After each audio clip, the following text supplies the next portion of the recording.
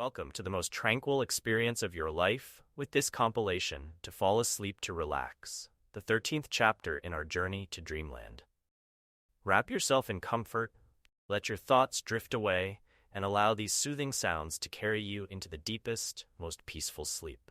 Going to be visiting the dark web version of the Internet's Strangest Websites. This is the final and technically fourth part of the series, so I made a playlist you can check out at the top right of the screen if you want to watch all the episodes. I've seen that movie. For my safety and yours, I will not be sharing the links. Go watch the other parts of this series. Anyway, in case you guys don't know about the dark web, you can only access it using Tor web browser, not Google Chrome, not Firefox, not Internet Explorer. I don't know why you would use that anyway. This allows you to go into. Well, it's not called Internet Explorer now; it's Edge. The websites usually consist of random numbers. In the last video, we covered the basics, and this time I just decided. Tor was made by the CIA. And clicking. So is that true? I remember that rumor floating around back when I was learning what the dark and deep web and shit was. Was Tor actually made by the CIA? It was made by the Navy. Oh, we're getting... Oh, there's like a fucking civil war in the chat. Was it the Navy or the CIA? On Tuesday, the CIA announced its own Tor Onion service. So the CIA, I guess, is getting into the dark web space. What are they, like, releasing dark web NFTs? I don't know. This is a weird announcement from 2019. The United States Naval Research Laboratory. I'm assuming. I guess it's the first thing that popped up. Yeah, it looks like it was the Navy. So besides like arms purchasing and like illegal shit, what is the point of the dark web? Like I can't imagine people are accessing the dark web going through Tor to look up like video game walkthroughs. That seems like there's no way that happens on the dark web. Who's going on the dark web like, bruh, I'm really looking to buy some crocodile. Oh, someone's selling. All right, here's my credit card info. No one's typing that shit in on the dark web. No fucking chance. No one's dumb enough to do that, right? College kids? Nah, I don't believe that for even a second. Nobody would. They're absolutely using like Monero or some kind of crypto or something. They're not going to be using like their actual just fucking Visa card. Revenge. Now you might be saying, we already covered revenge in the last video. Yes, but those websites were taken down. Won't be sharing the name of the website, but I'll show you guys the layout. So right out of the gate, you're given a list of female names to browse through. If you click on a name... This used to exist on the surface web for what it's worth. Tuv even covered it once. There used to be a website that was all for revenge porn, and eventually the guy who ran it faced, how many years in jail? I don't remember how many, but yeah, he got fucking blasted. But this was something back in the early internet days that it existed just on, you know, you could go on AOL and just look at revenge porn. It was fucking crazy. He got 18 years? Was it 18 years? You might be right. There are two options. The lifetime basic. Yeah, see, buy with Bitcoin. You're not typing in credit card info. $150 and includes lifetime membership, daily updates, 101 gigabytes in leaked amateur content, which is 69,370 photos, Christ. 3,405 video, plus a VIP section, an IP cam section, spy cam recordings, NAS Synology section, and unsorted content, which apparently they have 10 terabytes worth of. So yeah, the IP cam section. Holy shit. Like, dude, I feel so bad for the girls that don't even know their laptop is hacked and people are just watching them. Random people are just watching them. That's another crazy thing. Do you guys remember that back in early internet days? There was a time, I don't remember if it was Max, but there was some laptop that shipped with a webcam built in, and it was extremely easy to access. So easy, in fact, there was a website set up on Surface Web where it would just be like a roulette. You just click a button and it'd take you to some random guy's webcam. You could just watch them living their lives. Was it Dell? It might have been Dell. Yeah, so you just have this roulette of just watching people's lives through their webcam. They had no idea.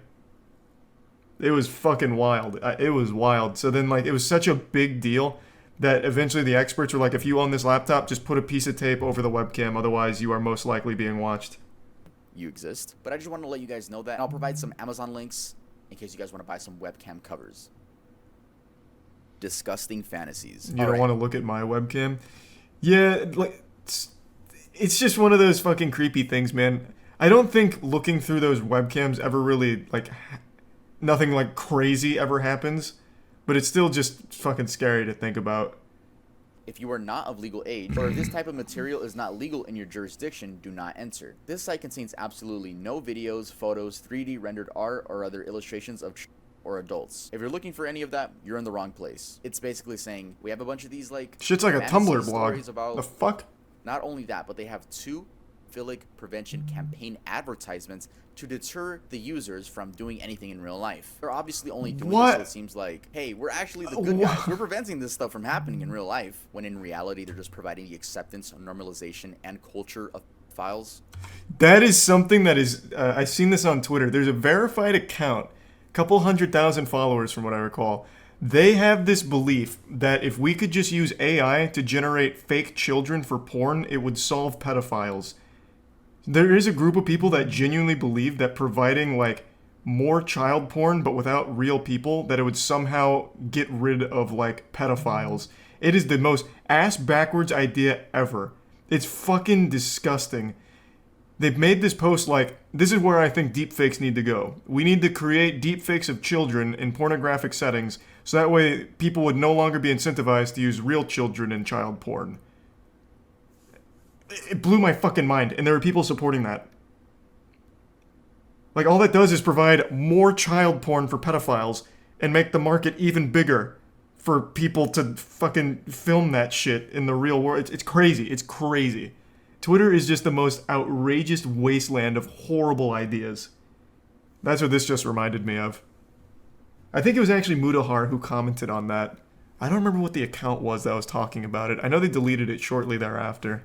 Minor, and it's still illegal to have on your device. Take Lolly, for example. Even though they're just drawings, you can be arrested and charged with a crime if you possess lolicon in any form. Other countries have also... Oh, wait, let me read that. I didn't know that. Is that real? You can actually get arrested for Lolly? So what is Twitter talking about then, where it's like, it's not illegal? In fact, Lolly is something to be celebrated. So enacted laws making lolicon. We offer the best collection of real snuff and authentic R-word pictures and video clips. Jesus Thousands Christ. of photos, videos, comics, and books. Join us for your very special never forget experience. For a small one-time fee, you have unlimited access forever. We add always new forbidden content, completely safe and anonymous. Jesus. The document. The stuff on that document is absolutely fucking insane. The worst part is that they provide image proof. So they provide image proof by using these web links. Everything that I'm about to say is real. They use Reddit? They provide some video proof too. I did check out some of them, and oh my god, I never want to go back. Like, deadass, I never want to fucking go back. I never want to see those images again. But it is real. I'm letting you guys know. This shit is real. Let's go over the document. I was actually kind of stupid and I downloaded the fucking text document. I don't know why I downloaded it. I downloaded something from the dark web. It's on my computer now. It's just a doc. It's like a J-Station video. I downloaded some shit from the dark web. Now all of a sudden I'm an 8-foot smurf. I accidentally drank the Amogus potion at 3 a.m. from the dark web. Jesus Christ, tough. Yeah. So the first thing they're claiming to sell are guns. We have sniper rifles, Mossberg 500, TOZ rifles, Kalashnikov rifles. I've never heard of that.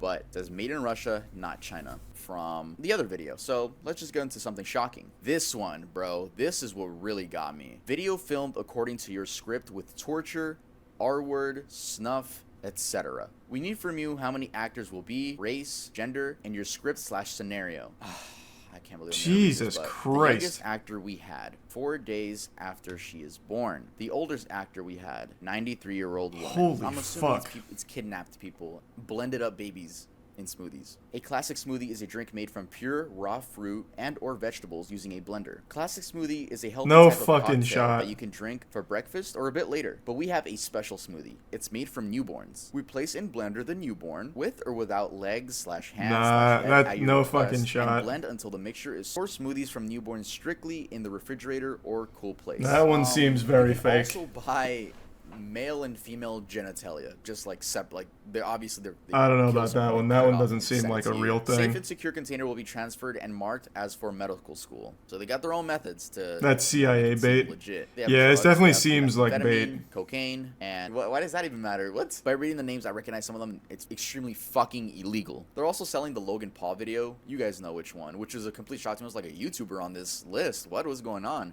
But you know what Logan Paul video I'm talking about. Can't you just find that on archive.org? 60 FPS. Why would you buy that on the dark web? Grinder. Pretty sure it's on archive.org. Did check out their image proof and like it makes it tier 1 Ash. And you guys don't worry about my mental health. A lot of people comment like, I hope your mental health is good. It's good, bruh. I'm gonna go play GTA after this, right? But thank you guys so much for just yeah, it's the Logan Paul Forest video. It's a blessing. I'm pretty sure it's on archive.org. You guys, like, don't worry about me. Go on with your life. And I'll see you guys. Actually, leave a like on the video and subscribe if you're new. And I'll see you guys next time I upload. Nice. So besides like illegal shit, is there any reason to go on the dark web? I know Mudahar's made a few videos on like other things besides like the worst shit on there, but what else is there? Besides just a bunch of illegal shit. To get around taxes, like there's like accountants on there. You could charge for like services to evade taxes or something. That's more just illegal shit though. I'm saying like besides all illegal shit, people just go there to hang out sometimes. Oh, well, if it was made by the Navy, then why the hell was it made and has a bunch of illegal stuff on it? Well, the reason it has a bunch of illegal stuff on it is because the anonymity. That's like the whole point of the dark and deep web. As for why it was made, that I don't really know. It's probably to get around like surveillance or something maybe. I'm just spitballing. Exit tier 1 Poopy Ranger. Let's see what crimes were caught on Twitch. Off the top of my head, can I think of any crimes? Turkey, the Turkish community on Twitch was recently just caught in a massive scandal of money laundering through Twitch bits and donations. That's probably on here. What else? CSGO Lotto? Would that be on here, you think? Twitch started off as just Prime TV. Raptor. A man strapped the camera to his head and would live stream everything that happened to him 24/7. Eventually, the site grew and welcomed people from all over the world to I live used to stream on the Justin company had a TV. name change, which we now know as Twitch, and in 2014 was bought out by Amazon for $970 million. The first thing I want to do is talk about the horrible Twitch staff. Now, it's very known that Twitch has some, let's say, biased staff. Every other month, it seems like a female streamer gets banned and then unbanned within the same week, whereas a male streamer can get banned for the same thing, if not something less harmful, and end up getting permanently banned. This has been proven time and time again, with the most recent case being about Narcissa Wright, a Twitch streamer that literally tweeted out, "I want to kill myself and shoot people at Twitch headquarters." That story is very sad, honestly. Who was banned, and then what do you know? Unbanned a few days later. I mean, if you ask me, that should have been a permanent ban, but no. We see in this tweet here that they're reducing her ban, and basically, you know, she got unbanned, is what I'm trying to say. Point is, Twitch, I see where your bans come, I see where they come from, but it's like, to me, it's just like, this situation, shoot people at the Twitch headquarters? Should be a permanent ban. Now, why? Are the Twitch staff just full of simps? Yeah. And in all honesty, it does seem like Twitch has favorites. Sometimes the reasoning for people getting banned is so stupid, but then if a female does it, again, this is not every single Now, correct me if I'm wrong. Wasn't she rebanned after being... Or... Wasn't she rebanned after being unbanned and then banned again? I'm pretty sure they did correct that mistake. The whole Narcissa Wright story is extremely sad, though.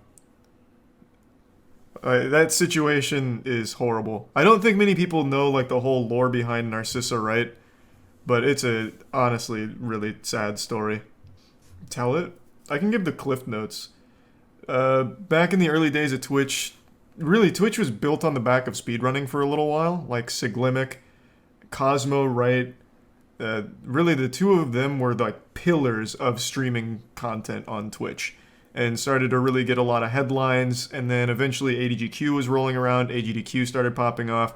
Cosmo Wright was a prolific speedrunner in Zelda games, Wind Waker, Ocarina of Time, all of that. And then over time, started to lose interest in speedrunning. I remember, I think it was 2016, Cosmo Wright entered into a Nintendo-sanctioned competition with a guy named John Numbers, where they were playing Mario Maker as a contest. And Cosmo Wright got blown out and didn't really return to streaming after that, if I recall correctly. And then after that, Cosmo Wright's mental health seemed a little spotty from what people were seeing.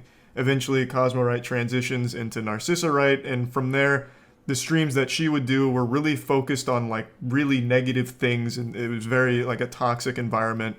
Eventually, Narcissa stopped streaming for a while, and what I understood is that she just outright stopped altogether.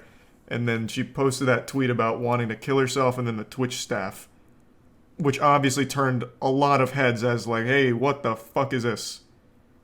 So that's where the story's at. There's a lot more nuance to it, but that's kind of like the Cliff Notes breakdown. That whole story there, a lot of like sad and unfortunate things happened along the way.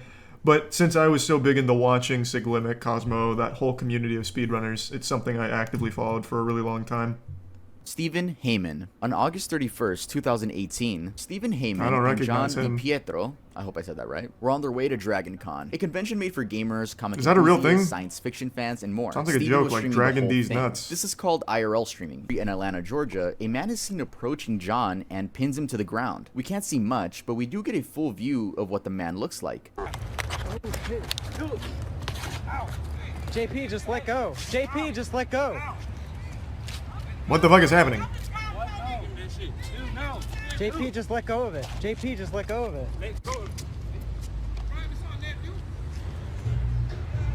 Wow. You can hear that was awfully calm. Say, JP, just let go. And this is due to what I'm assuming is John not wanting the man to take his camera, which the man did end up stealing. From the reports I've read, it seems like the man was never caught. The YouTube comments were full of L friend, this dude is such a bad friend, and comments like that. But honestly, that was the best thing to do. You don't know if someone is carrying a knife or a firearm, and your life really isn't worth getting killed over something as simple as a camera or your wallet, when you could just love how the dude didn't help. Bro, you're not gonna just give up the camera. Everyone shits on Dale Brown for giving like survival advice for how to like survive in an intense situation and disarm the attacker, and you guys give him shit. But the optimal thing to do is to not fight back. Just give your camera. Again, like Tuv just said, could have a knife, could have a gun, and that guy's big as fuck. That guy was significantly more jacked than Steven here. Just give up the fucking camera. Like, I guarantee if this guy did fight back and got his ass beat, people would give him much more shit anyway. Or he could have lost his life over it for a camera. The police officer explains the call and asks Mr. Big for his name. Mr. Big explains that he doesn't need to give him any sort of information. Oh boy, you went full Reddit. It's honestly a pretty long and petty back and forth from both of them. Up until the cop places Mr. Big under arrest. I would say wrongfully place him under arrest. I mean, he did have his right to not say anything. Cops can always arrest you based on suspicion. You know, it didn't seem in the clip like there was any suspicion of anything other than just the way Mr. Big was acting. Anyway, so Mr. Big gets arrested, right? They leave and they close the door. So a few minutes after the arrest, the door opens and reveals a neighbor, presumably the one that made the complaint, walking in and stealing a pair of shoes and a headset. He then returns and steals what seems to be his phone and a watch. I tuned into Mr. Big's Twitch page, and to my surprise, he still streams. Well, he took a break and is back and averages about 5 to 10 viewers. That's so I decided to ask him a couple questions. What a galaxy brain scheme, Make sure though. to show him some love and make sure to tell him fucking supervillain mastermind. I'm a YouTuber. Yeah, he was charged. Oh, he nice. was a career criminal, man. Had a lengthy criminal history. I think he did 3 years for that shit. I tried looking his name up in like a Washington police directory or something. I checked a lot of websites and I did not find a Jeremy Frost ad. Not that I don't believe you, Mr. Big. It's just that I would have liked to pull up his mugshot.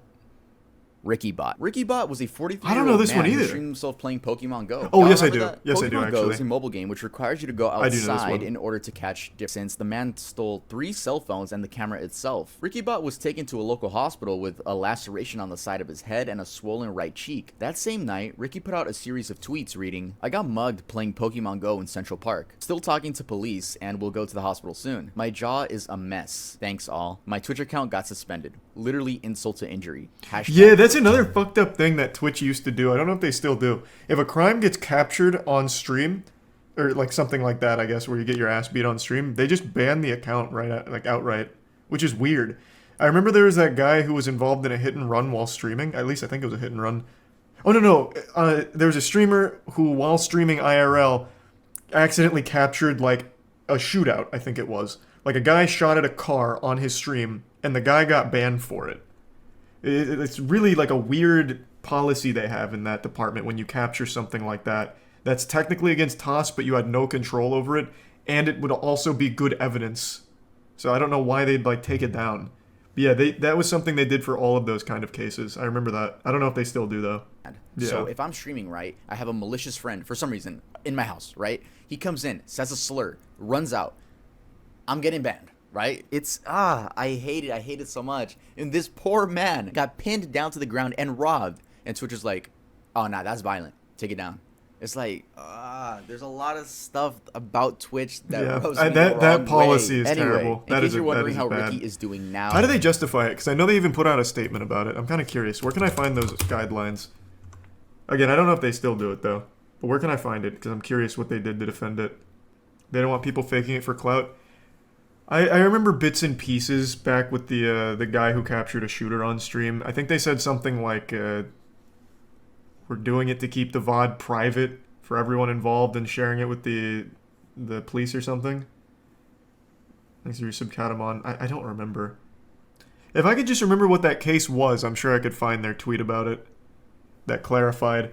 Does anyone remember what it was? Because it was a pretty big one. That one got mainstream attention. A streamer had captured like a shootout on stream on Twitch. It was valuable information for the crime, and they banned the account, which then made it inaccessible.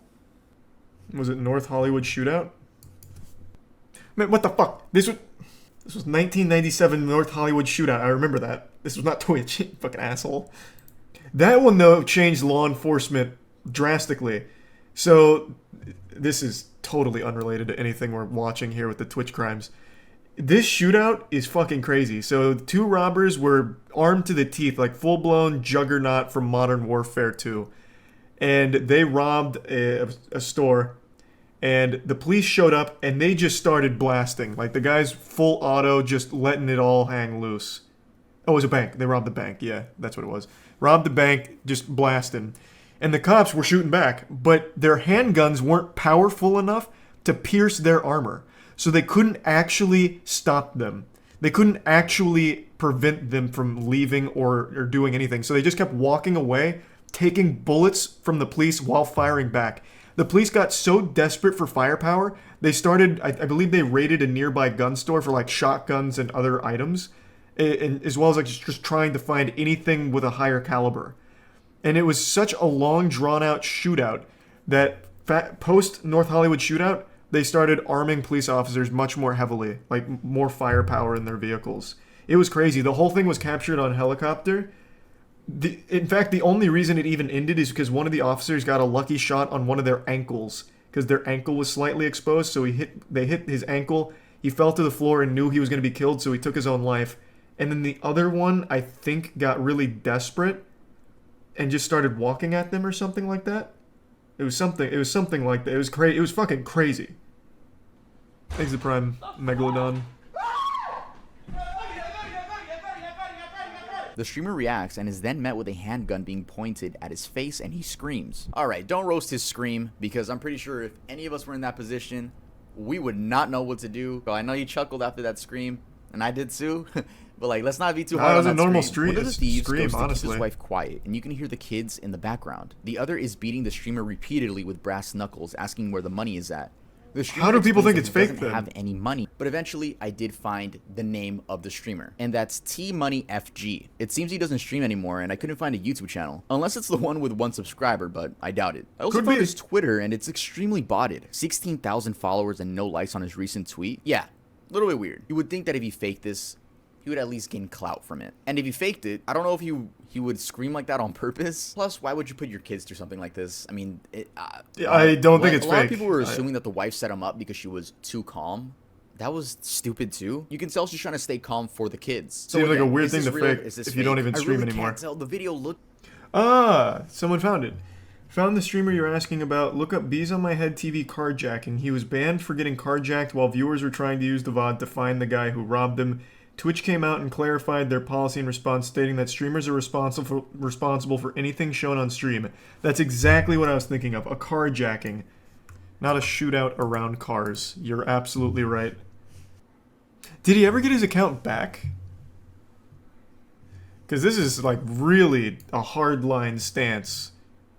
Twitch suspended his account for behavior caught on camera and has since informed the streamer he won't be getting it back anytime soon.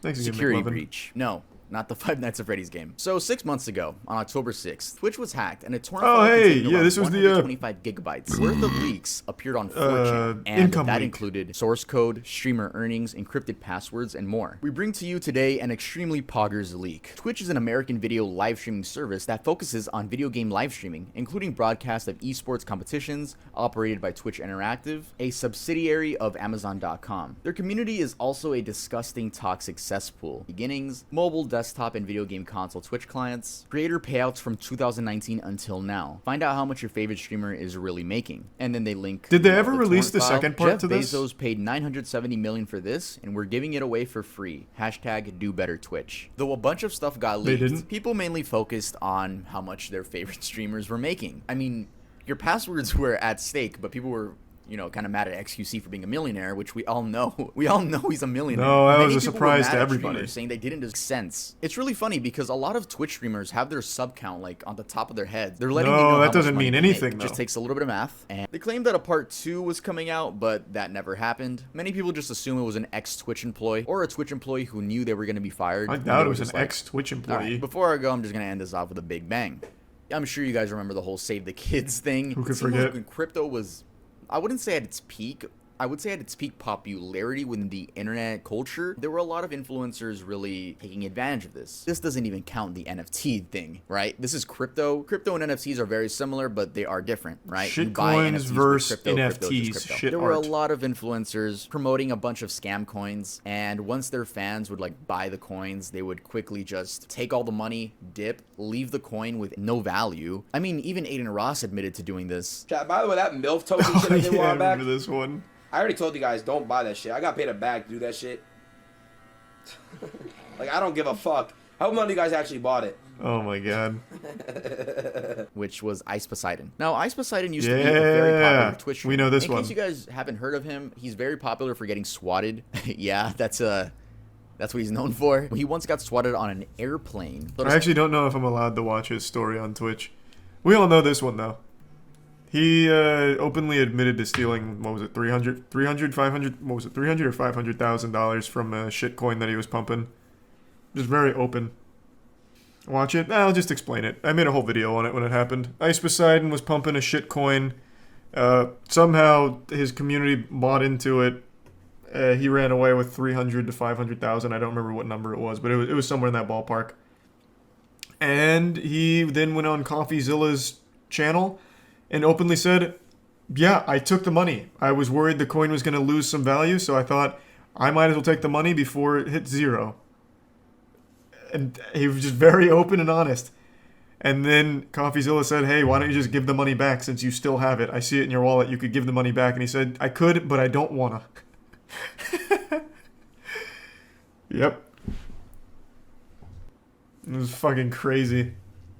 Okay, let's watch that police chase now. This better live up to the hype. I've heard nonstop about this goddamn police chase.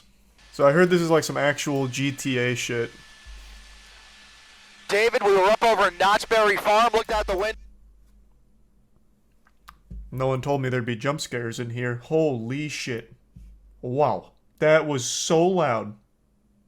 What the fuck? And what do you have? Another pursuit. This is eastbound 91 freeway, just past the 5 freeway. This was an attempted traffic stop, as I mentioned. Unclear which agency and who is pursuing. Okay, so now he's just booking it out of there. Technically still in pursuit mode, but what you can see here is that the driving is very dangerous, very erratic and aggressive tactics as he tries what the fuck? You're squeezing through these two cars at a red light. You can see some front end. Interesting maneuver. On that bumper, now turning 60 miles per hour down a residential street. That's skill. How is that? Don't give me that shit at all. That wasn't skill at all. He just wedged himself between the two cars and hit the gas. There was no skill involved in that maneuver. And he also got lucky the car next to him backed up, so he had a little extra space for it.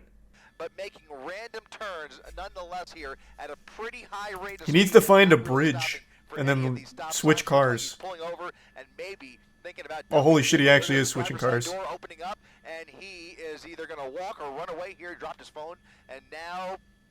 Oh, maybe not. In the vehicle. We'll see here. What is that? Did he hit the wrong button on his controller? What is going on? In a rush to get away from that vehicle. Getting in a pickup truck. We'll see if he... Okay, yeah, he does not. He does... I was going to say maybe he... What the fuck? Yeah, breaking into the pickup truck. Man, he must have left the cops in the dust. Man had the afterburners on that Honda Civic. Fucking turbojets activated. To get away in that original pursuit vehicle, I can tell you that 1 star left. is over yeah. here. They have eyes eyes on it. They are probably streaming ABC7 as we speak as Helicopter is just so busted in the police chase meta. You can never escape it. At a high rate of speed after into oncoming lanes of traffic. Some wild turns here. They have to get some ground units into this area. Yeah, I haven't seen a single officer here. Where are they at? Bro, at this point, this guy could probably just go home and just wait out the wanted level. My god. Where are they? Maybe not. Maybe there's a cat in the helicopter. I don't know. What was that? I thought it was a siren. It just doesn't make sense that he would just dump the vehicle for no other reason except for maybe the possibility of what is he doing? Be running out of gas. So if the gas is low, and if it's a stolen car, that would have made a lot of sense. Now he's parking it in a parking spot once again in Anaheim. We'll try again. We'll try and get. Oh, we lost him. Okay, let's stay on him. Stay on him right here. He's just running there around he is. the building here.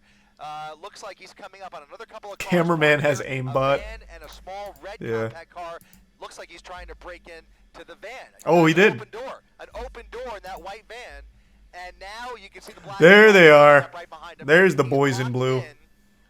He's inside the car, likely trying to hotwire it at this point, and you can see they have lit him up. So someone in chat enlighten me. My dad used to always say hot wiring modern cars is almost impossible. Is that true or false? Like cars made within the last 10 years. Getting mostly trues and a couple falses. So if he actually hotwires this van, I'm going to have to assume that it's an older van. We're actually on the north side of the... Yeah, I can actually see that he's trying to hotwire it. He's got the alarm going off. A pursuit driver that is just... Oh, he's done it. Look at this! Ramming into the front of that black and white. The cameraman sounds excited. Fullerton Police now trying to block... Oh boy, it's a game of chicken. As he puts it in reverse. He's going up and down, trying to... Here comes a 45-point turn. He's really trying to ram that car out of his way as he is now stuck in that parking spot. There's really nowhere for him to go. He's got a fence in front of him, but I only see those... I like that they're giving him plenty of space to work with here. Back and forth. Now he's created some room. There we go. Here, and he's going to probably try and ram in again or do a 4-point turn and turn it around. He's got to turn it all the way around without hitting... It's going to be more than a 4-point turn, I think. Because what else can those officers do? They really don't have many options. Here comes the backup. Here comes backup. Oh shit! This is dangerous. Look at this. A head-on situation. Jesus Christ! Officers out of the vehicle, and now he's racing through. What the fuck? As more officers fuck! The whole department's here now. What is he gonna do here? Around all of those is he drifting? Lights, those are two. Oh god! He actually. What the fuck? Look at this. Whoa! Did you see that drift? This neighborhood, look at this. Holy shit! Around all of those black and whites, those are two Fullerton police officers. Oh my god, this guy must have hopped in this car and made sure that when he hotwired it, he had his copy of Teriyaki Boys on cassette in order to play it through the radio here. What a mean drift. That's right, and anybody who is willing to engage with those cops like that. Oh god. Look at this. Oh fuck. All of this traffic here as he tries to get back on the freeway. It looks like he's trying to get back on the 91 That'd be so frustrating. I wouldn't be surprised if the civilians just start chasing him down now. 91 freeway, surely CHP, for as far as I could see out the window from up here in Air 7 HD, very little traffic in his way. I wonder if he has a plan in mind. As you were wondering too, David, that I can only imagine that CHP has been requested to take this over because you've got Anaheim PD who's pretty much out of pocket. See, like right there, I feel like if he had just stopped and like hid somewhere, he might have been alright. This guy is just a piece of shit though. Hitting so many cars, endangering all these civilians. I'm no fan, but it's hard not to appreciate the entertainment of a good chase, especially one where there's no one that's injured. There's Anaheim PD's oh! Damn, the chopper's in it.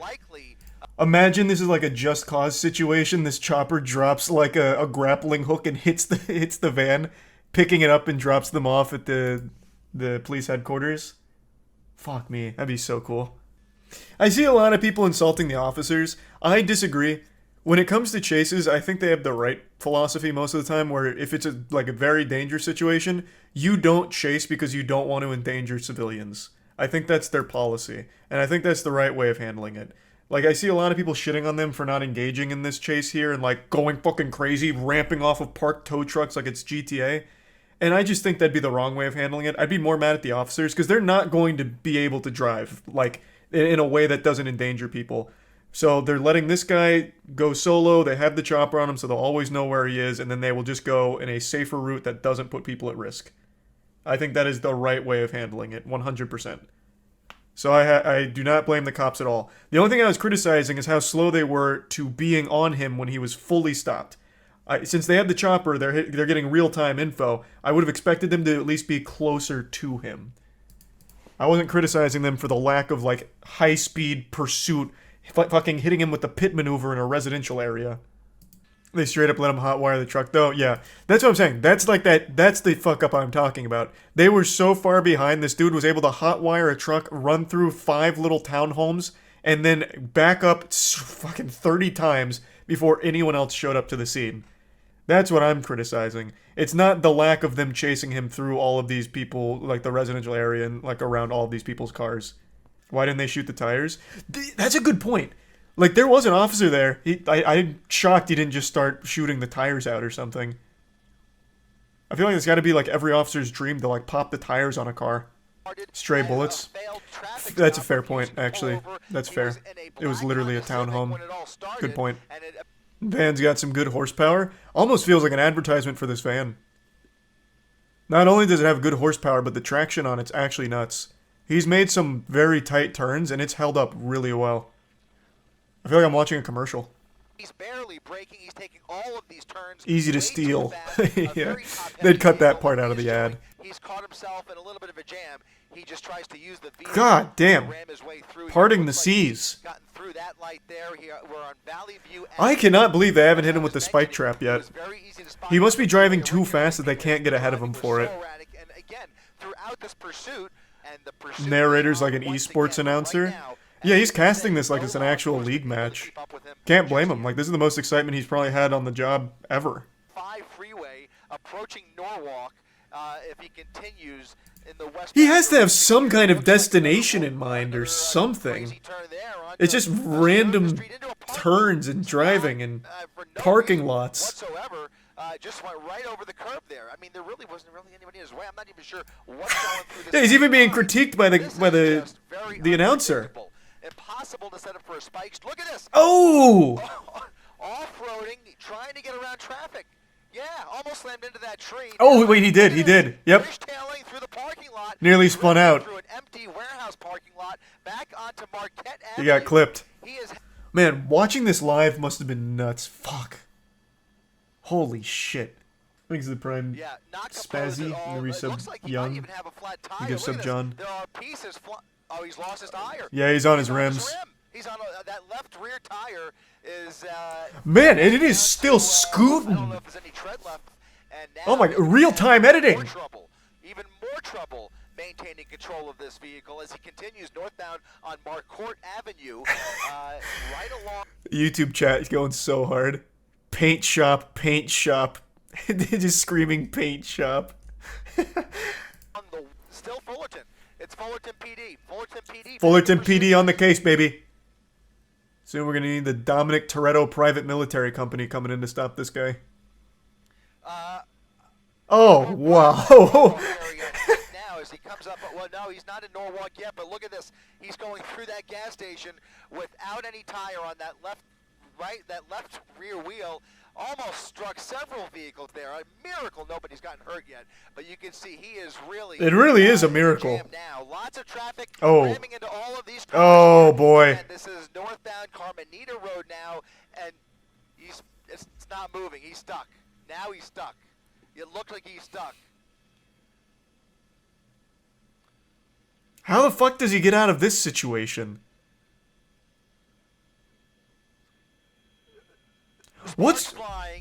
I've never been in this situation. What is proper protocol for a car like this? Like what do you do? Like, oh my god, the officer got a gun drawn on a van that's been speeding around in front of me. Do I go around? Do I stay? Like, what the fuck? I would be panicking. Like, I myself would be panicking. I wouldn't know if I need to run away, like drive out, or if I'm supposed to stay parked. No. I'm talking about the civilian car, not the fucking officer. Jesus Christ, what are you talking about? I just don't know. Like, if I saw this in front of me and I happen to be the car right behind it, my heart would be racing probably faster than this guy's. Just between the decision of, am I supposed to go around this, or am I supposed to just, like, stay parked here, or, like, maybe pull off to the right side like a fire truck coming through. Put it in reverse once and ram into that. Man, those sparks are flying off like an episode of Power Rangers. Jesus Christ. At all. It looks like the van is now stuck. He's likely just going to wait for backup, and right now it doesn't appear. Oh, it's starting to fire. The van is going anywhere. Oh, maybe he's going to blow up the van for like a smoke screen. Not aware.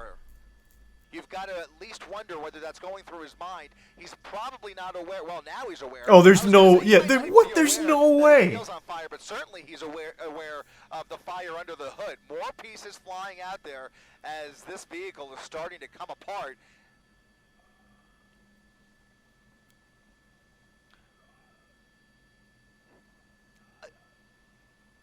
I'm thinking it came from the, well, it could be, because, I mean, where else would that smoke be coming from? Where did that officer just go?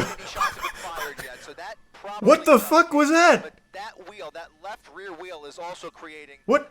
Why did the metal as well. So where did that other officer just go? Now I've got to wonder if that transmission is just... I'm sure this guy's got it. I'm going home. I'm off the clock. Not sure. Fullerton PD. Oh shit! Vehicle crawls out of the passenger window and is now running for it northbound Carmenita Road.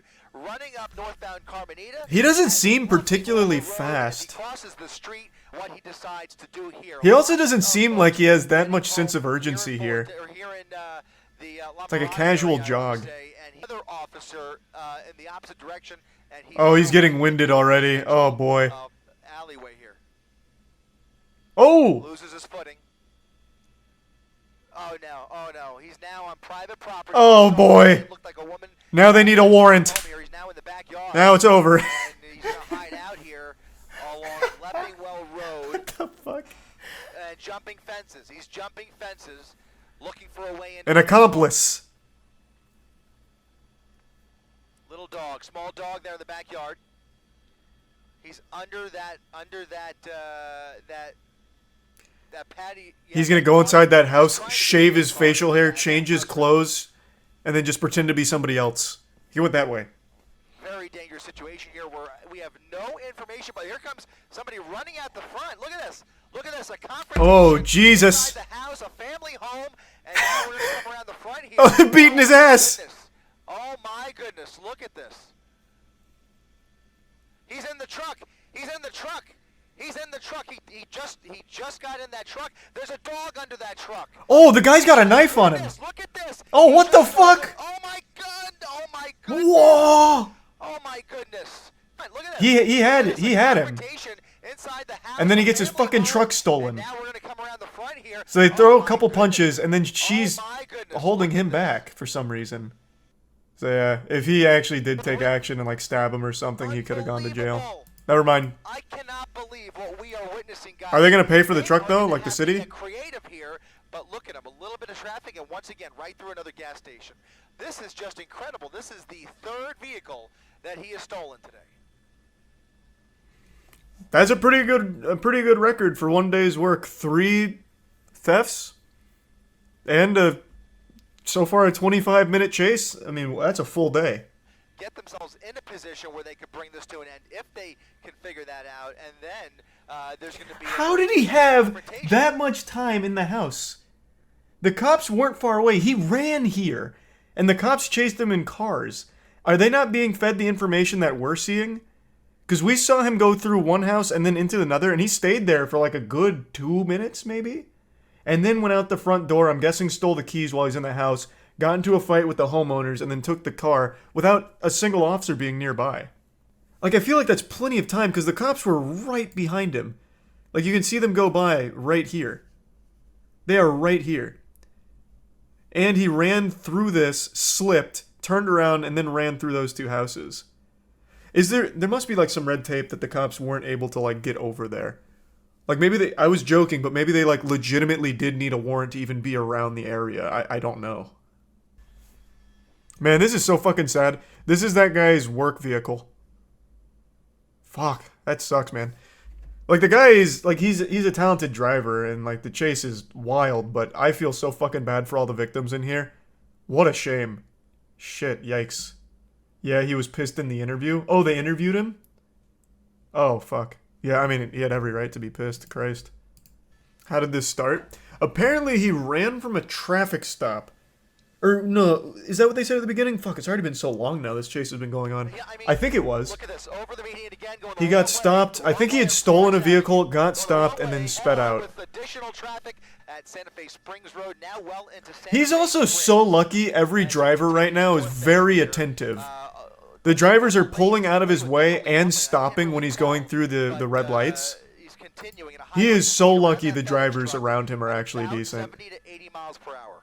Yeah, I mean, honestly, this is making California drivers look good. Not him in particular. I'm talking about, like, the people on the road. They're able to recognize when he's coming. Like, they must see him behind them. Because they're actually pulling out of the way to avoid any kind of collision with them. And when he's going through the red light intersections, they are stopping. So they see him before he gets there somehow. And they're reacting well. So, yeah, the California drivers, I mean, they're copping a W right now. They're looking pretty strong. If this was Florida, this man would have got hit. He would have got hit 9 times already. He probably would have got hit in the parking spot back at the townhomes. See, like, look at that. That's what I'm saying. Like, they are able to recognize this. Like, they're actually paying a ton of attention to their surroundings here. Or that was just a crazy coincidence from this guy. now he can't shake him. It's like a Talladega Nights shake and bake situation. Dude's fucking catching his draft. It's unbelievable. Get back on the freeway. He is on Sorensen Avenue. I feel like he has no fucking clue where he is right now. There is no rhyme or reason to his driving here. Going eastbound Slauson, and for some reason, and he hasn't done this very often, but for some reason, he just turned around, very randomly turned around, back towards the freeway, and I wonder, my gut tells me he's looking for an entrance ramp. A close call there. Another resident. There are so many people that have seen, or have, like, been around this now. They have been. Like, I cannot imagine what seeing this must have been like, and then going home and being like, wow, I was a part of this. That Camry that he passes at minute 31, that was me. That must be so fucking crazy. Try to apprehend this suspect at various points, but he has done a masterful job. Oh my god, the editing here is also second to none. A lot of horror and havoc. Real time. Orange County and now back in helicopters. So now 2 law enforcement helicopters. Oh man, they got another department on him? Fuck, I have to pee so bad. Oh my god. We're only 34 minutes in. How? What the fuck? Like, I knew it was an hour 40, but it doesn't really register how long that is until you are actually, like, in the thick of it. That is absurd. And I think this is a shopping center at what the fuck is the plan here? What? People walking through this parking lot. Surely I'll lose them in the parking lot. His way through this parking lot, a very busy parking lot. It's that Super Duty? Maybe. What's that? What's happening? Oh my god, he deployed an EMP. Holy shit. Looks like he's found himself in a dead end. He's at a dead end at the end of Alta. This is a great opportunity for the officers here. Reverse his way back out of here. We'll see if there's any black and whites waiting for him on the other side here. Let's widen out just a little bit, Rob. See what's waiting for him as he comes out the other end of. We shouldn't have widened it. That just. Oh god. Oh my god. Where are they? Beverly Boulevard, back onto Beverly Boulevard, southbound or westbound Beverly. Westbound Beverly Boulevard here in Santa Fe Springs, and no law enforcement in sight, guys. He is slowing down a little bit. Yep, go ahead, Giovanna. Did he wait out the wanted level already? Like, what in the world? Even he's like, oh, you know, maybe I'm just good. I'll just wait. I'll just hang out.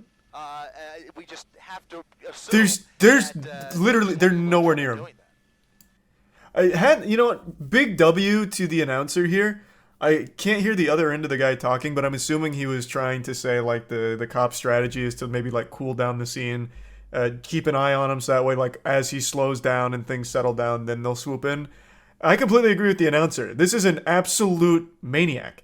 He's already hit like 20 cars, broken into 2 houses, stole a man's car, well, stolen 2 cars, but stole a man's car in front of him, nearly ran over his dog. This is a guy that they absolutely should swarm to get off the streets as quickly as possible. I completely agree with the announcer. This guy is a very big danger to everyone on the road right now. Imagine seeing that light from your car, thinking the rapture's fucking happening. Yeah, that light is so bright. If that shined on me when I was driving, I'd be panicking. I'd be like, my dad was right all along. There really are aliens that visit this planet. Of that helicopter calling out his location. Okay, there they are. At Norwalk Boulevard, about 7 black and white. They're intercepting. Making a right turn on Norwalk, and there it is. Look at oh, this. fuck, holy shit. There we go. Now on Norwalk Boulevard, guys. These are going to be LA County Sheriffs, that's correct. I think I counted at least 6. At least 6 that I saw. So now, I think the strategy should be to push him towards the spike trap that they're trying to set up, as opposed to just engaging in like a dangerous pursuit.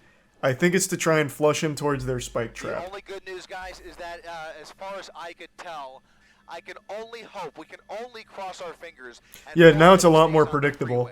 Because that is going to take away at least some of the risk, although everybody on the freeway is certainly going to be in his path here of destruction, as we've seen this evening. Oh my god. CHP almost guaranteed. He almost clipped that car. Holy shit. Now you can see those LA already ruined several people's day, but fortunately, at least from what we could tell, does not appear. What was that? That's a weed whacker that fell off the back of that truck. Oh. It appears to be a gardening truck, guys.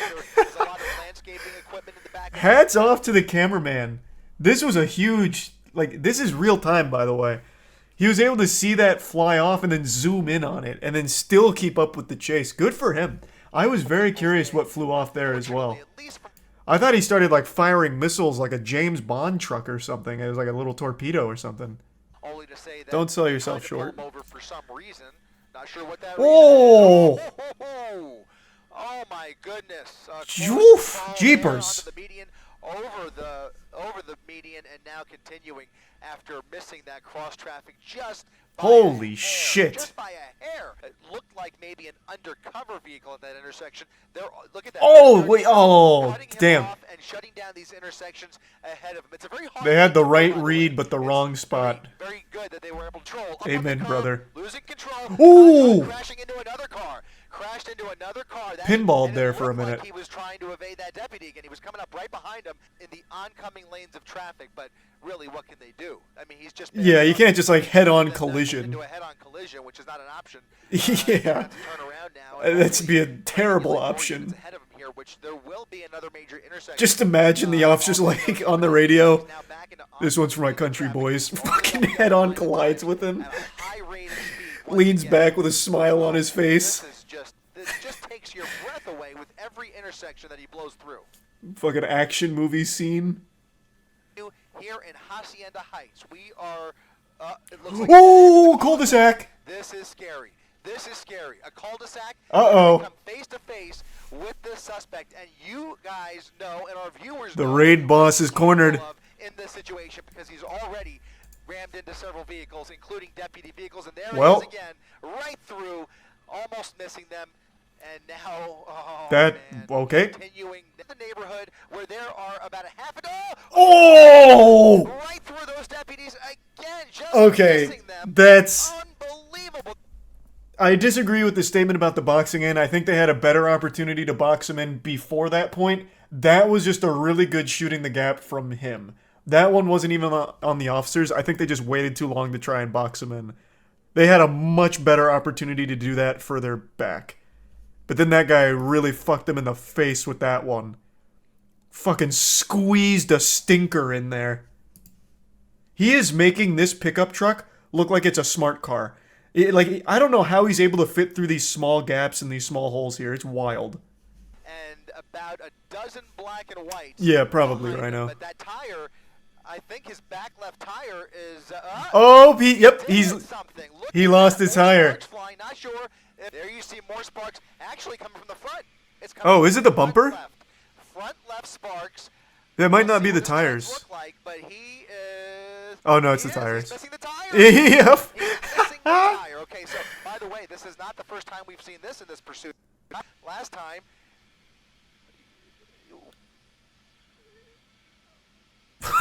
There's no way. There's no. What the fuck? What happened to the announcer there? What did he swallow water and it go down the wrong pipe? What was this noise? Listen to this. This pursuit. Last time.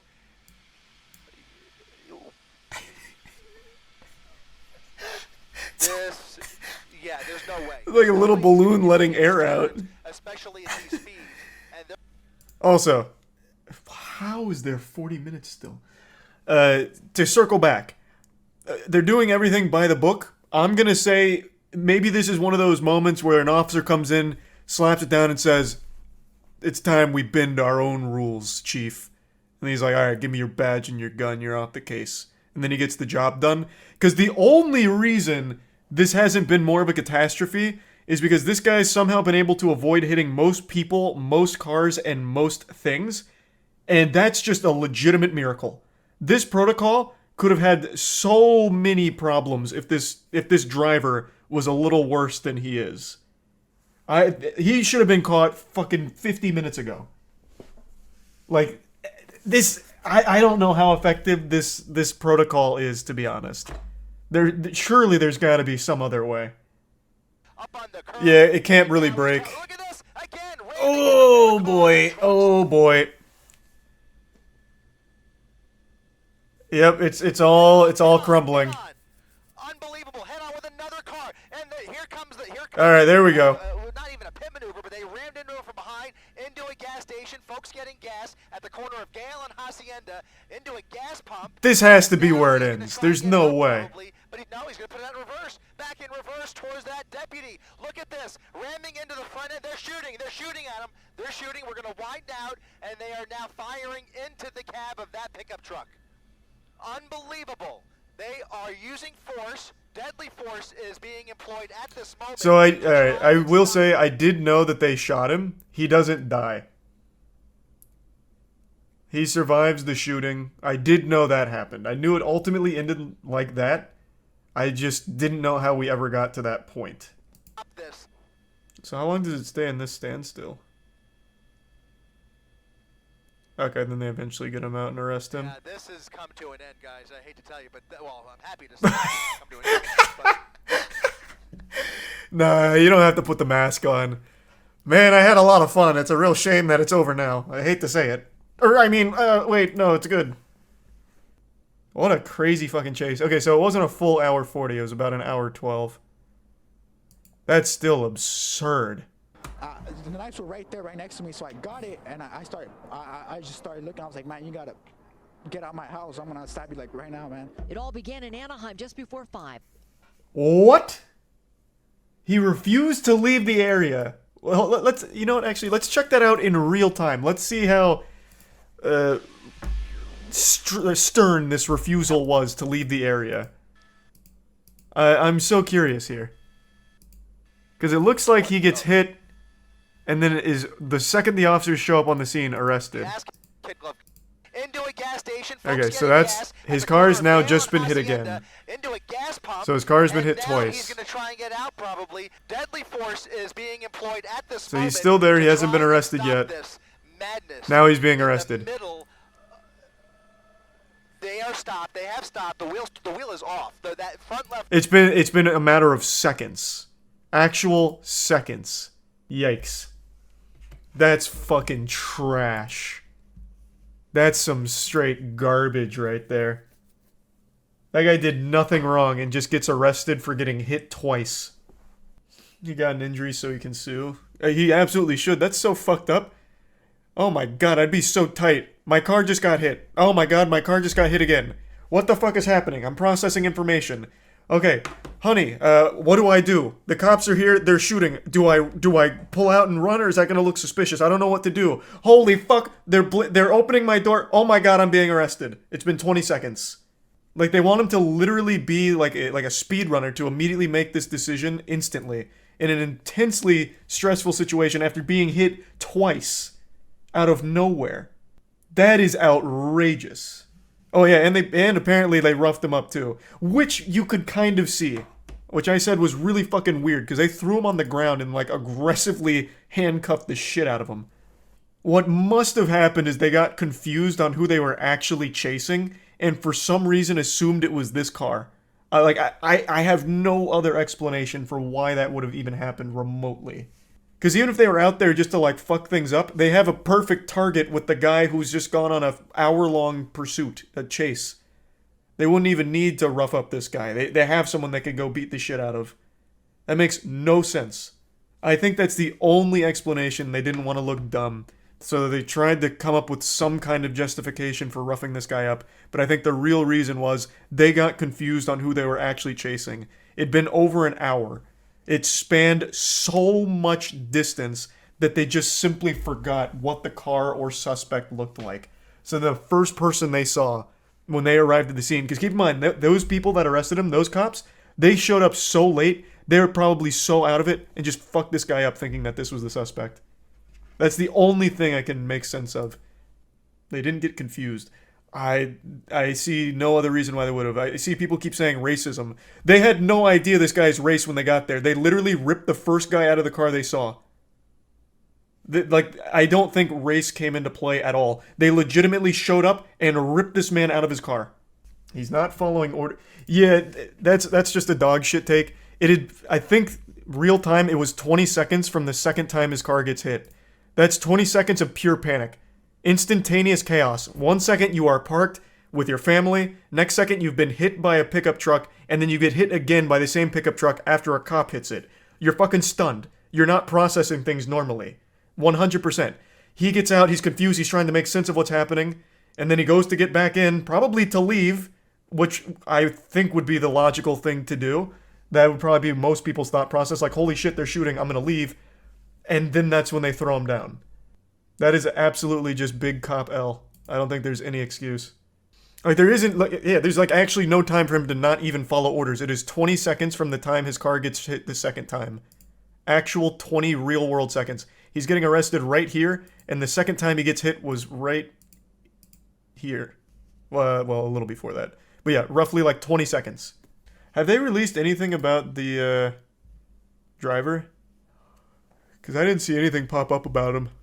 They let him go for being a Dallas Cowboys fan. He's suffered enough. Yeah, well, that is rough. That is rough.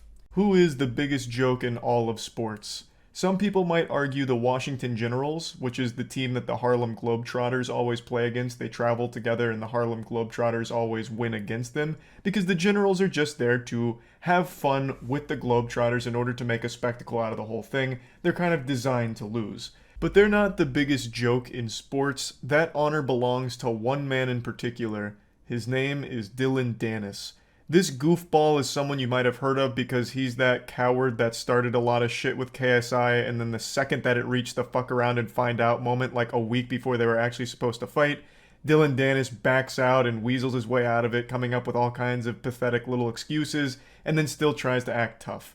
He's a washed up fighter who all he does now is just shit talk and then promotes scams on Twitter. People have more respect for the flies that hover around public porta potties at a fucking music festival than they do this man and his career. And yet somehow he finds a way to sink even lower. He was recently the primary clown in CoffeeZilla's newest video, where he got used like a fleshlight by CoffeeZilla in order to prove a point that Dillon Danis will promote absolutely anything at all as long as you pay him. And it turns out you don't even really have to pay him that much, all things considered. Just giving him a pack of cigarettes will get you like a 24-hour tweet promoting whatever vile scam you want. Like, it's actually pretty wild. So CoffeeZilla's video exposes at least 20 scams that he's done in his past, as well as convincing him to do yet another one. You know, hop back in the saddle, get ready for the rodeo, and engage in another scam tweet that CoffeeZilla cooked up with a completely fake crypto project. And he wanted to see, how much does Dillon charge, and does he do any amount of research at all into the things that he proudly posts on his Twitter? I know Dylan Dennis can't even spell research, so the answer isn't shocking. It's a no. He didn't bother looking into what CoffeeZilla was paying him to promote at all, because if he did, if he spent even 3 seconds, or even just like an iota of a thought given to the project, he would have immediately realized that it's not real and it is a scam that he's about to post proudly on his Twitter. Because CoffeeZilla laid it all out in front of him. And it's not even like it was hidden in plain sight or anything. He literally spelled it out, word for word. In a contract he sent to Dylan Dennis, it even says that it's not real and you're going to be the butt of a joke.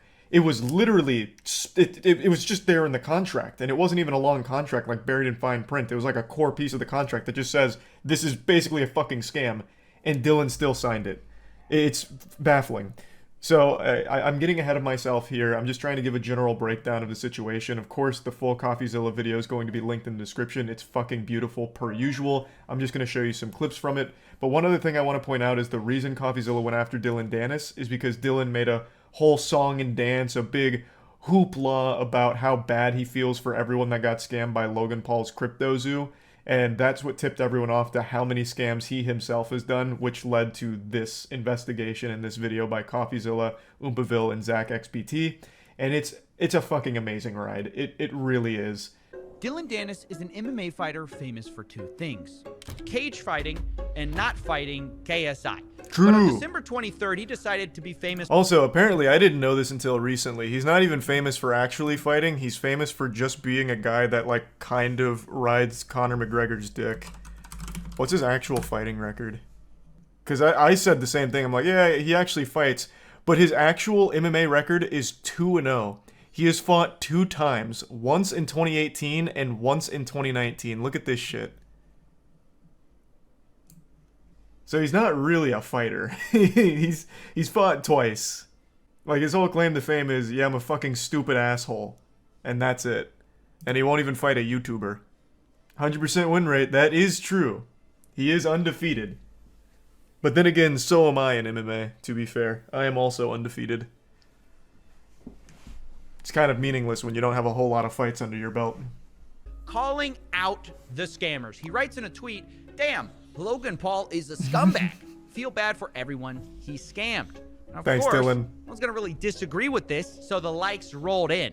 But what Dylan doesn't What a tell you saint. is he also has a saint. history of scamming people on Twitter. And what Dylan didn't know is that there was a detective watching him. That detective was not me, actually. I wish it was me. It was my buddy ZachXBT on Twitter who Whoa! said, "Damn, Dylan Dennis is a scumbag. Feel."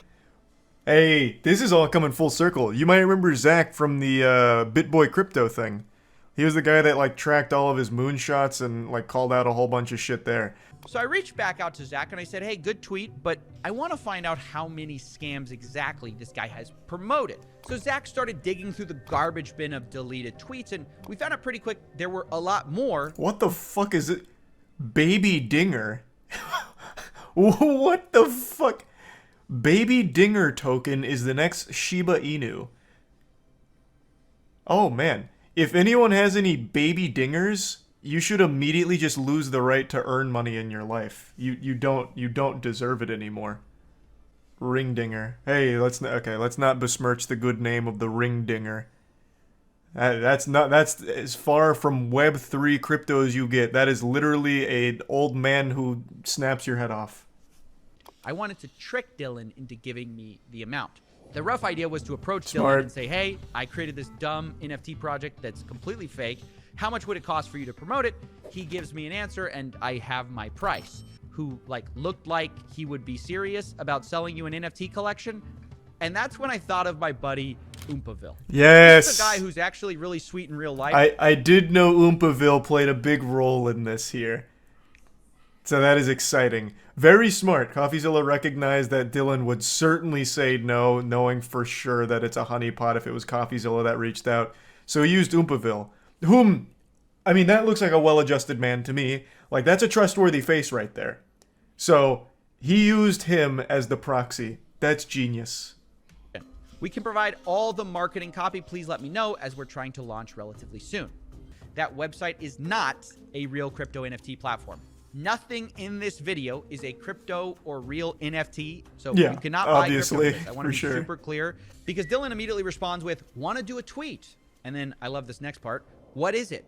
I like the order of that, you know, like, let's promote it. And then underneath it, what am I promoting? And it's at this point I realized that it's secondary. This is not only my chance to find out how much Dylan gets paid for all these scam promotions, it's also my chance to test Dylan Dennis. In fact, to do this, I basically copied almost word for word CryptoZoo's white paper, saying the following. Baby. Sour.gg may appear to solely function as an NFT collection, but it's much, much more. Sour allows users to earn sweet tokens that are openly traded via a yield that is based on the rarity of a given candy NFT. I'm going to tell you right now, Coffee, I love the attention to detail here. I think that is super smart.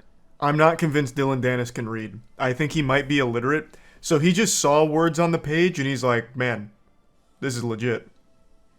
All these words, they have meaning, I have no doubt. I'm in. I am confident he had no fucking clue what anything in that white paper said. But I appreciate you went the extra mile and set it up that way for it. Look out, adventurer. Now this is a sentence which means nothing unless you lay it out by the first letter of every word. And then it spells CoffeeZilla. Oh! So, don't say I didn't warn him. And obviously... That's way too smart for Dylan. Dylan Dennis surely wouldn't promote a CryptoZoo project, right? Because he's, you know, he feels too bad for the victim. And then ETH? Question mark? And at this point, I'm just a little surprised by how easy this all is. Zero due diligence is I'm not being surprised done at all. here. We have created the weakest facade possible for an NFT scam, and he's just immediately on board. After we settled on that, he sent me payment information. I am shocked he can even get 5K for a tweet. His Twitter isn't exactly what you'd call booming. The only time he gets engagement is when people are laughing at him. Like here, let me go to his Twitter real quick. Let's see, what's his most recent tweet? Because he deleted this one, I remember that. His most recent one is, if Alexander Volkanovsky beats... okay, it's a fight. I'll give one person who likes this tweet $1,500 and must be following to win. So he's actually having to do he has to farm. He has to do giveaway farming. But before that, it's literally nothing. And he got 8K likes on the farm. So even by those standards, that's pretty low. So I'm shocked that he's actually asking 5K. Though I doubt many people are actually giving it to him. Dylan gave us a brand new crypto wallet just for this transaction. Whoa! Which seems to imply that he probably makes new wallets for every new deal he does, which is definitely not his own idea. And at this point, I realized I had a choice to make. Someone told him to do that. Take what I learned, present it to you guys, and stop this little charade I had with Dylan and make my video. And Dylan would just keep doing this because his fans wouldn't know. Wait, what was that last one? Was that Face Writers? What the fuck? Did I read that correctly? Right before Baby Dinger. And Dylan would just keep doing this. Oh, I'm writing with Faceless. Gotcha. I thought that said Face Writers. I was like, damn, another fucking wild one. Because his fans wouldn't know. Which is actually pay Dylan to post a link to our fake NFT project. But the twist would be, as soon as he posts that link, it will become a website dedicated to every scam tweet Dylan Dennis has ever done. And remember that this website would be linked by Dylan Dennis himself to all of his fans until he kept the tweet for certain periods of time. And to my surprise, he agreed to the terms. And that's smart. That's super smart. Yeah, so space it out so that way you can get the most juice for the squeeze here off the tweet staying live. I can also promise you, Dylan Dennis has no idea what any of these words he's using here mean. He's used too much punctuation. There's 2 periods in there. That's far more than his reading level permits. He's got percentage sign in there, some underlines, parentheses. Dylan Dennis tapped out once he saw payment structure. He's like, all right, payment. I know that one. Okay, whatever else. Website, which is just a website with all his previous transgressions. Now, I did talk to some I want to read that one. What was that? I'm bullish on what? These all have the worst names. I'm bullish on Rock Smart Chain. Rocket Raccoon. Hype. From ZachXBT. He found over 20 projects that Dylan promoted and then tried deleting, where many of them were rug pulls and scams. It was at this point I drew up a contract for Dylan to sign before this whole thing goes live. He didn't read it. And in it, I lay the whole thing out. And this is what I meant by headwinds. This is where he probably will catch us. Because in black and white, I lay out our whole scheme right in front of him. So it literally says, like, you're going to be the butt of the joke. It says people aren't doing due diligence. It says that we're going to be switching the website to show his prior promotions. So we lay out the whole thing there. Oh, no. What we're really banking on is he's not going to read any of this. He's just going to see money and just sign it, which is the 100% whole point of this entire thing. He can't read it. I think it fits. Sending it. All right. And then I'm sending the drive link. I mean, we've sent the contract now. We're just waiting. We're literally waiting. He's going to instantly respond with the sign. It's going to be less than 2 minutes. Oh, I agree, bro. I agree. It was 3 minutes. I was so fucking close. I was so close. Idiot. That's right, ladies and gentlemen. He agreed. I was so and close. You might notice that we weren't actually able to use DocuSign and get his signature because it was experiencing outages at the moment, the actual website. But we were able to just have him do a written agreement in DMs that he agreed to our terms. And although that is real, by the way. If you get in writing something like that, that is actually an enforceable thing. It's not as strong as like a full signature, but that is like actually enforceable. So, what a fucking moron. Holy shit. go ahead and tweet. Just refreshing now, I guess. See what he says. Run There's it. been so much work that goes into this. You guys didn't see this off camera. Dylan starts talking about where's your community. So we have to whip up this community from nowhere. Oh, fuck. Our community doesn't exist. We had to create a Twitter profile. We had to buy a bunch of botted followers. An hour ago, it didn't exist. I don't think I've ever been so excited about something in my life. Nice. Dude. What was the total spend on this, I imagine? He tweeted it. Huge. I can't believe he did it. He actually did it. He just tweeted it. What an idiot. What? I can't believe it. What can I say? So I knew this tidbit of information real quick before he points it out. The actual tweet just has the word scam in it. Sour NFT candies are moonbound. Scam. Believe it. It's so adorable. What can I say? They couldn't have made it any more clear. Which literally spells out in first letters the word scam. Yep. I hope this is... Oh man, Dylan. Now he's ducking CoffeeZilla and Oompaville's attempt to communicate just like he ducked KSI's fight. God damn. It's all he knows. Yeah, he'll never mention this, unfortunately. That's his modus operandi. He just is a fucking perpetual loser, I guess. Oh, I did see that. There was a lot of brain rot takes about how what CoffeeZilla did is actual entrapment. And I'm pretty sure those people are just as CTE riddled as Dylan Dennis to think that what CoffeeZilla did is anything even remotely associated with entrapment. It's not even close. CoffeeZilla did everything possible to let Dylan know what was going on. He even put in the fucking contract he agreed to that it is literally him just being a joke. It's not real. He laid out everything, and he still agreed to it. That couldn't be further from entrapment. The guy got 1K. He did get 1K. He did get $1,000 out of it, so that's a Dylan W, baby. Fucking big one from Dylan! But also lost rep. He had none to begin with. I legitimately don't think Dylan Dennis has a single fan. Like, actually not a single one. People just laugh at him. In fact, if you go to his goddamn giveaway tweet right now, people aren't even participating in the actual giveaway. They're just spamming the clown emoji. Jesus Christ. He can't even, like, actively farm children on Twitter. He doesn't have fans. It's been a little while since we just looked at a good old-fashioned, embarrassing live streamer, and boy do I have a special specimen to share with you all today. The clip I'm about to show you is brand new. It only happened like 2 days ago, but it feels vintage. It's an IRL public nuisance stream that really does feel straight out of 2018, back when that was a popular genre. It's long dead now, it's fizzled out, but back in like the 2018 era, a very popular category of streaming was IRL, and it was infested with these degenerate worms that would just create as much ruckus in public as they could, try and instigate confrontation, and just be an absolute fucking headache to everyone around them. And the bigger the blow up they could cause, the better the content. It's not popular anymore because the shtick wore off and now it's just kind of pathetic and lame. But just like this guy's hairstyle, he's stuck in the past.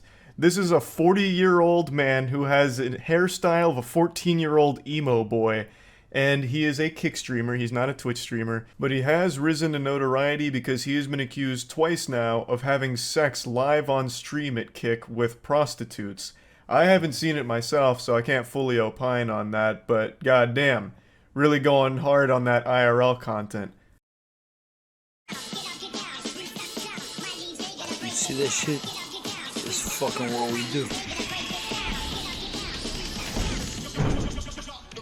Unironically blasting dubstep in a train right now.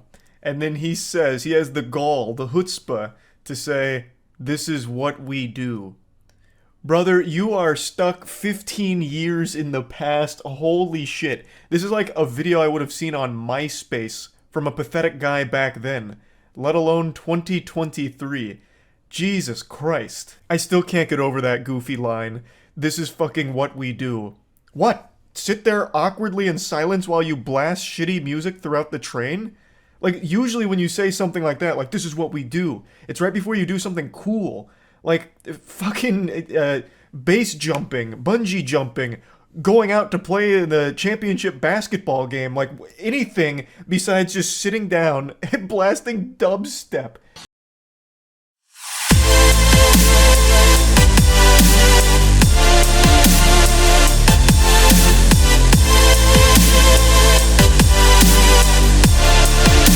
Cements my belief that sometimes people are just born to be a lifelong loser, and there's really nothing you can do to help them or change that trajectory. They are just destined to be a fucking loser. It'd actually be pretty sad if this guy wasn't such an asshole. But you can see the people around him are clearly bothered by the loud dubstep that he is blaring here in this train for no reason other than to be a douchebag. He clearly believes he is the main character here and everyone else is just props for his IRL content. Just genuine filth. What's that? What? What's that? Don't touch my shit. Don't touch me. Don't touch my shit. Don't touch me. Fuck you, pussy. Fuck you, pussy. I think it's pretty clear that he's most likely drunk here. As I understand it, he also does coke on stream occasionally, so maybe a little mix of both, some alcohol, some coke in his system, and right now they're waging war inside of his body. But yeah, anyway, Edgy Edna Mode here gets up in a hurry after someone touches his device, saying, "Don't touch my shit," and then calling him a fucking pussy as he waddles away, stumbles away. The people around him are already very tired of his presence here. Rightfully so. I imagine even when he's not streaming, he's still probably a very hard person to be around in general.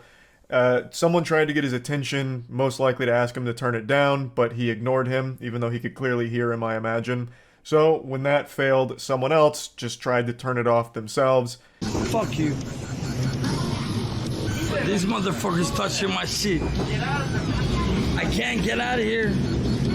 I can't get out. I just want to go out. You're shutting it, man. Who the fuck do you think you are? Do you want me to turn down my volume? Yeah. That's all you speak in the train. That's all you have to say. The way this goofball is behaving and the way he's speaking remind me of like an old 80s B-movie bad guy. Like really poorly acted, yet he's being real here, which is wild. Now he said if you wanted me to turn down the volume, all you had to do was ask, even though that was attempted and he just ignored him. I've seen a couple people make the argument that the guy shouldn't have reached for his phone to turn it off. He should have like tapped this guy on the shoulder first. And I guess that's fair to say, but it's not like I have any sympathy for the guy just touching the other dude's phone. He ignored the other guy. He's clearly doing this just to be a nuisance douchebag. Fucking touch his phone, turn it off. Like, fine. I'm not gonna get mad about that. And this guy doesn't have a right to get mad about it either, since this is the whole point of his content. He wanted to make a scene out of this because that's what it's all about for him. So he's getting exactly what he wanted. He doesn't really have a leg to stand on here with getting mad and aggressive. It's exactly what he was looking for. Instead of being wait. I want to take English to you because you understand English, right? Nah. You know? Chatomate, nah. Chotomate, ne? Speak English to me. Don't fucking Japanese to us, man. Uh-oh, big guy's going insano style now. He's whipping out the Speak English card while he's in Japan. So he is now saying that they need to speak English to him, despite him being there in Japan. Okay, bro. Okay, bro. Okay, bro. Daijobu. You see that? You see what happened right here? Fucking motherfuckers. Chill. Chill. Chill. In English, we say chill. Chill. No, yes. In Japanese, we say disappear. Excellent de-escalation tactics here from this guy. Truly a master of his craft. A real silver-tongued devil, I'll tell you what. So, a whole conflict that this guy started for the sake of his shitty stream has escalated to a point that now makes him uncomfortable. He seems very scared now that he's about to enter into a physical confrontation. So now he's just saying chill, chill as he's retreating off the train instantly. Like, immediately, ASAP, getting the fuck out of there. Why are you racist? You're racist. I am Not racist. You are racist, right? Yeah. You're racist. No. You're racist, right? He said he was racist. He said it. You see, he said he was racist, man. That is no racist. Oh shit, stand back. This guy's using his alt. He's alting. He brought out the racist card somehow in this situation on the other guy, hitting him with that fucking crazy reverse. Good lord, out of nowhere, from the top turnbuckle, he tries to cry racism. Fucking wild maneuver here. Interesting tactics. I don't even know really where to begin on breaking that one down. I don't even think it's necessary. I think that one speaks for itself, honestly. Let the chess speak for itself in this case here, because goddamn, what an embarrassing sign-off to this whole situation. It goes on a little bit further where he, like, shakes this guy's hand, who's being, like, a little less aggressive than the other guy. He's like, oh, thanks for being nice, that guy's not nice. Even though he had every right to not be nice to this guy. Like, I think that's a totally reasonable response to a vermin like this who's just blasting music and refusing to turn it down when someone's trying to get their attention, and then has this huge blow-up when you just take matters into your own hands and, like, turn it down for him.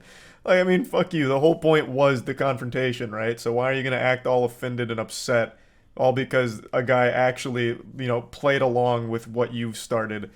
Anyway, that's really the whole situation. This is just one of those classic embarrassing IRL streamer moments that I thought was worth joking around about and at least, you know, talking about a little bit. It really does feel straight out of 2018, but believe it or not, this is a brand new clip from this week. So, that's interesting. That's really about it. So yeah.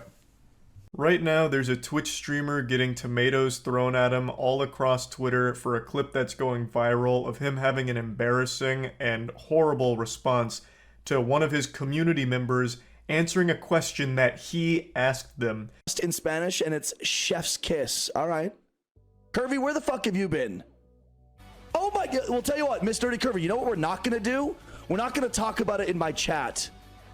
Because it's Friday. And that is a whole big bucket of bummer. And his response is a big barrel of butt cheeks. So to give context to this situation here on the lore, this was a regular viewer of this streamer, an avid supporter who had taken a bit of a hiatus and was unfortunately going through a very hard time with her mother passing. So, when he saw that she was back, he asked her, "Oh, where have you been?" To which she just answered honestly, her mother had passed away, so, you know, it was a bit of a tough time. That's why she was taking a break. And then for some reason, this must have input a cheat code into the streamer's brain that just sent him into, like, debate club. He, for some reason, then just goes into, like, this TED Talk about how you shouldn't answer his question if your answer is something sad, because it brings down the vibes of the stream. It's baffling, because you had asked her, and she just answered your question honestly. I'll play a bit more of the clip before getting into it, but I want to make it clear early on that I understand a lot of streamers have a similar perspective where you don't really want someone in chat that's just talking about like a really traumatic experience they're going through, because it's not really the place for it and the streamer's not the therapist. Like, I do get that perspective, But there's a difference between like just a random person treating Twitch chat like it's their psychiatrist and you asking someone a question and them answering honestly, especially when it's a member of the community that you already kind of know to a certain level. I don't understand why you're all of a sudden getting mad at them for answering that. And I'm sorry for your loss, but we're not doing that in my fucking chat. Thank you. Well, okay, Miss Dirty Kirby, you said, no, that's fine. You asked, so I told. No, I didn't ask you to tell me the biggest fucking bummer news in the world. I said, hey, what's up? How are you? You know what? Let me give you a little bit of a lesson, Miss Nerdy Kirby. When something really, really bad is going on in your life, and in a public forum, someone asks you, hey, what's up? How are you? There are two acceptable responses. Good, and you know what? I'll make it through. That's it. So you want to just talk to NPCs that only have two dialogue options, okay? Then why bother trying to communicate with a human being? Like, okay, give them a script. Make sure your community has the acceptable answer script to my stupid questions. I don't actually care where you've been. Like, just tell me one of these two canned responses. Like, this is so fucking dumb. And I also love the audacity. Let me give you a lesson here on how to handle my questions going forward. It's just so laughable that he's acting like some kind of social savant here about how to handle public conversations and what you're allowed to say. You're a fucking Twitch streamer, man. All of us as streamers are not exactly the most socially gifted. Like, let's just face the facts here. So why are you trying to act like the authority on the matter here, as if you're some kind of social guru who's now giving a lecture to your community about what is and is not allowed in a public conversation? It's fucking goofy. It's very silly. How are you? Good? Or, you know what? I'll make it through.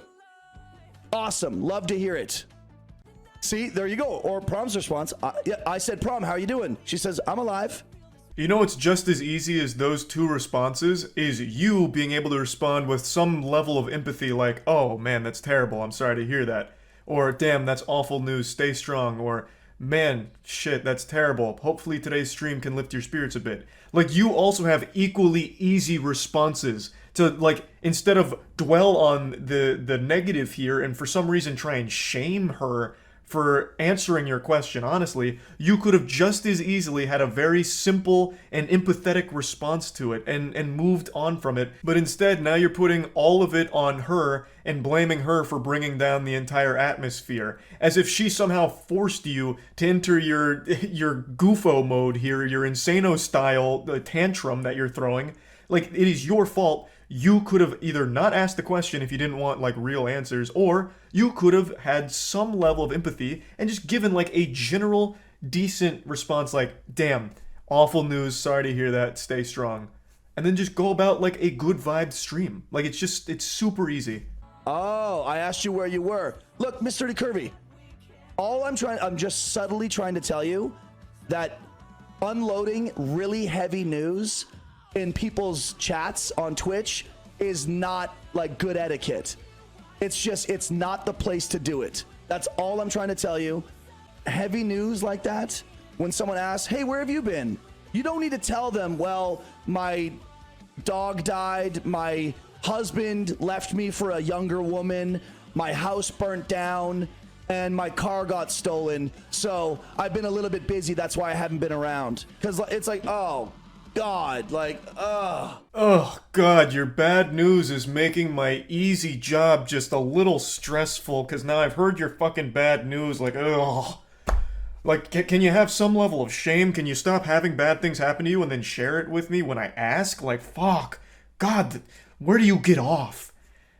What a stupid perspective, bro. What are you talking about? That's not even what they did. You asked them a question and they gave a simple response to it. Now, for a little further context, she, in her first response, accidentally led with, like, a laughing emotion. So she led with, like, LMAO because she was responding to, like, a joke he had told and then answered his question about her mom passing away. She got a little concerned that it was going to be misconstrued like she was joking about that. So then she clarified again that, no, like, it's just been a rough time. It's just been horrible. So she said it, like, twice or 3 times in total, but it was never to dwell on it or try and treat him like a therapist or treat chat like it was a self-help subreddit or something. She just answered his question but didn't like her first answer because she thought it might get misconstrued, so then just said like, no, it's just been bad, and that's where it was. She didn't try and like keep pressing it further or anything. For some reason, he did. He took it and ran with it and made it an overwhelmingly negative thing and then shamed her publicly in front of the entire community for it, which is so fucking weird and terrible thing to do. Now, like I said in the very beginning, I do understand the perspective of not wanting your community to treat it like it's like a therapy session where they're dropping really heavy things going on in their personal lives into the Twitch chat or asking you to solve the problems for them. I do agree that that is just not the time nor the place, and that's not going to help the person either. That's not going to help them or anyone else around you that needs like professional help and someone to actually be there and qualified to give real helpful advice to that person that's struggling. And Twitch chat is the last place you'd want to go for anything real. So I do agree, like, that is never a good case, like that's never a good situation to be in, but that's not the situation this streamer was in. He had asked a community member that he knew a question, and it was a personal question. Where have you been? Now I'm waiting for your answer. And they explained, well, it's just been a bad time because her mom had passed away. And that's it. She didn't like keep going forward about it, like to try and like make it all about what she's going through. She just answered his question point blank. And for some reason he went off the rails about it. Like, you know, like if someone asks, like, hey, what's up? Where have you been? And it's heavy, just be like, I had a bunch of shit going on, so I've been lying low for a little while. Got it. That's it. I'm not trying to rip you a new ass. Yeah, not trying to rip you a new ass, just trying to embarrass you in front of the entire stream. The lack of self-awareness here. Buddy, that is kind of exactly what she did, but instead of just saying, I've got some shit that I'm going through, so I was lying low, she said, well, family member passed away, so I was lying low. That's it. She didn't continue to, like, go through the nitty-gritty on everything that happened. She did almost exactly what you said, but was a little more specific on exactly what that shit was. But in essence, it's the same thing. Would you have still melted down if she had said, I had a lot of bad, horrible things happen, so I was laying low for a bit? I don't think so. You probably would have just given a normal, like, decent human response like, man, sorry to hear that. Hope that shit clears up soon. Why couldn't you have had that same level-headed, rational response to her just being a bit more specific with what that horrible thing she was going through was? She didn't just dump everything on you and expect you to you know, like, coddle her or do something special. Like, she just answered your question. So this is where the viral clip ends, but he did have a response to this, and it's really worse than you're probably imagining. But before getting to his response, I want to hit you with a bucket of cold water to shock you with some statistics here. 93% of all Twitch streamers pull less than 5 viewers, so anything more than 5 immediately puts you in the top 6.7% of the site. These are old numbers too. These are from 2021, so I imagine this is only grown. So why am I bringing this up? Well, because the streamer who right now is catching more tomatoes than the goddamn Heinz ketchup factory is not a huge streamer. At least not by most people on Twitter's definition of a big streamer. He has around 55 average viewers, and to put that in perspective, that does put him in the top 1% of Twitch, at least based on the numbers I'm seeing. Because again, the vast majority of streamers are streaming to actually 0 people. Crickets. You have better luck getting your old high school classmates to watch your Facebook live stream than you do getting found on Twitch and starting a community from nothing. So everyone that's just writing him off as a nobody and fuck small streamers, who cares what they are saying or what their opinion is, I hate that perspective, and I will always hate that perspective. The mentality around numbers is so, like, fucked up these days that they can't recognize how big of a number 55 average viewers is. Like, yes, it's not the biggest streamers on Twitch, but that's still a pretty large number when put in perspective with how big the market is and how saturated it is. But this ties into the bigger point I want to make on the back of those numbers. The market being as saturated as it is, carving out a community being as tough as it is, the last thing you want to do is fuck it up, which is exactly what this guy has just done. He's currently streaming right now with like 140 viewers, which is more than he normally averages, but I imagine the majority of this is hate watchers hoping to just shit on him in the chat. And I've already seen it from a couple of his subs. Some people were saying how disappointed they were in him.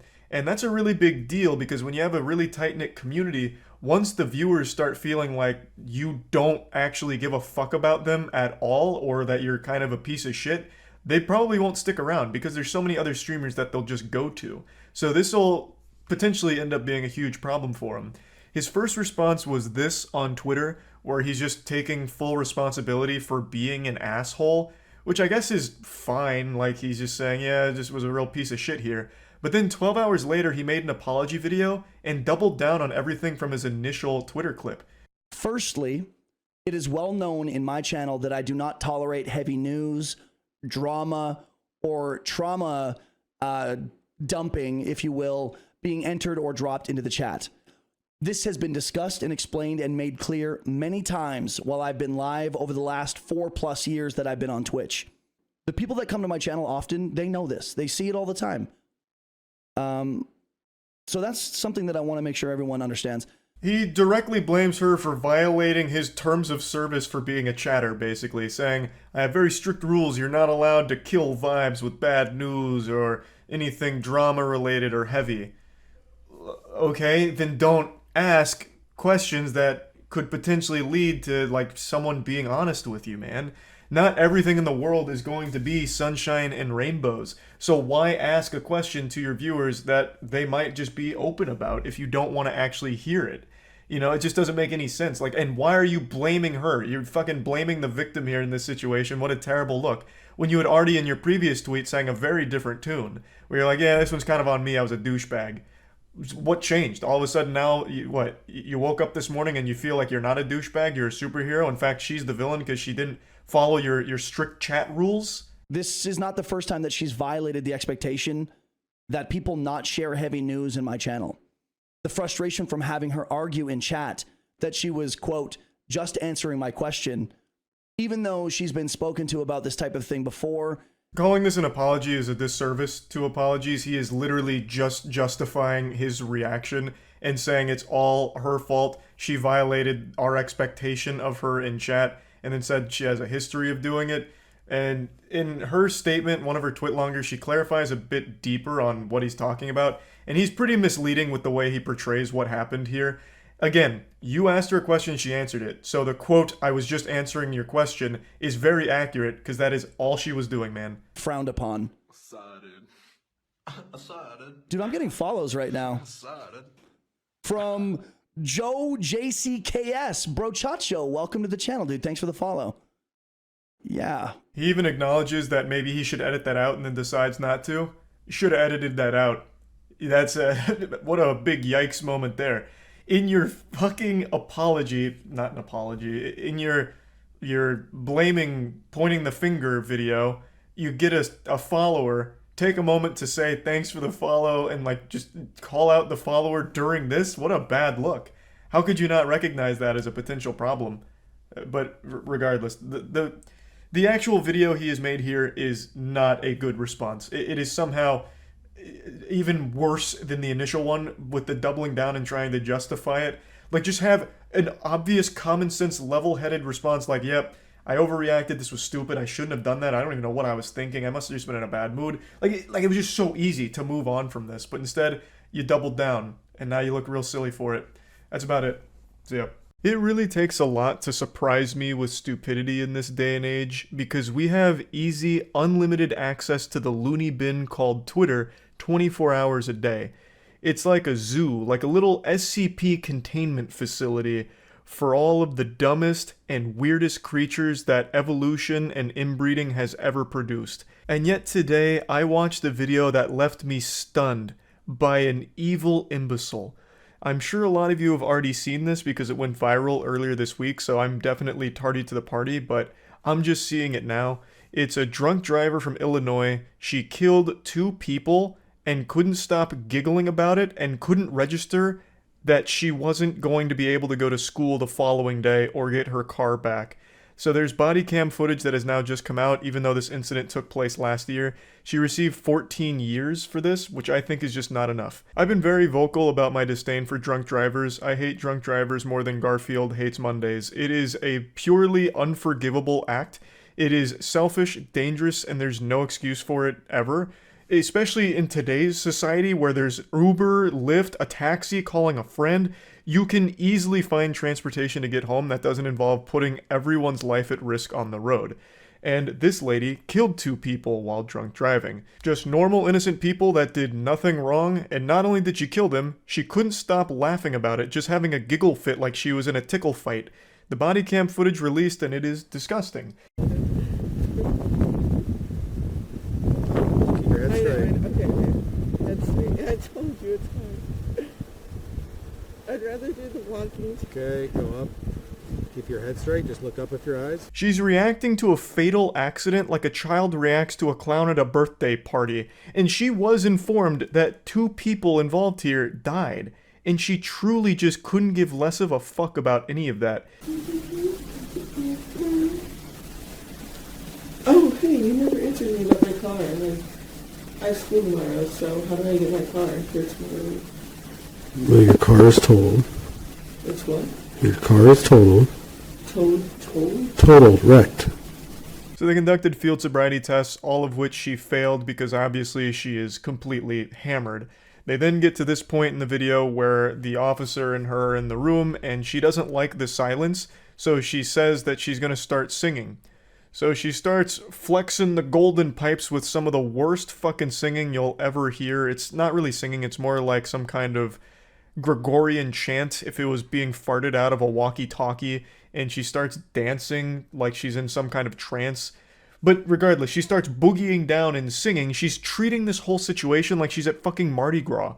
Like it's like she's celebrating that she had just killed 2 people as if it was some kind of fucking sacrifice, and she's happy about the whole situation. It's not even that she's not registering it. She actively doesn't care, which is completely different. Yes, she is beyond drunk, clearly, but she is aware of what has happened. He has told her multiple times she understands why she's there and just actually doesn't give a fuck. Okay, so how do I get it to your school? You don't. So I don't go to school tomorrow, is what you're telling me?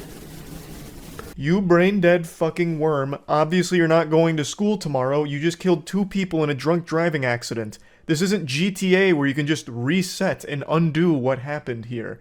You took 2 people's lives away because you're a fucking ridiculously stupid idiot. Like, holy shit. And the only thing that she can even process is that this might be an inconvenience to her because she has school tomorrow and she doesn't want to miss class. No, ma'am. You want me to be honest with you? You're going to jail, you don't have a bond, you killed 2 people tonight. I don't think you understand that. You do not have a bond, you are not getting out of jail. Your car is property of East Peoria Police Department because it's a crime scene. It killed 2 people tonight. You are clueless with that, clearly. I've already explained this to you. You're going to jail for reckless homicide tonight. You're going to jail for aggravated DUI for killing 2 people. That's what's going on. So no, you're not going to school tomorrow. You're not getting your car out of impound. Can I have a Tuesday for my night class? How this officer didn't just stand up and flip a chair over out of frustration is beyond me. Just watching this had me want to flip a table like I had just lost a game of chess and got upset about it. He just laid down all of the brass tacks here, explained the situation for the fucking 50th time already, and once again, she still only cares about her standing, about being able to go to class. So then she says, well, what about Tuesday? You know, like, as if she thought she'd only spend like 24 hours in jail or something after killing 2 people. Like, okay, you know, I'll do the time for the crime. Oh, okay, I get it. Punishment is necessary. So 24 hours, right? Tuesday I can get my car? We can just go ahead and magically put my car back together even after it's been totaled after my drunk driving accident that took away 2 people's lives? Do we have a Magneto on board who can fix my car up so that I can get to class on Tuesday? Did you just hear what I just told you? You said I'm not going tomorrow. I'm talking about Tuesday. Did you hear when I said that you... I'm going to jail tomorrow. You're going to jail when we're done here? Yes. Did you understand what I told that you killed 2 people tonight? Yes. I'm just wondering when I can go to school. Okay, we're done. Once again, she is hearing him loud and clear. She is acknowledging that she is hearing that she is responsible for the death of 2 people. She just doesn't care. They could have brought the corpses in, and she probably would have let out a hearty belly laugh like Santa Claus. She doesn't fucking care. She didn't know them personally, thus their life is meaningless to her. The only thing that matters is now it might be somewhat of an inconvenience because she thinks she might not be able to go to school tomorrow or even on Tuesday now. So now she's starting to get a little panicked because, oh, she's going to miss her fucking Tuesday night class. Not because she just killed 2 people, it's just she's going to miss her Tuesday night class.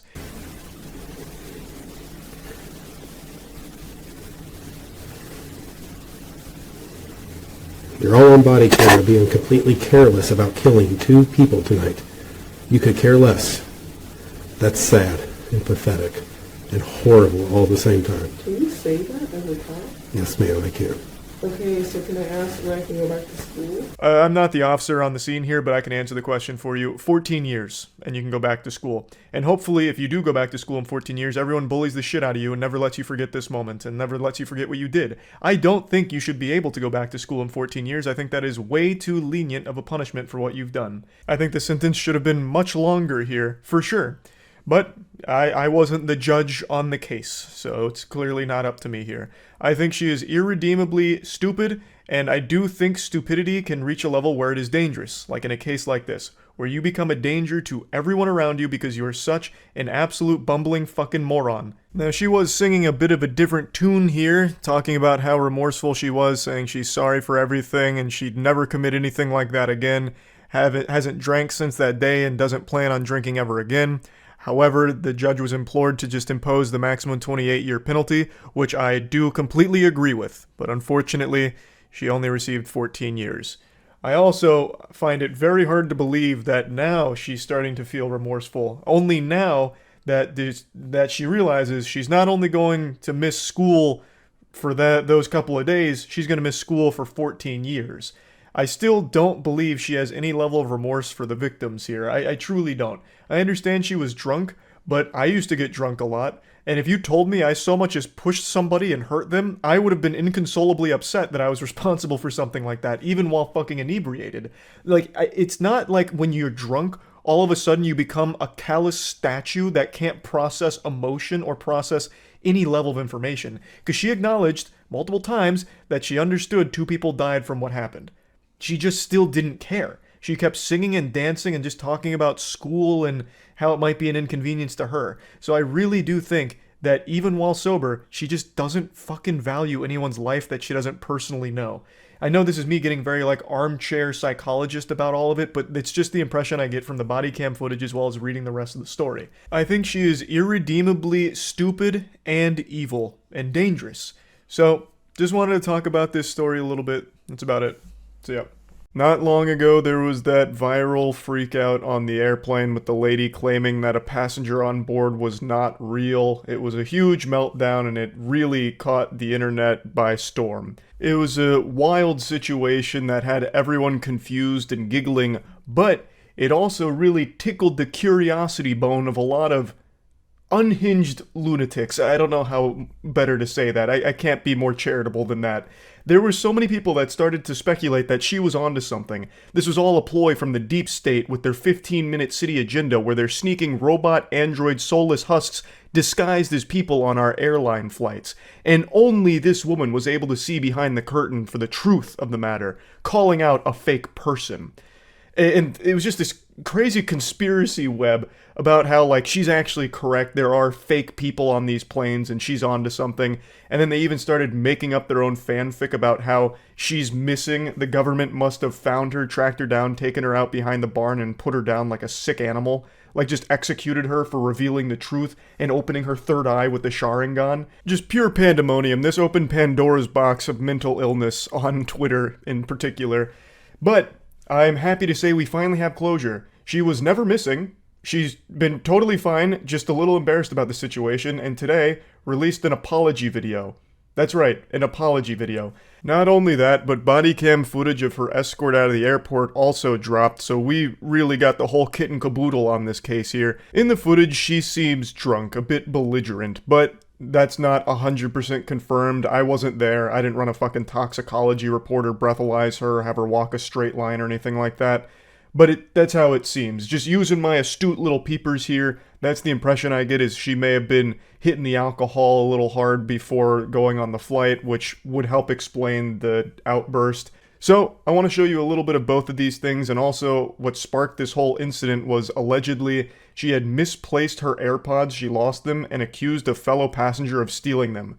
So, she just started pointing the finger, like, this nefarious, no good pile of shit just stole my AirPods, so he's not real, that motherfucker's not real. That's what started all of this, I guess. Anyway, let's check out the body cam footage and then we'll see the apology video. Also, what an incredible year for apology videos. This is like the 1,000th one that's dropped this year. If apology videos were a renewable energy source, we would be able to power the entire fucking globe from just this year's load of apology videos alone. I don't care if I'm ever gonna fly with y'all ever again. I want to know what happens to this flight right here. Hey, this is the after action post-game report. It's me from the future. I'll go ahead and tell you what happened to that flight. It had a completely safe, uneventful, scheduled flight and landed at its destination A-OK.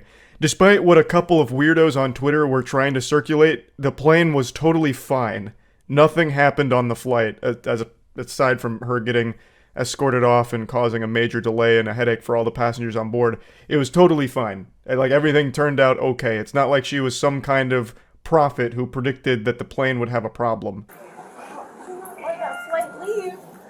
Do not let that flight leave. Being dead serious. Do not let that flight leave. That flight's not going to make it to Orlando. Let's go. It's not going to. Can I just leave? You don't need to escort me out. Yeah. Can I just You had out? your own warning. So, keep walking. Oh yeah, until y'all see that fight blow up. Okay. It's clear she's very distressed, and it's also very clear that this is not a moment she's proud of. She made that much clear in her apology video as well. This is one of those very unfortunate things that was captured on camera, and we don't know exactly the cause, whether it was alcohol related or something else, but it is I do feel bad for her. In the modern age, everything gets filmed, so you're always going to see someone's lowest moment if it happens in public. That's just the way the world works now. And I was thinking about this when watching her apology video. I have a phobia of flying. If I happened to be in the airport, or heaven forbid, on the aircraft when this happened, I probably would have had an even larger outburst and freakout that would have eclipsed hers. I would have stole the spotlight because I would have been fucking losing my mind. If this lady stood up and started saying the plane's going down, that motherfucker's not real, all rational thoughts going out my noodle. I'm waving my arms around, I'm fucking screaming. I'm gonna sound like Donnie out of the Wild Thornberrys. Like just begging to get off of the plane. But anyway, let me show you her apology video. But before getting into it, I want to mention something. A lot of people, I guess, either recognized her or found information about her. Well, I'm guessing found information about her because she mentions that it was pretty invasive how people, like, got a hold of her information. People figured out that she's a marketing executive. So there was another narrative that spun like a week or two ago about how this whole thing was actually just a publicity stunt. And I just want to knock on your empty little noggin here and try and figure out how you could ever run with such a delusional idea.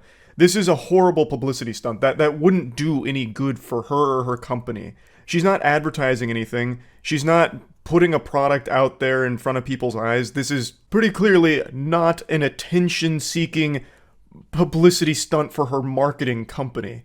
Like, I don't know how anyone would even think for a second that that's a plausible explanation. Just sit down for a moment, really just marinate in your swamp ass and form an individual thought. Why would this be a publicity stunt? Like, damn near landing on the no-fly list? For what? There's nothing good that comes out of this for her. So I don't know how anyone thought that somehow we had all been had.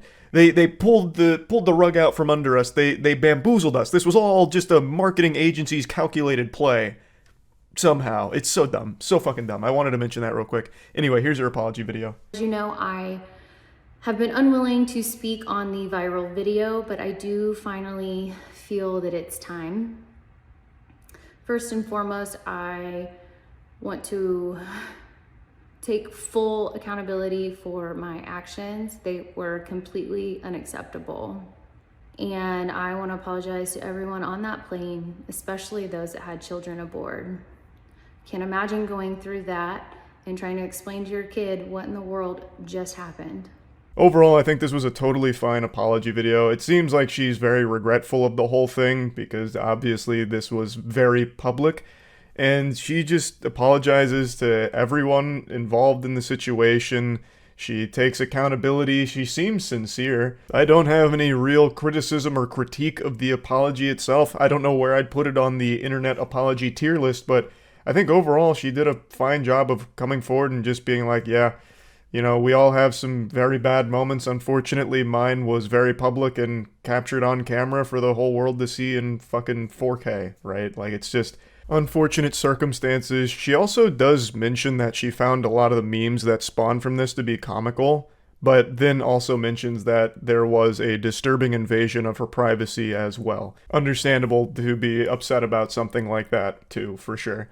So it's nice that she did come forward to finally put an end to all of like the conspiracy theories surrounding this situation. She didn't really go into detail on exactly what happened. So even the whole AirPod theory is still, I guess, speculation since it didn't come from her in this apology video. But it is nice that she came forward to clear the air a little bit here and hopefully put the kibosh on all these weird conspiracy theories surrounding the situation.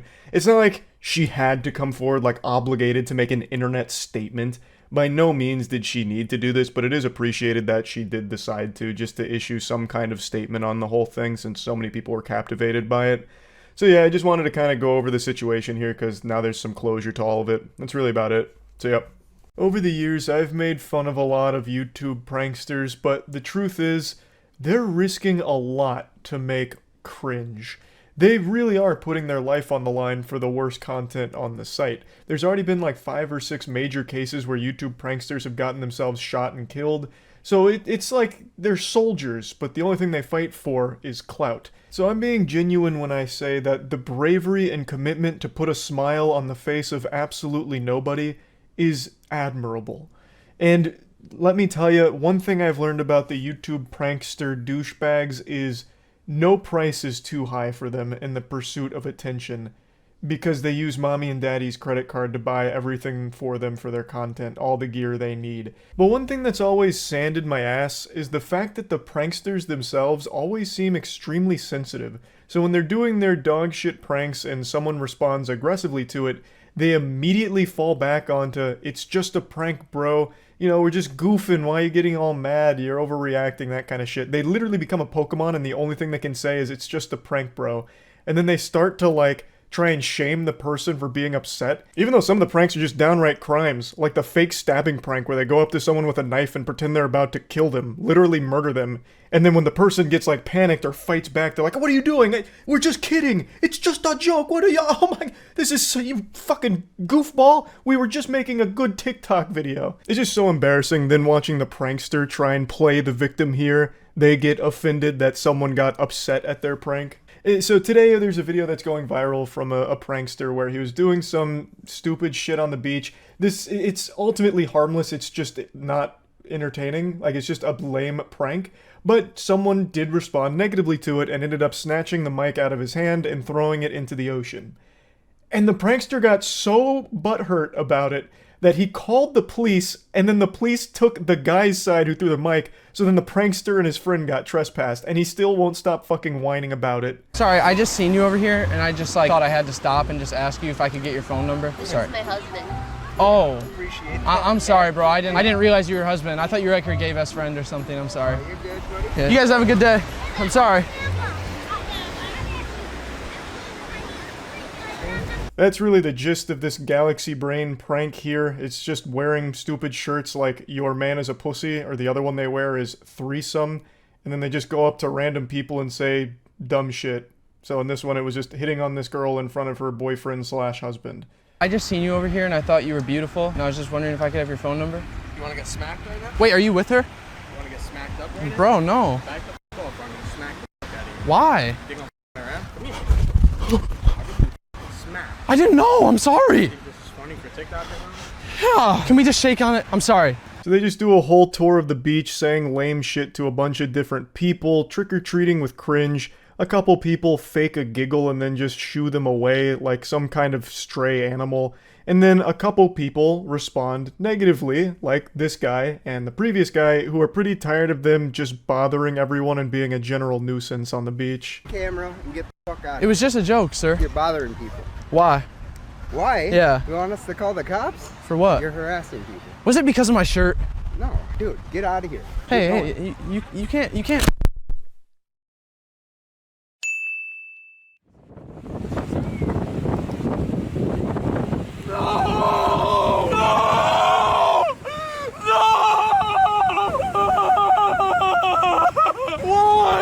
His initial reaction here is a very sad self-defense coping mechanism. I know that's some armchair psychologist analysis of this situation, but god damn it, it's super clear.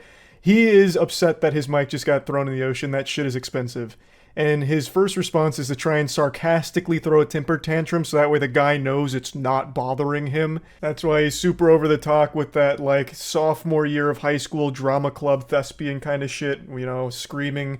Which is even more embarrassing because, again, it's in public. There's a lot of people looking at him now. It's just so shameless. But anyway, a lot of brain rot takes came from this where people are saying, well, actually, the prankster's in the right.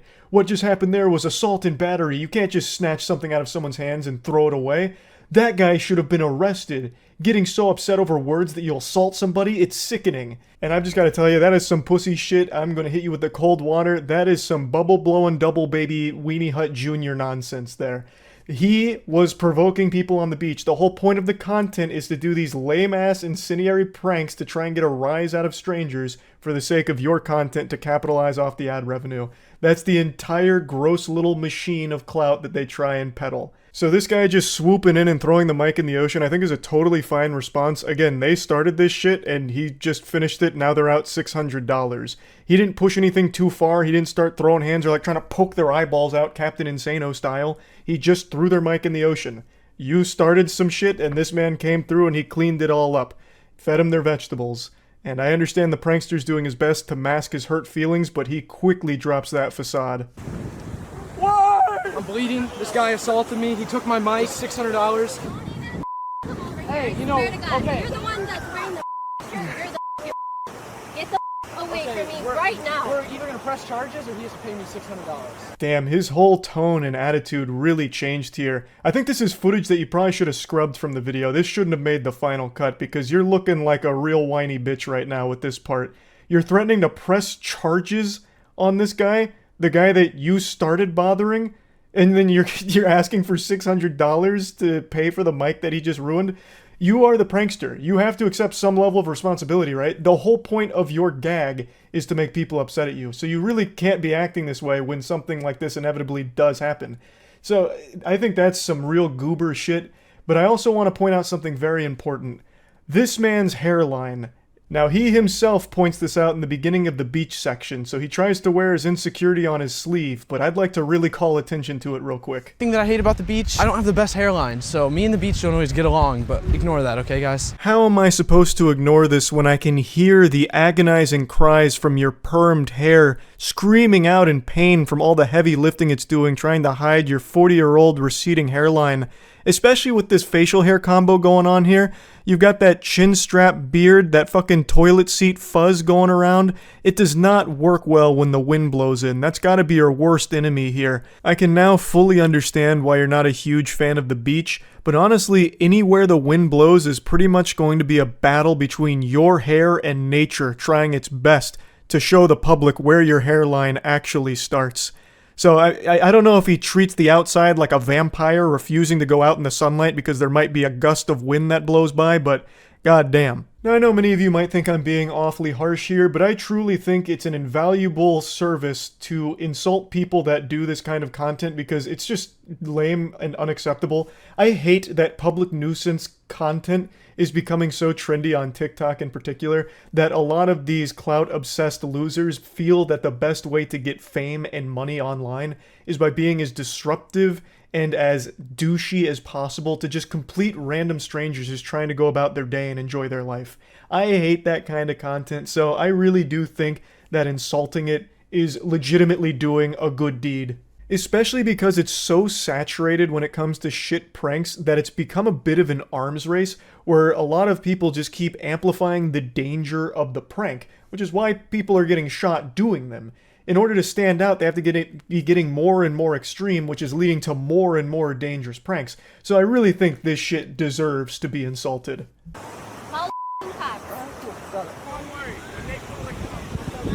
Hey. I was just out here filming a video, and a man assaulted me, and he ripped the microphone off my camera and threw it into the ocean. Or more or less provoking somebody to make a move, and then you can report it, correct? Actual fucking Giga Chad beach officer here. Fucking Paul Blart rolls up, and he's just like immediately calling him out on his shit. He's like, I know what this is. You're provoking people to get a rise so you can record it for your TikTok, right?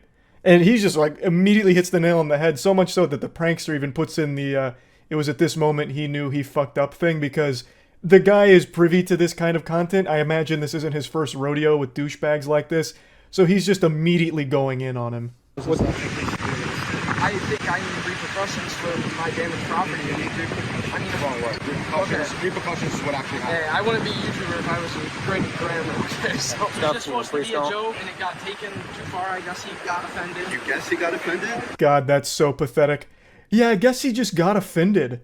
Which is why I called the cops, like a little hall monitor. Yeah, you lost a $600 mic, and it's your own fault, so take it on a chin like a man and move on. And this isn't your first rodeo with the law enforcement either. I've looked at a lot of the content. This is actually all him and his friends do. They go to places, they get trespassed, or they just straight up get arrested. In one of the videos, they got wrestled down by mall security and like roughed up. So his whole thing is just being a public nuisance and having situations like this, but still has the chutzpah to pretend to be a victim and is actually the one who called the cops. That is beyond embarrassing. Yeah, what happens if he's having a bad day? It doesn't mean you go out and just assault people. You're both being trespassed from this park. Have you ever been trespassed before? Yes. Shocking. Banned from every Walmart in the world. Is everyone getting trespassed or just us? Just the two of you. You can hear the pride in his voice when he mentions they've been banned from every Walmart. They have been banned from multiple places, and they're so proud of that. I think that's so sad, the state of the world, where that's something to be happy about, that you're banned from a lot of places because you're such an insufferable little asshole who's driven by internet brownie points, that you're just going to be a disruptive piece of shit to complete random strangers. What the fuck is there to be happy about with that? The whole purpose is just sad. You exist just to make people around you a little less happy, just total strangers going about their day. You want to make their day just a little worse because you post it online because you're a little internet clown. That's just pathetic. Now, I think he's young. He looks young, but it's really hard to know for sure with a hairline like that. But hopefully there'll be a moment of self-awareness, like some self-reflection, and he comes to this come to Jesus moment where he's like, damn, all of this shit was so cringe. Like, that'd be the happy ending. That'd be the good ending there. It completely changes, like, damn, this was fucking stupid. What a waste. But yeah, anyway, just wanted to talk about this a little bit. That's about it. See ya. I'm sure you've all heard the expression, fake it till you make it. But today I want to take a look at what happens when all you do is fake it without ever making it. You end up like this loser we're about to take a look at today. A guy who has become a complete parody of self-confidence, but without any level of self-awareness. He portrays himself as an extremely successful, extremely rich guy that would have no problem at all stealing your wife right out from under your nose. It's beautiful stuff that he talks about. Take you, for example, and me, and we both pull up and we go to your girl. Odds are I'm gonna take that bitch. If you compared me to you, you're not gonna win that battle. Bro's out here rocking that man dark body type and acting like he for some reason be able to take your girl just because he rolled up in a rented McLaren. This guy's entire personality is money. He's like a real life Mr. Krabs, but with even skinnier arms. So he believes because he has money that he's entitled to women and women find him irresistible. You can tell by looking at him this was no jock in high school. This wasn't exactly the prom king. Yet he pretends that he is now. He talks about how successful his businesses are now. He has a 9-figure business. He has all of this money.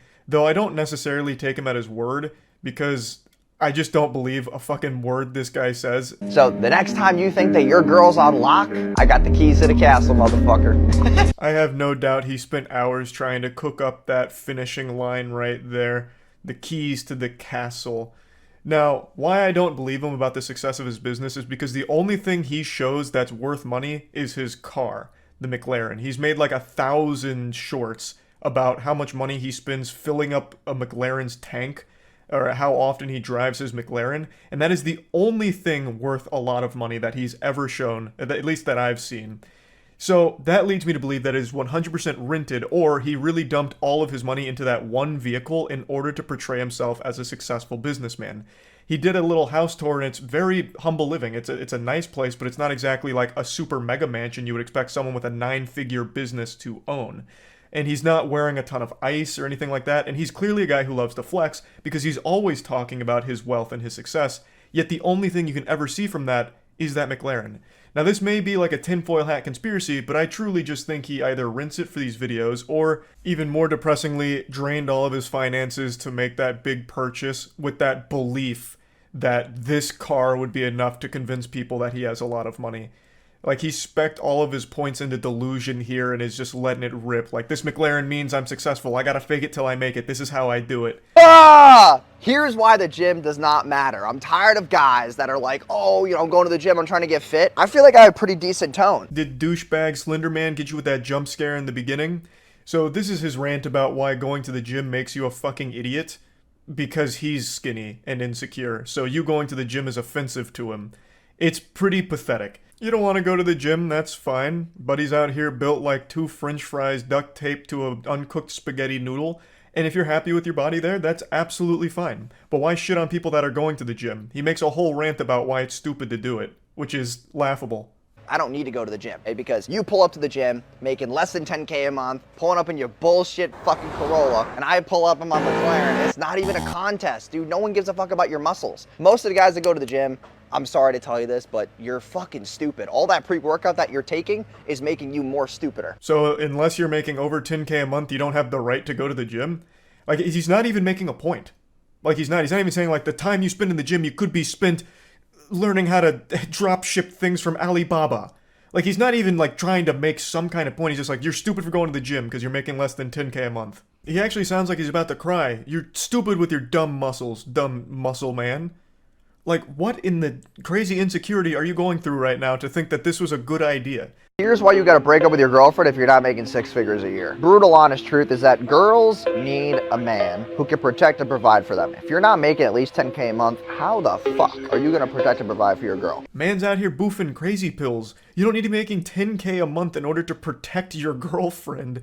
You have absolutely no meat on your bones whatsoever. The only foe you're equipped to handle is if the gingerbread men from Shrek tried to attack your girl, then maybe you could fend them off. But everyone above the age of 18 and weighing more than 100 pounds, it's going to be a tough tussle. And making more than 10K a month doesn't enable you to magically protect her better. If someone's making a ruckus and you're trying to stop whatever's going on, the amount of money you have isn't going to do anything for you. You can't just be like throwing money at it like, get away from her, you scallywag. She's with me and I make more than 10K a month. Here's money. Like throwing it all over the place to get them away. Like, it just doesn't make sense. It's just pure delusion. Now, I guess, like, he's not wrong. If you make more money, you can provide more, I suppose.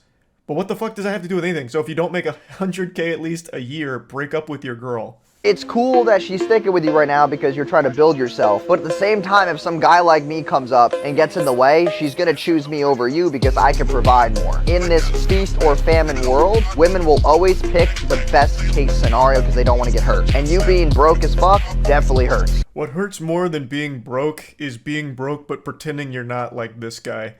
It's so... I don't know if he actually believes the shit he's selling or if it's only to try and get people to, like, sign up to courses or anything like that. I'm really not sure if he actually, like, loves the smell of his own farts or if it all is an act. I couldn't tell you. Either way, it's to further the goal of making money off the back of desperate people who see this and think that this guy is actually super successful and is trying to give them the secrets to success.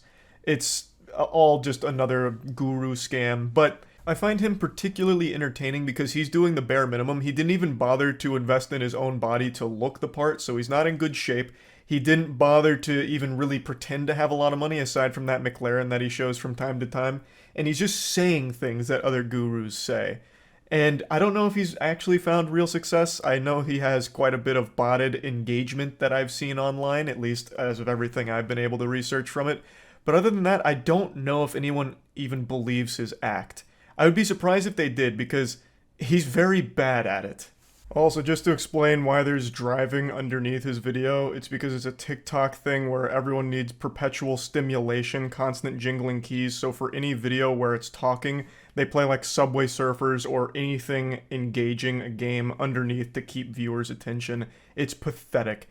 TikTok has absolutely rotted brains where people need like absolute activity at every single moment. They can't just listen to talking on there. So if you always wondered what dating an entrepreneur looks like, this is what the fuck it looks like. I don't cook, I don't clean, I got whiteboards all over the place. My setup's there, this is like my sanctuary. No one fucks with me here. As far as a fridge, it's pretty fucking awful. So I got beer, Happy Dads, Gatorade. Oh dude, Bel Air bottle, champagne. I got these Dunkin' Donut iced coffees. And then for dinner, I'll go to the pier and like have dinner. I will never fucking cook. This will never be used. I don't even know why I have a fucking mitt. And here's the look at the house I mentioned. It's clearly a cozy spot. It's a nice house. It's not a super elaborate house. This is not a mega mansion or anything like that.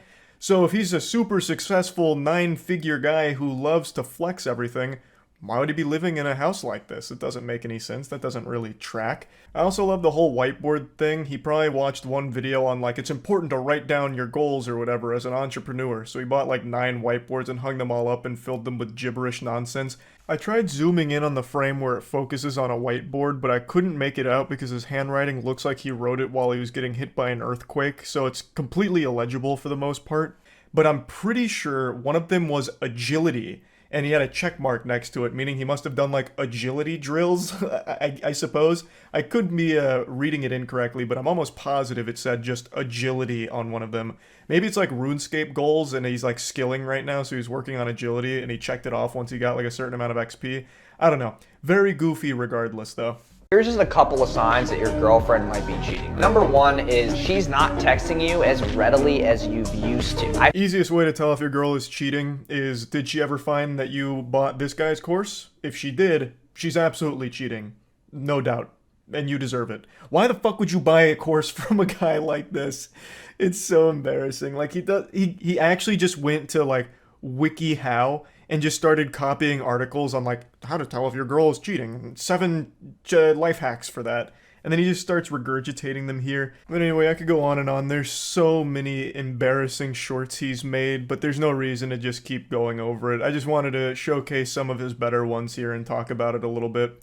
That's about it. So yeah. I don't know the cause for this epidemic, but it continues to get worse. Over the last few months, there has just been an unstoppable flood of videos showcasing insufferable douchebags going ballistic at customer service workers for no reason.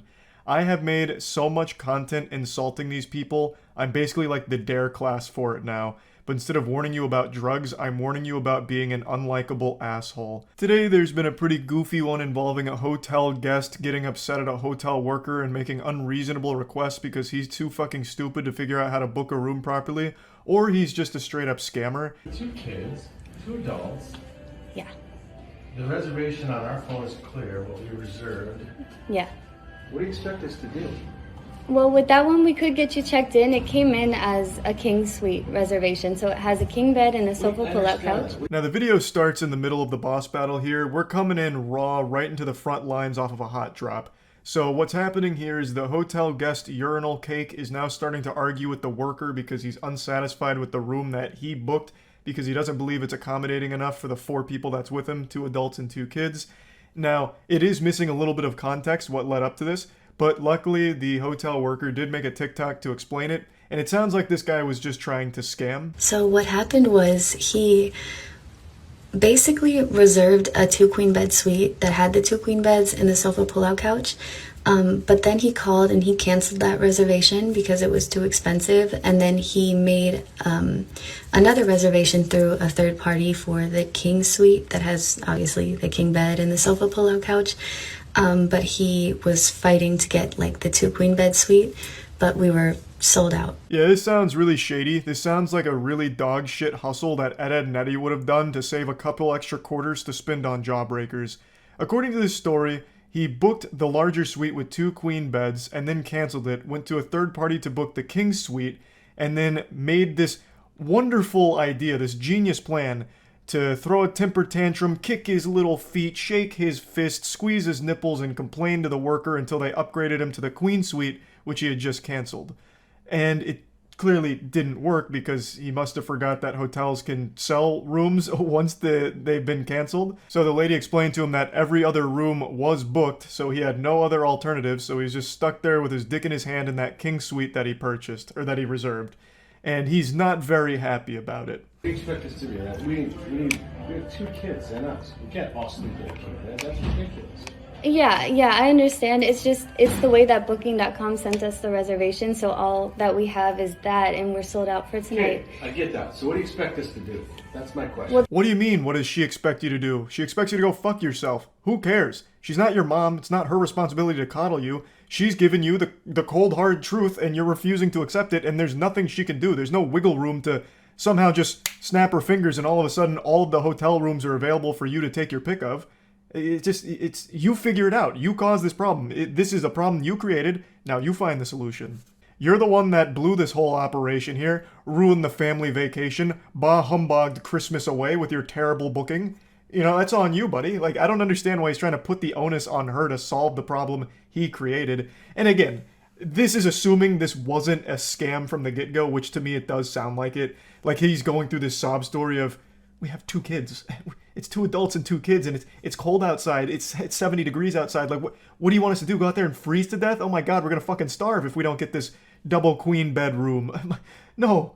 It seems like he's just trying to drum up a sob story and try and get upgraded and pay the price of the king suite, which was a smaller one. And if the goal was to scam, I think he should have done a better job of acting and come up with a more sympathetic story. Just go whole hog with this one. Double down. Get the family involved. So, you know, get some props. You have your wife wheel in one of the kids on a stretcher, right? With an oxygen tank set up to it, maybe even like a heartbeat monitor or something. And you just like gently pat their head like, it's okay, Cliff. We'll find somewhere else to go tonight. God damn it, Martha, I made him a promise. We'll get him to that doctor's appointment. We just need somewhere to stay first. We'll find it. You know, then maybe with the sympathy and the tears start flowing, then maybe the hotel worker somehow clears up a room. But you just didn't commit hard enough. I do think this is a scam, by the way. I really do get that feeling. He continues to ignore the most crucial part of this statement. It's not just a king bed in that suite. It's a king bed plus a full pull-out couch, or a full pull-out bed from the couch. So that's already 2 beds. You can absolutely, comfortably have 4 people in a 2-bed situation. Now, I do understand that it's possible he's in a loveless marriage and him and his wife haven't shared a bed in the last, 10 years, but I think just for one night, they could set that aside, sleep next to each other in order for him to have an extra night to solve this problem. But for some reason, he keeps ignoring that statement about the pull-out couch. That's what I'm saying. Yes, so we could either check you into the room or we could cancel the reservation. That's the only 2 options. Sleep in our car? No, I'm not. Yeah, I mean, where else are we going to go? Are there any other Holiday Inn Express hotels you can check us into? I don't have the power to do that, but there are Holiday Inn Expresses in Bloomington. So you're not going to help us. You're going to say, take the room as it is, or you're on your own. Yes. Yeah, that's exactly what she should do, and exactly all she can do in this situation. There is no further help she can offer because the whole place is fucking booked, and it's your fault that this has become a catastrophe. What I can do to help you guys is get you guys checked into the room that has the king bed and the sofa pull-out couch. But apart from that, we don't have any other rooms to check you guys into. If it's regarding what you guys reserved, you would have to call Booking.com so that they could assist you with something that happened on their end. But this is just the information that we've received from Booking.com.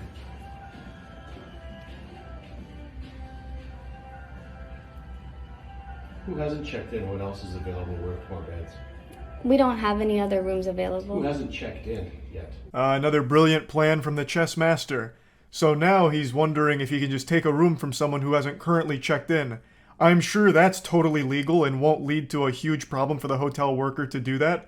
Man, this guy really does think he's the main character. I have no doubt he's gone through his entire life with people just absolutely giving him everything he's ever wanted on a silver platter.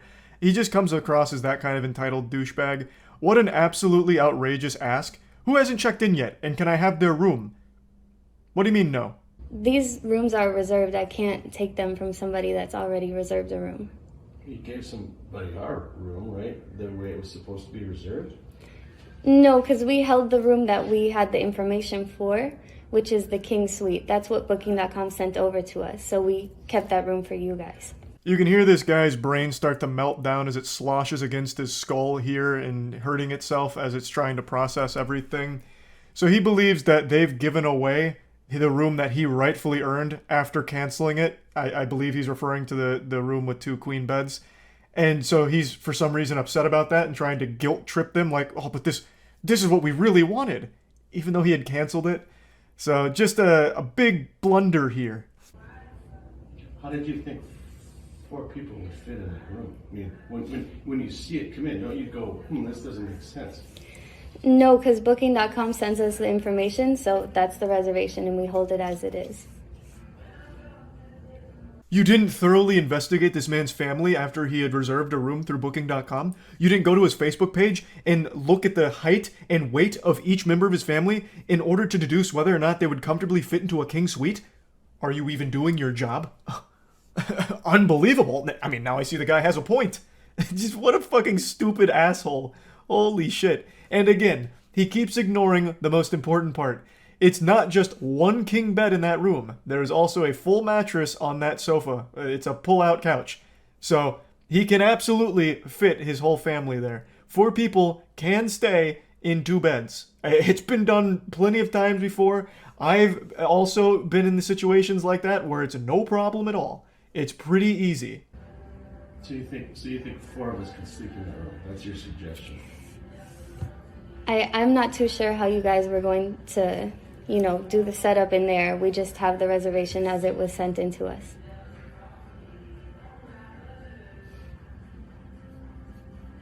And you have no other alternatives to solve it? We're completely sold out for tonight.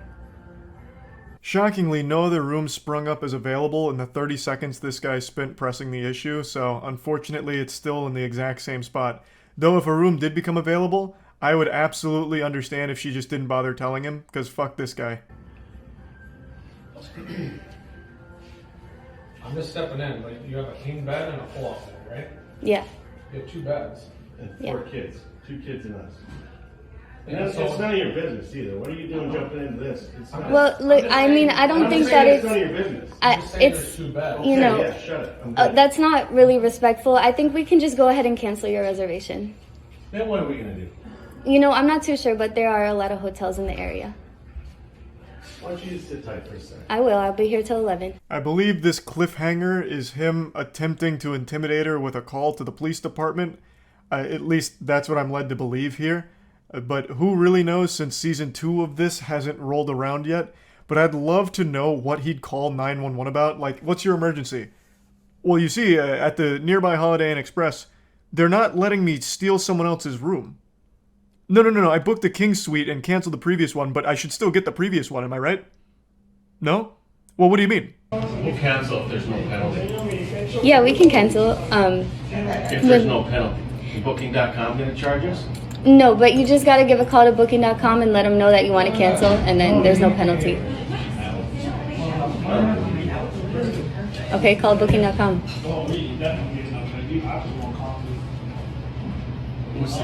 Do you know what the cancellation terms are? Is there a 24-hour notice? They could tell you. This is where the random NPC encounter finally concludes. For some reason, he keeps asking her Booking.com's policies as if she's somehow an employee of Booking.com now, as opposed to this hotel. So, what a real mess, This guy's bad news. I'll just say what everyone's thinking. I'll be brave. I don't like this guy, and I'll say it. I don't like him. I also don't know what the fuck he expected to happen with this whole thing. Even if there were available rooms, I don't know exactly how this scam works. Why would they just upgrade you to that room for free when it's your fault, it's your mistake? I just don't see that ever really working, but I guess it must in some capacity if it's a well-known tactic. But anyway, just wanted to share this because people that insult and be rude and nasty to customer service workers for no reason always deserve to be made fun of themselves. And that's about it. See ya. Yeah, today's one of those days. Just like chips and salsa at a Super Bowl party, I'm about to double dip in here into some drama.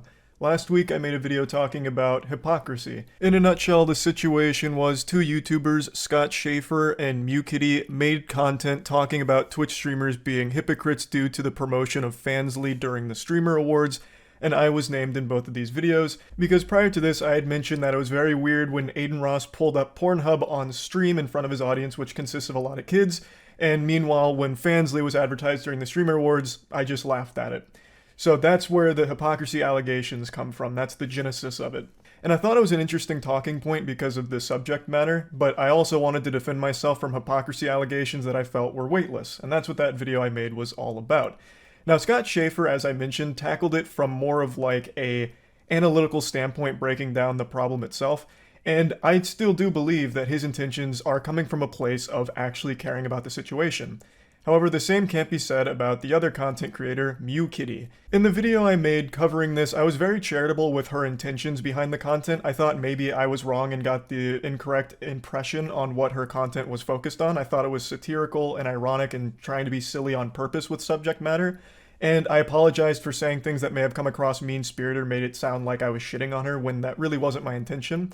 Especially considering we were both playing on the same team, I feel like we're both saying these things are bad. And for some reason, she's at my throat about it because of one difference in that I think showing Pornhub to the audience was worse. Not that that excuses the Fansly promotion, which again, I have never once defended or said was a good thing, but this slight difference in perspective on it has led to all of this hostility. And I tried to explain that in the last video because I thought maybe there was just a misunderstanding there, but she took the last video as more of a declaration of war. And another thing I want to come forward with right away, and I didn't think this needed explaining either, one of the core points that she as well as others are making is that this is actually a very insidious plot that I'm hiding on purpose because Ludwig is my friend and QT Cinderella is his girlfriend. QT Cinderella ran the Streamer Awards, she was responsible for the Fansly promotion. So people were saying that I'm, excusing everything she did because she's Ludwig's girlfriend. And I didn't think this needed explaining. This is going to be a common thing. I didn't think a lot of this needed explaining, but I'll do it anyway. I've now said in like 5 videos over the last 5 months, I don't see eye to eye with anyone all the time, even my best friends. So, even though I do respect QT, and of course I respect Ludwig, I consider them friends, I didn't see eye to eye with QT on this. Thus, I wasn't going to pretend like I did and defend it. I don't do that for anyone, not even my best friends. This wasn't some kind of secret association that was kept under wraps. I'm very public about Ludwig and I being business partners with fucking Moist Esports, for example, and we do a lot together.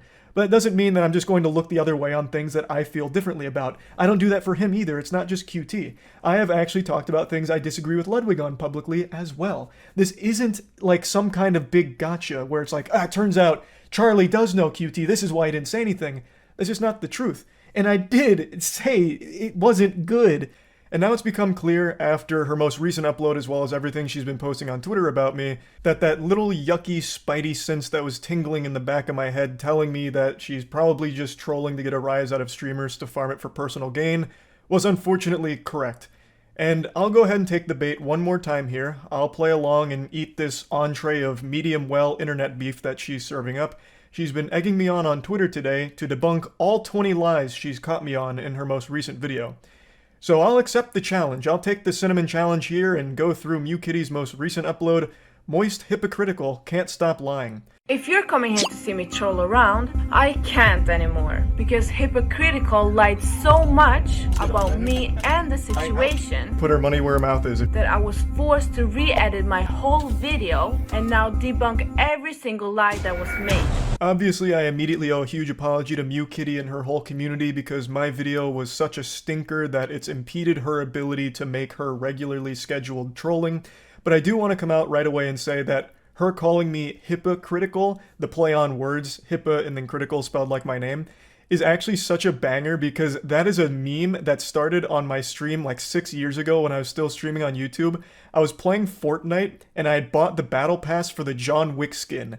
And chat fucking erupted when they saw me playing with it because I had for a long time talked about what a big waste of money the battle pass is. You're a fucking troglodyte if you buy the battle pass. And then fucking John Wick skin comes out, it busts down my resolve and I spent money on it. So chat called me hypocritical just like this. And it became a bit of a meme. So to see her unironically use it here is almost nostalgic to a certain extent, but she's clearly using it to be combative as opposed to like jovial and kidding around. Everybody, including me, is tired of this subject, on him defending promotion of porn to kids. But we're not even 30 seconds into this video and she's already told her first lie, which is ironic. It almost makes her seem like the hypocrite here. She says that I have defended the promotion of porn to kids. Do you have any evidence to back that up? Do you have a clip of me saying that what QT Cinderella did with promoting Fansly during the Streamer Awards is good? Defending it in any way? Because as far as I can recall, I have only ever said that it's not a good decision. And that, as well as Pornhub that Aiden Ross brought up on stream, are both bad.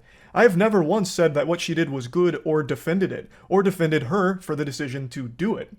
But she likes to tell her audience that I have, without ever showing any clips of me doing it. Because it hasn't happened. That is a blatant, bold-faced lie. First lie manipulates the narrative that he already said both are bad. But that clip happened after my video, when his own fans has pressed him for 1 week for saying nothing. And on stream I talked about this last night. And I'll go ahead and get this out of the way right away. During that stream, and in the exact same video Mute Kitty has posted on one of her channels, I outright say both are bad. He never say outright both are bad. All the streams is on my second channel. He defended himself and argued with his viewers for 10 minutes. And after a long battle, he said it's not a great decision, but never said both are bad. This is a pretty interesting angle to try and play here, trying to catch me on not saying verbatim both are bad until the video went live.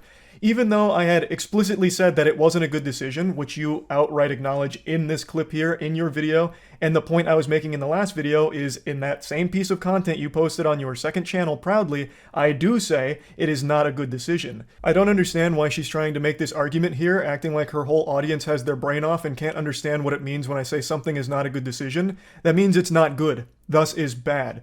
And since I'm talking about the Cutie Cinderella Fansly promotion moment, that is me saying it is bad. Same way I was saying the Aiden Ross Pornhub moment was bad. And I'd actually like to cannonball into the deep end of this pool a little bit and swim around a little more and explore it, because I didn't think this would be necessary. I thought we were all able to deduce human emotion, but it seems like a lot of her arguments are going to pretend like everyone is an actual bot and can't, like, think.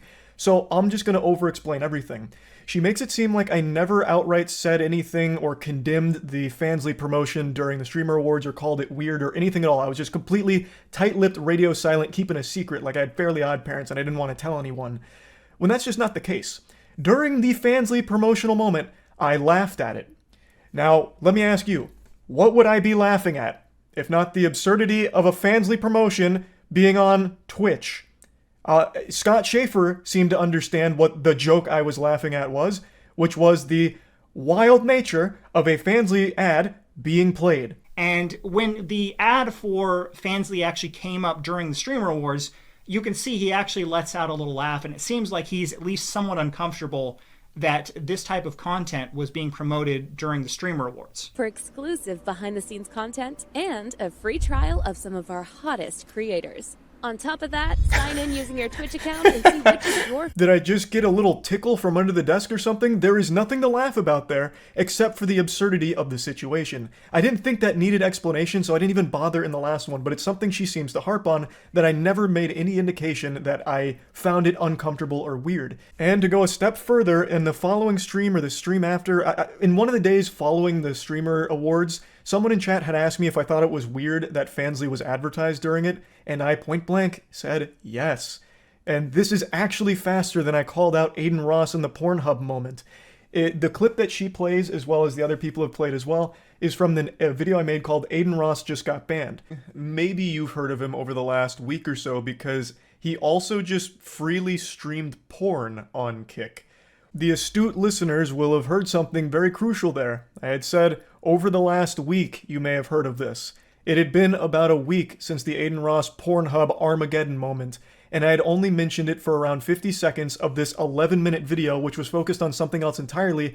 I just mentioned it because I was talking about a lot of the goofy things he had done recently. So I was just talking about it briefly, and it had taken me a week to even mention it. So I was actually faster to call the QT Fansly promotion weird than I was to call the Aiden Ross Pornhub situation weird.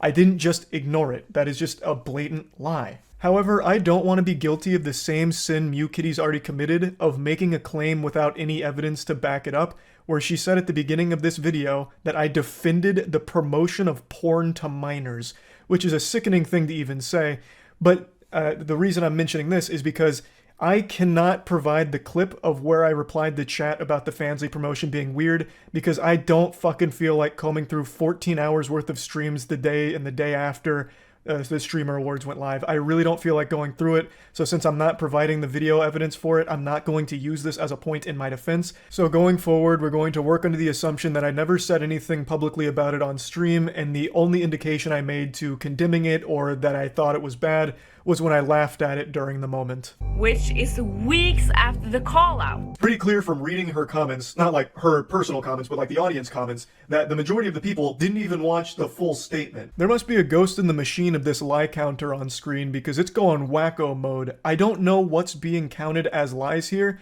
because her points haven't changed, yet the counter is going up.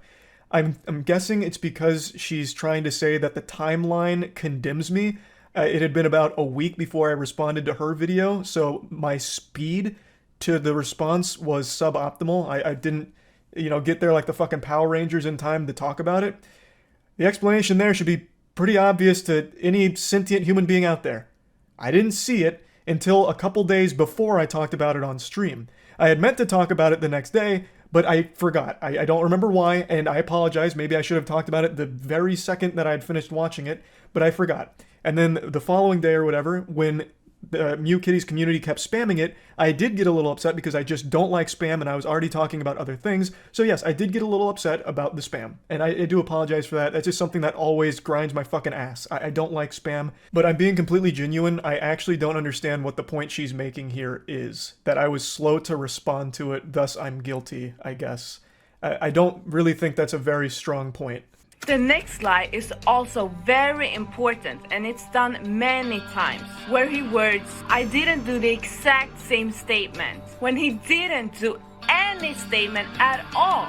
Thus, I disagree that it's hypocritical that I made statements about Aiden Ross and the porn thing being really weird, and I didn't make the exact same statements for QT Cinderella's Fansly sponsor. What? I don't actually really get what you're saying with this one. Is it an issue with the way I laid out the situation? In the clip you played, I'm just laying out the situation where people were upset that I had made a statement about Aiden Ross and streaming Pornhub to be weird, and then didn't turn around and make the exact same statement for QT Cinderella and the Fansly promotion. Was the issue me saying exact same? The word exact? Was that the problem? The pressure point? Because if so, I mean, I guess we can dive into that a bit. Maybe we need to start with a definition of hypocrisy, I suppose. So again, this whole video I made was just defending me from the hypocrisy allegations, not minimizing the actual subject matter, which I find to be a pretty important talking point. It was just defending myself from claims of hypocrisy. So I tackled it by pointing out that the Aiden Ross Pornhub situation and the QT Fansly situation were different, albeit both bad, and do have similar elements to them. So in this section where I said I didn't say the exact same thing, I'm highlighting that when people were criticizing me, they're talking about me not making like a whole video talking about the QT Fansly promotion, I believe. So that's what that was my definition of exact same. And I'll clear up confusion. I didn't make a whole video about the Aiden Ross Pornhub thing either. That was 50 seconds of an 11-minute video that was unrelated to that. And I did mention that the QT thing was weird. So in order for the situation to have been hypocritical, I would have needed to shit all over Aiden Ross and call it the worst thing in the world, get the pitchfork out because he showed the Pornhub moment, and meanwhile, pat QT Cinderella on the back and defend it, applaud it, say that the Fansly promotion is totally fine. That would have been hypocritical, and I was arguing that since that wasn't the case, it wasn't. Like, the word exact wasn't really a core part of anything I was discussing. Now, I would like to, however, throw her a life raft on a point here, because I do think there is valid criticism of me here. I've said this for a long time. No one is above criticism. Of course, that includes me as well. I do think that maybe I didn't come out hard enough against it, so maybe that led to a lot of confusion on how I felt about it. With Aiden Ross, I didn't make a whole video talking about the Pornhub thing he did. It was a very small piece of a bigger video. So I never made a video about that, but QT Cinderella situation I only ever mentioned on stream, and I think only like one time. So even though I didn't make a whole video on the Aiden Ross Pornhub thing, it was pretty clear how I felt about it, whereas QT Cinderella, if you weren't watching the stream, it's possible that you didn't understand where I stood. So I do think that is a valid criticism where I didn't make it clear enough where I was at with it, and I think that would have been a good point to make. However, it's not hypocritical because at no point have I ever defended it, and I wouldn't defend it either.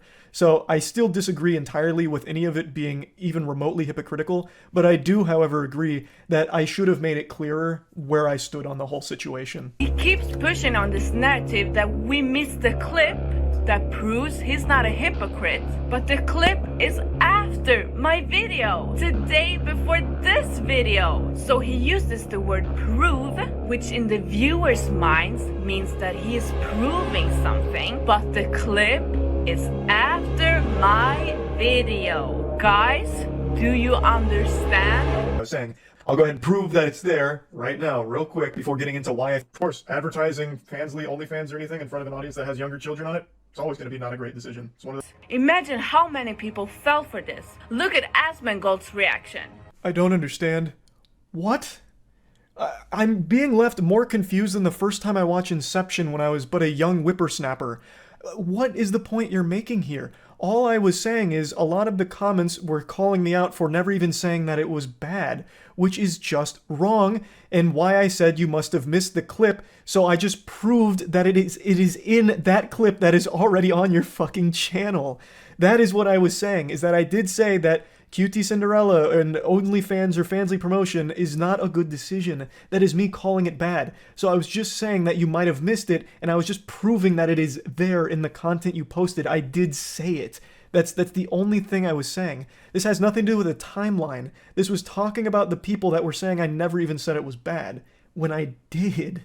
From the false lens. He then lies about Fansly having a lot of obstacles. So I viewed the advertisement very differently than a lot of people because even when you scan the QR code, you still don't immediately get porn. There's already a lot of degrees of separation and a lot of obstacles to go through. What happens? This is crazy that this website is being promoted in front of hundreds of thousands of children because as soon as I go to the homepage, I am instantly greeted with an open vagina despite the account being underage. This is the most disgustingly manipulative part of her entire video here because if she goes forward in this clip, I then go on to say that I didn't have the knowledge that Fansly wasn't secure and that it didn't actually have any safeguards in place to prevent under 18-year-olds from accessing the content on its site.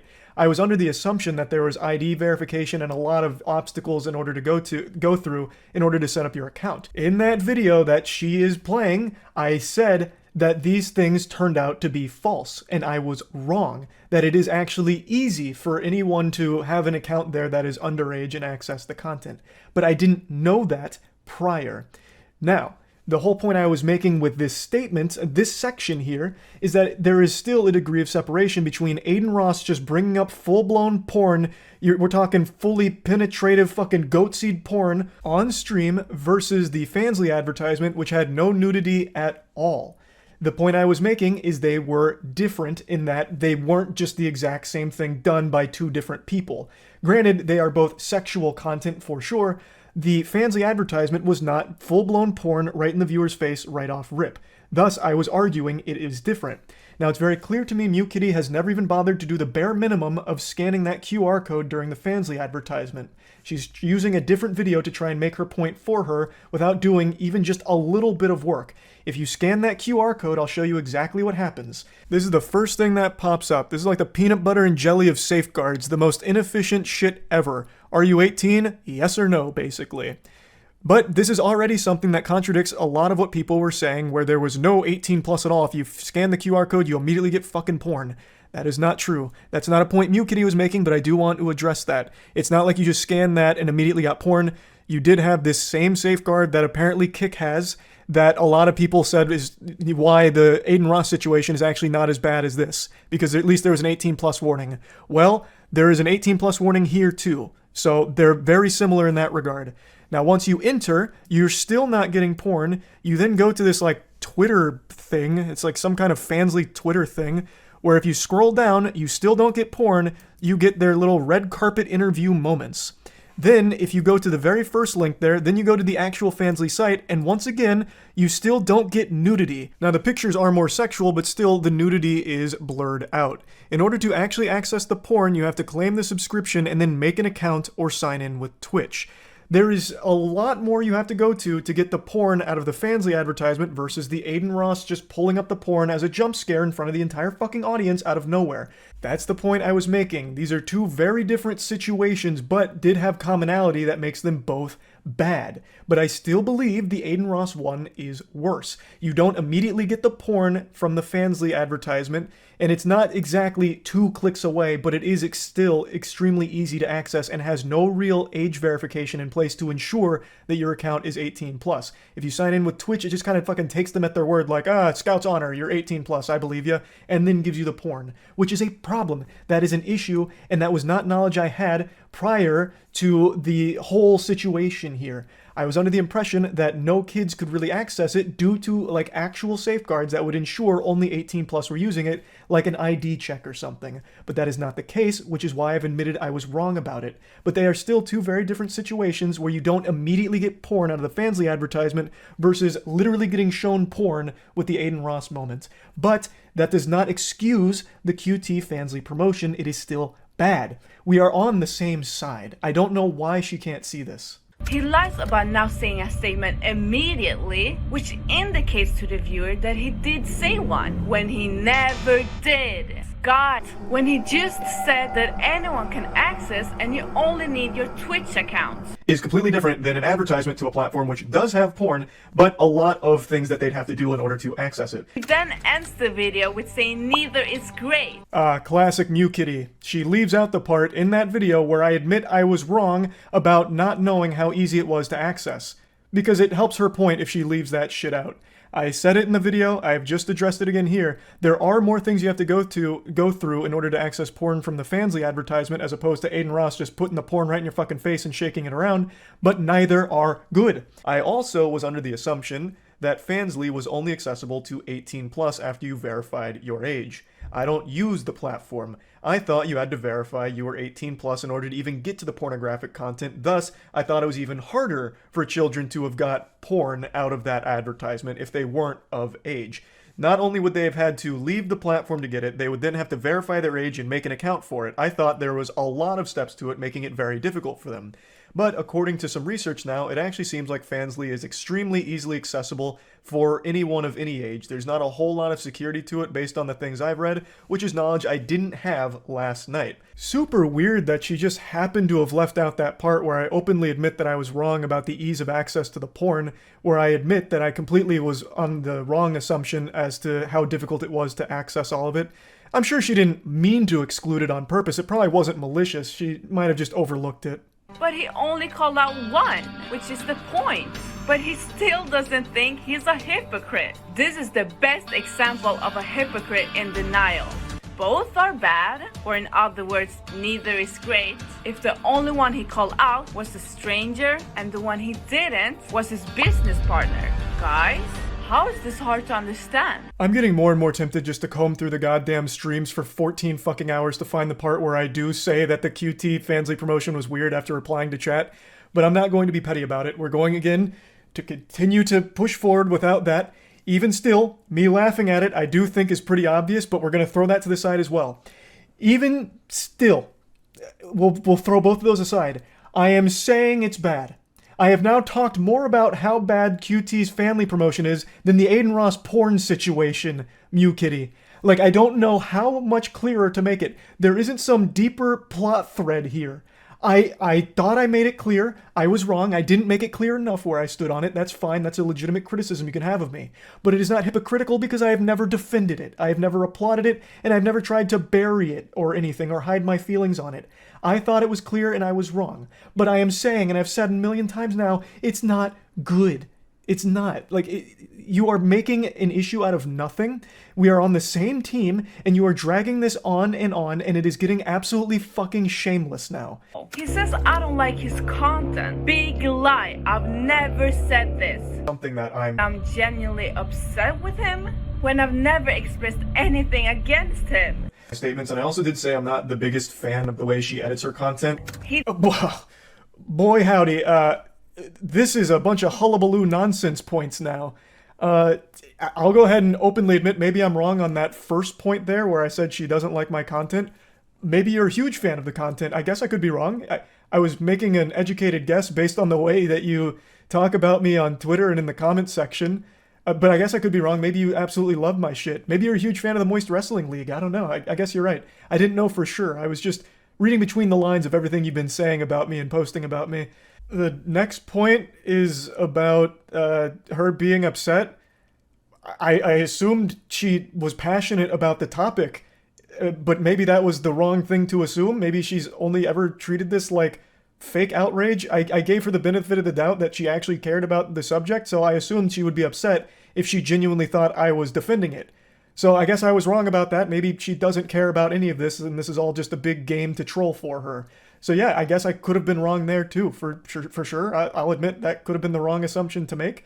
And then line number 11 had me really scratching my head here, and then calling it an ego thing. It was part of an apology to you, because I said on stream that I really didn't like the way you edited the content. I called it Zoomer editing, and I said that sounded mean-spirited when I didn't mean it to. I just meant that it's not my personal cup of tea. I've never been one to really like huge amount of sound effects and a lot of crazy effects and sounds and music going on. And I said I didn't really like it and it came across mean-spirited, so I apologized. I wanted to make sure that you didn't feel like I was insulting you personally, like I fucking hated you just because I didn't like the editing. I don't know what the lie is here. I was being honest. I still don't like the editing. That's just me being honest. That's not a lie. I don't really know what this part here is. I just can't even understand there's a real debate. I know Mew Kitty's really upset. He starts lying about me saying Aiden Ross did the exact same thing when I've never said that. I'd like her to put her money where her mouth is. If she really thinks that the Aiden Ross Pornhub situation is exactly the same as the QT Cinderella one, then I want her in her next video. Again, I could be fully wrong here about her being upset. She had made 3 tweets about me within like 2 hours right before I went live. So to me, it sounded like she was passionately upset about this whole situation. And like I said, if she was actually caring about the subject, I feel she'd have every right to if she really believed that I was defending it and okay with it. So again, I could have been wrong. Now, I like how she cuts off what I was about to say there because I still think this is something very important. Her video has me in it, side by side with my Aiden Ross statement where I said it was weird that he pulled up porn to his viewers that had kids watching, versus me laughing at QT pulling up the porn advertisement to viewers that had kids watching. So, what everyone inferred, including myself, is that she was saying these situations are the same and Moist Critikal is a hypocrite because he called the Aiden Ross thing weird, but didn't say it was weird when QT did it. That is the assumption I and everybody else who saw that video made. Pretty much everyone who watched your video interpreted that moment as you saying that Charlie said Aiden Ross Pornhub moment was weird, but didn't have that same energy or say the QT Fansly promotion was weird. Thus, he is a hypocrite. So my point was, if this is what you were saying, and it seemed to me and most people that it was what you were saying, that these are the same thing, and thus Charlie's a hypocrite, then I said, put your money where your mouth is, and in your next video, play the Aiden Ross uncensored, unedited Pornhub moment, and then play the QT Cinderella Fansly promotion unedited, uncensored, and we'll see how closely related they are. See if they really are the exact same situation. And I was saying, I don't think you'd do that. And for good reason, because the Aiden Ross Pornhub moment's gonna get you banned because it's fucking porn, whereas the QT Fansly promotion has nothing sexually super explicit, no nudity. I played that entire advertisement in my last video and it was totally fine. That one is a safe to watch thing that links to things that are not safe for minors to watch, which is bad. That is not good, but it is not exactly the same situation as Aiden Ross bringing up Pornhub, and that's what I thought and most people thought you were saying with your video with me at the end. So I challenged you to prove that you felt that way by playing both of these uncensored and unedited side by side to prove if you really felt they were exactly the same. You have now kind of backpedaled on that, or maybe we were all wrong and that's not exactly what you're saying. I guess that's totally possible as well. But I think we can all recognize that what Aiden Ross did is not the exact same thing QT Cinderella did with the Fansly promotion, but it does not excuse the Fansly promotion. I hate that I have to keep hammering that home now, but I'm going to keep saying it because it apparently needs to be made abundantly clear. Then he lies about saying both are bad and called one much weirder, which indicates that he called Cuties weird when he never did. I don't know how many times I have to say they're both bad, but one's definitely worse, which is why I called it much weirder. And that is why everybody's calling him out. But one is definitely worse, which is why I called it much weirder and much quicker. Once again, this is referring to the situation after all of this had happened, where I had now said 1,000 fucking times that the QT Fansly promotion is weird too, but the Aiden Ross Pornhub one is much weirder. Right? That's what I'm saying. This is all post-game now. After all of this has blown over, this is that stream right after all of this, I said that it is weird, and that the Aiden Ross one is still much weirder. I don't know what's getting lost here. And one of the most biggest lies is that he said that it was not good and he was uncomfortable when he saw the ad on Streamer Awards. This never happened. As opposed to laughing, and then saying that, yeah, that was uncomfortable and not good. Let me prove it for the lazy ones.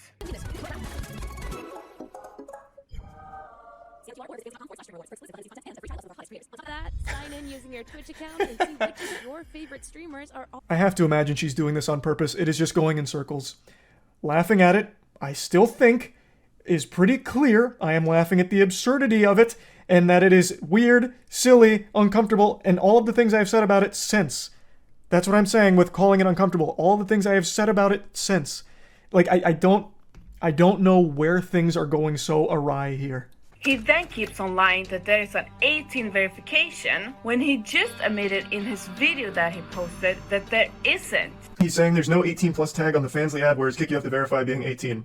Yeah, but on the actual porn website you have to verify being 18. So if we're going to talk about verification, then you would still need to verify you're 18 to see the porn with Fansly. I thought you had to verify you were 18 plus in order to even get to the pornographic content, but according to some research now, it actually seems like Fansly is extremely easily accessible for anyone of any age. There's not a whole lot of security to it based on the things I've read, which is knowledge I didn't have last night. Still need to verify you're 18 to see the porn with Fansly. Hey, there we go. Mew Kitty finally came around to playing the rest of that clip where I admit that I got a lot of the information wrong about how easily accessible Fansly is, which contradicts a couple of the lies she pointed out earlier. I'm glad she finally shoehorned it in at the very end. Now, maybe I shouldn't use the word verify here, but I did just pull up on screen what happens when you scan the code. You have to confirm that you are 18 by hitting enter, which is the same thing Kick had. The whole context of that situation was people saying Kick had the 18 plus verification just to watch the stream. And I was saying, well, by that metric, Fansly had the same safeguard, where you still had to hit 18 to enter. I shouldn't have used the word verification, I should have used safeguard, because it's not verification. That was an absolutely wrong word to use there, and I fully own up to that. That was not the correct word to use, but it was on the fly and we were heated, so I used the wrong word and fumbled it. It was a safeguard. Kick didn't have an 18 verification either. It was, are you 18 to start watching? Yes. Which is the exact same thing that Fansly had. Are you 18 to go to this next page? Yes. That's what I'm saying. That's the whole context there. He then keeps on brainwashing the narrative that he didn't do it immediately when he never did anything. It's a lie, guys. And then the one I didn't talk about immediately after happened. And now he lies again and said that it was kind of weird when I just proved that he didn't. Immediately after it happened, I laughed and then said later, wow, that was kind of weird. I don't know how many times she's going to make the exact same statement and chalk it up to a new lie. This is getting ridiculous now. For the 50th fucking time, she keeps saying that I didn't make a statement. I have now made 2 full videos about this whole situation, saying the same thing, that it's inexcusable, bad, not good, suboptimal, not great, awful, uncomfortable, yucky, stinky. That's what I'm talking about. I've said that a ton of times now. The initial laugh I thought was clear from the get-go at what I was laughing at, but I guess not. I forgot we're in the age of Twitter where you have to end everything with like a slash sarcasm or something to give like your tone indicators so everyone fully fucking understands what's going on in a situation. But regardless, I recognize I may not have made it clear enough, which is where confusion could have arisen. But I don't know why she's still pretending like I've somehow defended this. I have never defended it, ever. And I have now talked about this so much more than I've talked about the Aiden Ross situation, which I still believe was worse, no matter how you try and spin it.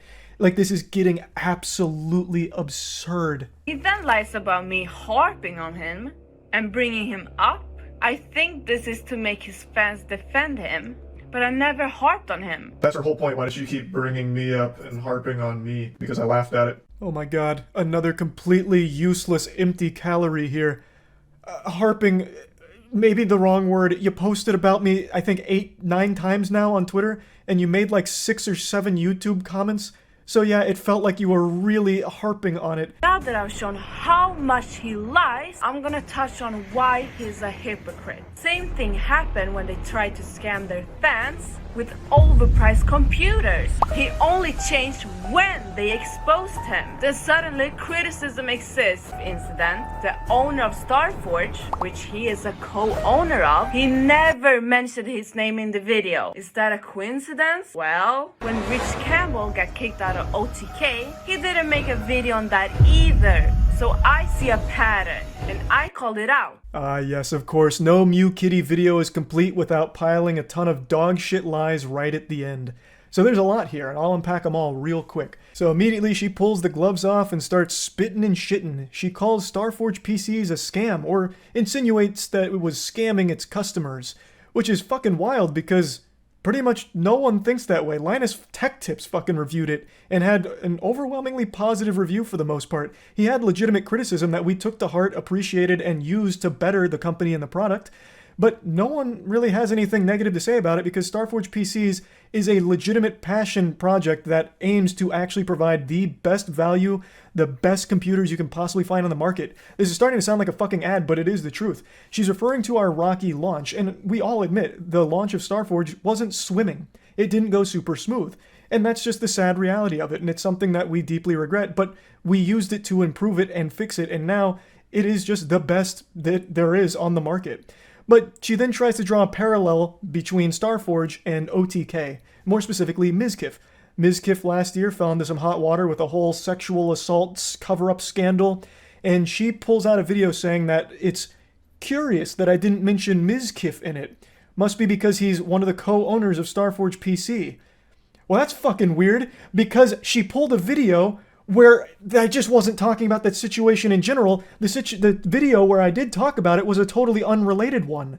So I'll go ahead and play the clip where I do mention it and say that I'm giving proper respect to the victim due to the severity of the case, because normally with internet drama, I'm just covering the wacky and goofy shit, and sexual assault is nothing wacky and goofy. That's fucking horrifying.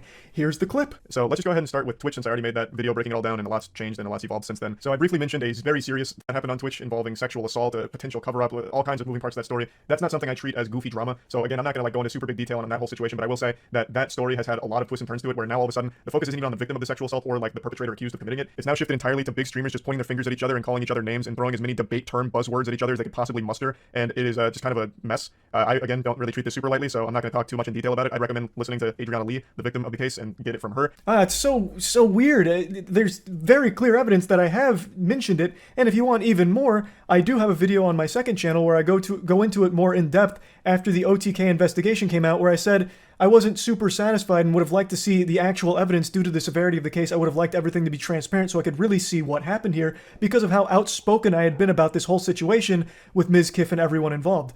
But she couldn't be bothered to do any amount of research, even the fucking bare minimum where if you just type in my name plus Ms. Kiff, that video pops up right away. And I've talked about it on stream at length too, for hours. Like, it is something I very deeply did and do care about. She then makes another fucking lie saying that I never talked about Rich Campbell or made a video about him. Well, once again, that was another horrifying situation that is not wacky, goofy internet drama that I usually will cover. So that was one I didn't make a video on, she's correct, but I did have a whole stream dedicated to talking about the fucking situation, which she could easily find if she just typed in my name plus Rich Campbell. Here's just a small excerpt from it. She's blatantly fucking lying in a video where she's calling out my supposed lies. And just when you thought it couldn't get more embarrassing, she's got one more final point to make. Responded to this, to the promotion of porn to an audience full of minors.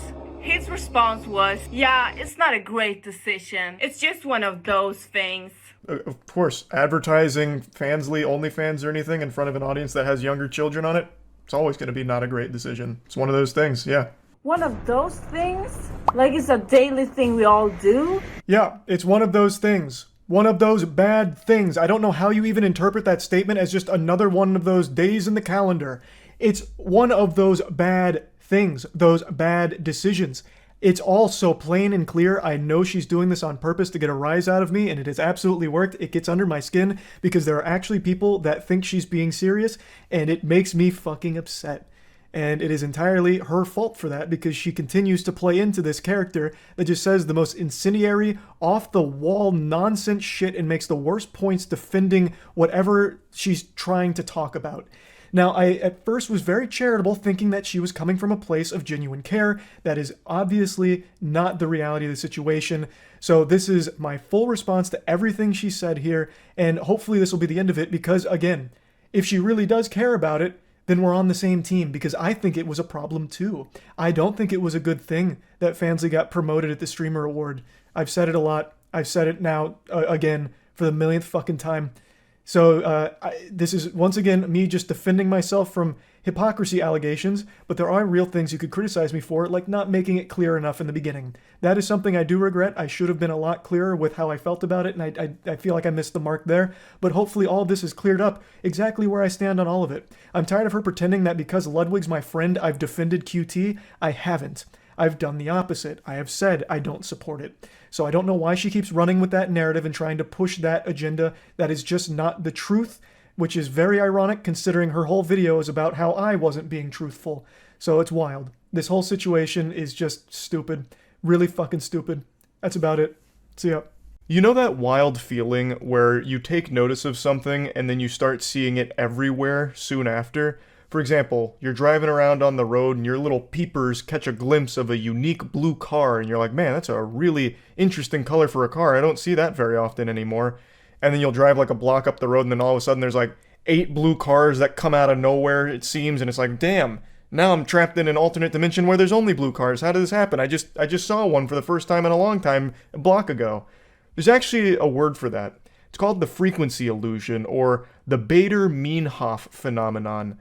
I think that's how you pronounce it. I may have absolutely butchered it. I couldn't tell you. But basically what it is a cognitive bias where when you notice something for the first time, you start to notice it a lot thereafter. It kind of just puts that in your noodle and you become more perceptive and aware of it. And it makes it seem like all of a sudden it's more common than it is. I can still remember the first time I remember this happening to me. I was playing Grand Theft Auto Vice City and I saw a really rare vehicle that I don't think I'd ever seen before, so I did everything in my power to acquire it, and I finally do through blood, sweat, tears, elbow grease, and my little child brain was blown by how cool I felt with this new vehicle. And then as I'm driving away, there's like 8 more of those bitches driving in the opposite direction, and I was stunned. Now maybe it was a game mechanic I never even bothered to check, but I think more likely than not it was just an example of this frequency illusion. Point is, the reason I'm mentioning this, I just made a video covering that forklift ATM heist from like 2 days ago, and now all of a sudden I've been inundated with stories that are popping up about like heavy machinery robberies, and I feel like this just has to be another example of the frequency illusion because there's no way that this is a very common crime. There is no way that there's some kind of mind plague that's infecting people's brains, making them believe that stealing excavators, forklifts, front-end loaders, garbage trucks in order to commit crimes with them is a good idea that will somehow work. Like, there's just no way that it's that common. It has to be, I'm more perceptive of it now. But to argue against myself, I don't think there ever would have been a time where my eyes would just glaze past a headline that talks about a guy stealing a front-end loader and stealing motorcycles with a fucking front-end loader. Like, I feel like I would have always been aware of that. So maybe this is just becoming like the new crime meta. Just stealing like machinery you'd find at some kind of mining operation and using that to commit crime across the city with. I don't know. But this shit is wacky. Let me go ahead and show you this front-end loader robbery and subsequent low-speed pursuit. This is actually some wild work out of GTA right now. I feel like you could have accomplished the same thing with just a brick. Like, I don't even think you needed to steal the front-end loader, to be honest. Like, it was probably a lot more difficult to find this vehicle than it would be to just find, like, a big rock. Oh, wait. I see. Now I see what the plan was. Wait, this guy's galaxy brain. This is an incredible scheme. He got the Christmas presents. I mean, he's kind of busting up the bikes on the way home here. He's not doing a great job of securing the package. Put a damn light. He is not stopping. He is not stopping. I was legitimately stunned by the depth of this plan having more layers to it than just take big vehicle, crash into building, and then go in and take the goodies and call it a night. This guy pre-planned this for what I imagine must have been months. He not only found a front-end loader that was prime for the pickin', but then he also went into the building with ratchet straps, I guess, and put them together as if it was like fucking grapes on a vine, and then had the perfect attachment for the front-end loader, the hook, in order to actually carry away the bikes on it. Like, there was a lot more than I would have expected here. Like, Jesus Christ, I was half expecting the front-end loader to turn into a goddamn Decepticon committing the crime. This was a shocking revelation.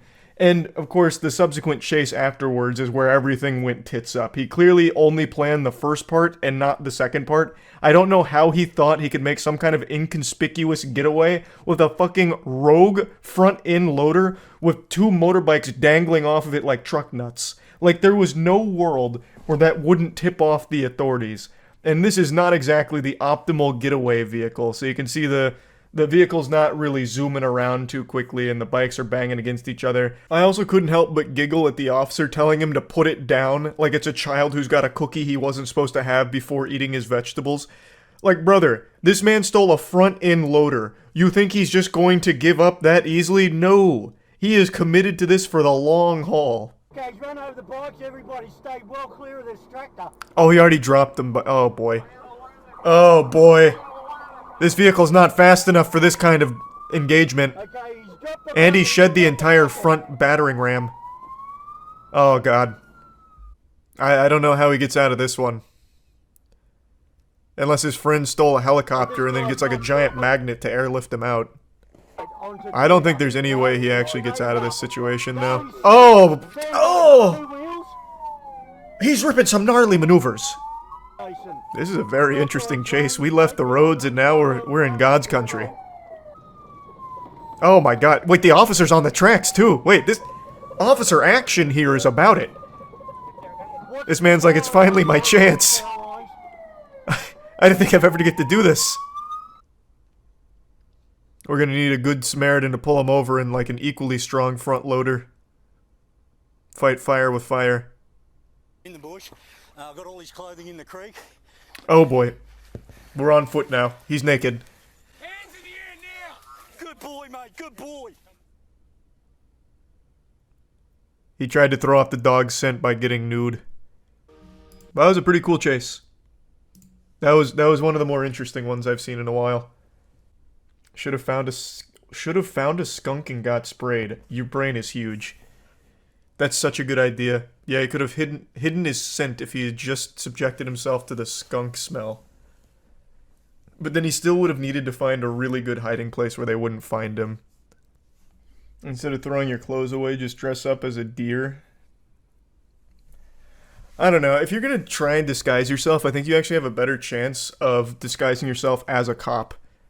Like, imagine he gets out of the front loader, runs into the forest, and he has, like, a cop uniform waiting for him, complete with, like, flashlight and everything, and service pistol, and he's, like, just looking around and just talking with the boys. Like, you'd probably get further with that approach. They finally caught him, but this man was operating on, like, demon mode here.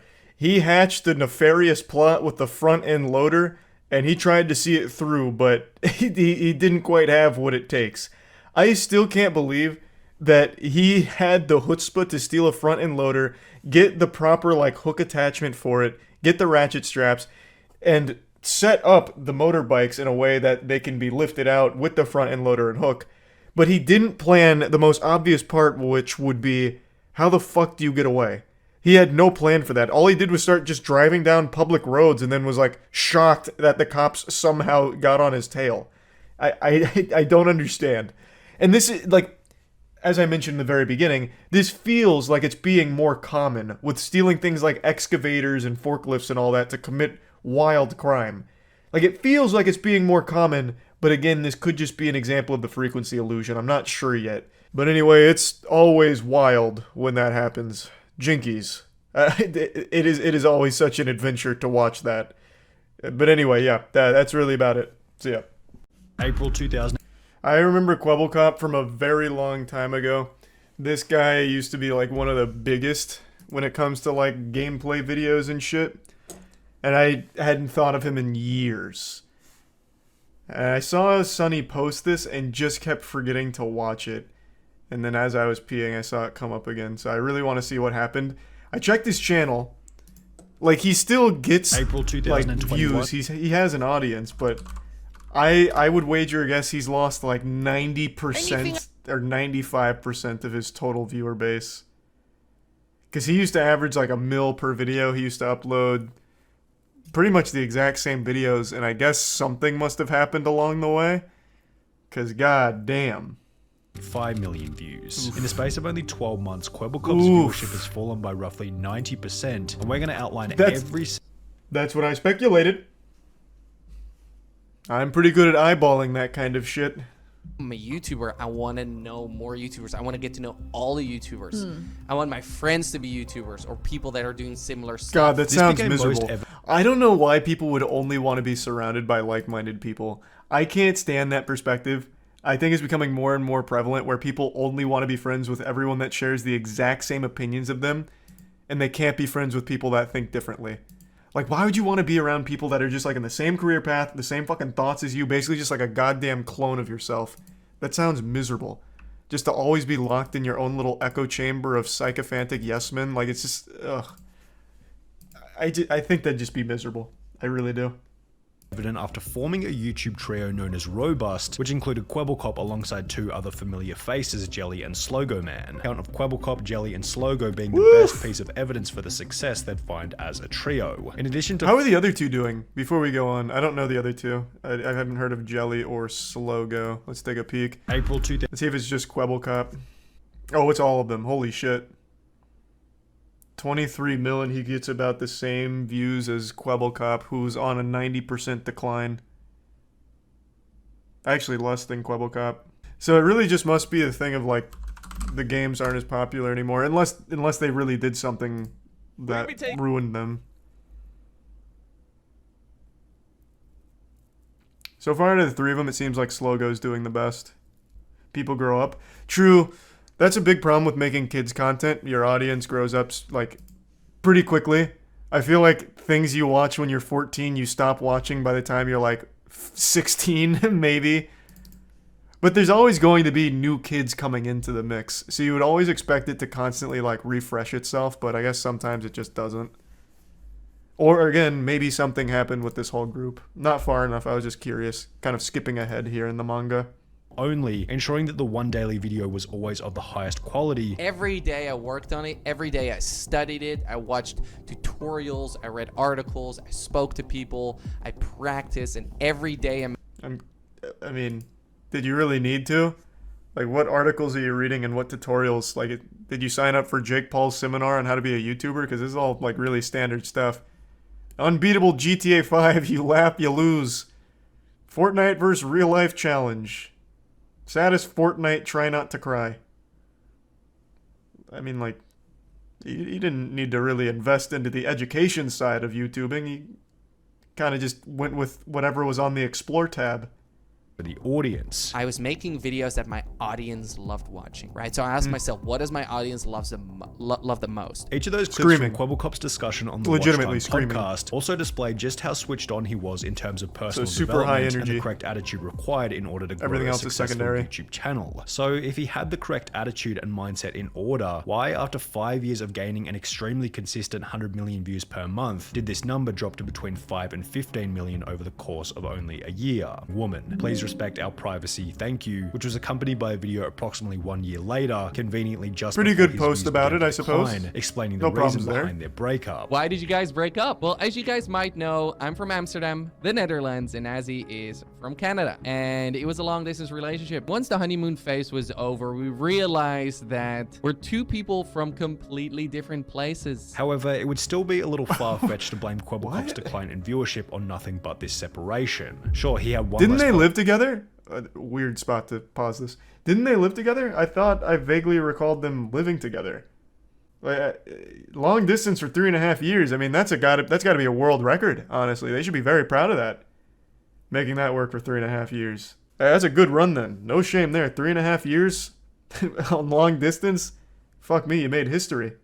After 5 years of filming together, the robust trio being Kwebbelkop, Jelly, and Slogo would also slowly disintegrate. Oh no! Instead of playing with Geordie, who was busy making various Why I Left Jelly and Slogo, explaining that— That's the exact same thumbnail from the Azzyland breakup. This man only has one sad face? Come on! You studied articles, you read books or whatever about YouTubing. You know you've got to switch up the crying thumbnail. This one should have at least had like one of these, maybe like the shocked face. Like, you can't keep reusing this shit, Kwebbelkop. I see what's gone wrong here. Unbelievable. That as a result of making video after video with the group, each of which following a similar narrative, Kwebbelkop felt as though he wasn't growing due to a lack of creativity. I saw that my creativity was running out. I was just doing things with the group. I was going into that direction. I realized that I stopped growing as a person. He then began I don't think it was the the group. YouTuber going by the name of Tiger, yet this would also end in another bit of drama. Me and Kwebbelkop got into a fight, and after this fight, I was pretty much left with nothing. Kwebbelkop found Tiger when he was still a small cop, offered guidance and growth to Tiger in exchange for part or full ownership of the channel. I'm like, this guy could be a really big YouTuber. If I would coach him a little bit, he has so much talent. Now this went exactly as planned in the beginning. They started playing together. Okay, that's kind of fucked up. I've never heard of something like that. 2 million views per month to 20 million views per month. Titled Why I Left Kwebbelkop and Tiger. Man, they're getting so much mileage out of this crying face from Kwebbelkop. That shit is being used and abused in every single fucking thumbnail here ever. My god. I will say though, one of his reasons for leaving that group is because he couldn't be as creative as he wanted to be. Well, I'm glad he did that, because now creativity is the number one thing I get when looking at the channel here. Look at all these. Content he's never made before. He was really able to unlock his magnum opus of creation here. They really held him back. Now he's spread his wings like a beautiful butterfly. I can't! But he was no longer friends. Why? Do it! Everyone is asking the same thing. Why are you not uploading to Tiger, and what happened between you and Kwebbelkop? Well guys, it essentially boils down to one thing, and that is that me and Kwebbelkop are actually no longer friends. I feel hurt, I feel disappointed. That somehow Kwebbelkop had claimed ownership over Tiger's channel, as he would upload a video where he had cloned Tiger's voice and attached it to an AI, which would provoke another response from Tiger, who was once again insulted by Geordie's actions. He made this cartoon character, loaned my voice, and put it on the Tiger channel. Listen, Geordie, this cartoon version of you might be your best friend, but I'm not your best friend, okay? I'm not even your friend. And after Tiger... That's wild. Hold on, I want to see that. So he did a VTuber for this now? Oh, Liger. Oh wait, no, this is his new channel. Oh, I must have deleted the other one. Man made a VTuber and an AI speech pattern for him? Bro, that's evil genius right there. That's Galaxy Brain. What is the channel down? Does anyone know for sure? Okay, you're right. It just didn't come up from typing in Tiger. I wonder why. Today will be... Okay. It looks like he's not doing it anymore. He must have deleted the video.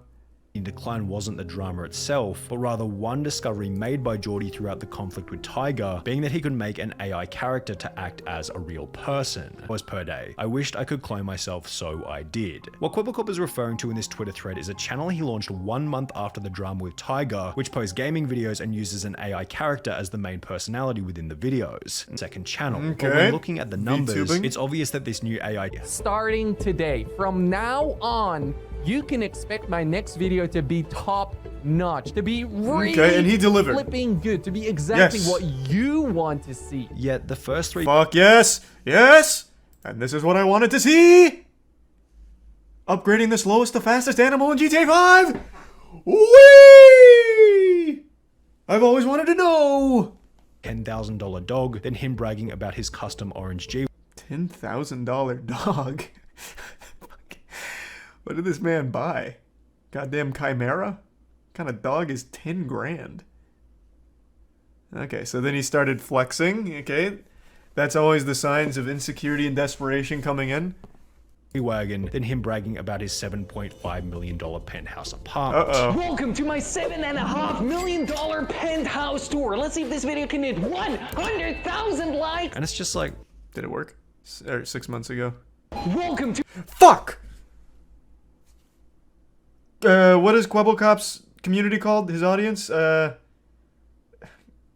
Cops and robbers? What are you doing? Only 35K? Now we'll never get to see more of his $7.5 million penthouse. Quebble flops. Whoa! A piano with a Star Wars blaster poking out. What is this? A telescope? What the fuck is this? This golden gun thing. I'm just taking a brief tour here, if you don't mind. Oh man, look at all those fragrances. Ah, Terre de Hermes. This one's a replica. This one's not even the original. Okay, pour much? Yikes. Not even authentic. Why is this the most replayed? Because of this jar of urine? Oh, it's actually not this. It's the shower. You perverts. You Quebble flops. Ew. Perverts. I wanted to see him take a shower. Have some respect. Why would you post this, dude? Not only have you stated in the past that you apparently don't do YouTube for the money. I don't care about making an extra buck on YouTube. I don't care about the money. I really genuinely do not do YouTube for the money. But do you really think the audience wants to open up the YouTube app and instantly see something that makes them feel inferior to you? Do you think new viewers on I feel the like a channel part want of to the open up family. video section as products stems from a specific inclination to re-establish power, which might explain Quebblecop's motive to upload these off-brand videos. You just got analyzed on that one, Quebblecop. That is super true, though. You see this shit happen a lot with, I guess not necessarily streamers, because I don't think there's any, like, big streamers that have fully fallen off yet. But I've seen this on YouTube a few times with some of the big boys. Take, for example, like, Rice Gum. Though most of his content was built around flexing from the start, it obviously only had a shelf life of however many years he was on there for. I don't even remember now. But this kind of like flexing is always like in the death throes of that creator's channel. Happens all the time. Channel. In a recent video titled My $100 Million GTA 5 Business in Real Life, which sports a similar kind of vibe to the apartment tour, Quebblecop talks about how he's also launched an NFT business and is working on a video game, potentially fracturing his focus from YouTube even further. As mentioned earlier. Oh my god. No way. Quebblecop is no fucking way. He's in NFTs? Bro, this has to be like the last adopter of NFTs right now. years ago, in August 2012, I had a dream. I was living in my mom's NFTs, place, baby. I just finished school. I was watching YouTube every single day, playing video games every single day. I thought to myself, what if this shit wasn't fungible? I told my mom and she said, Jordy, are you crazy? You need to go I love games, but I hate funging. After quite a lot of convincing all day. At one point, things were going so well that Tiger said, you know what? I want to do things myself. Well, I just watched Sonny's video there. That's not really what happened. You guys just you had a falling out. You guys aren't really like friends anymore, it seems. It wasn't necessarily a you were too good. You guys were too good. I'm gonna try it on my own. I still had the channel, which was dead at this point in time. So I said, well, if I want to continue the dream, if I want to build tons and tons and tons of channels that will flourish and shine forever, we need to remove the human element. Yes, it sounds crazy, but we need robots, we need computers. That's spoken like a man who really cares about the content. If I'm to own 5 million channels, I realize the weakest link is the goddamn human. Organic is cringe. Machines are the way I do it. So I hired this entire team to build VTubers with AI scripts. To pump out as much shit as I possibly can across 1,000 channels. We need VTubers. And that's when Blue was born.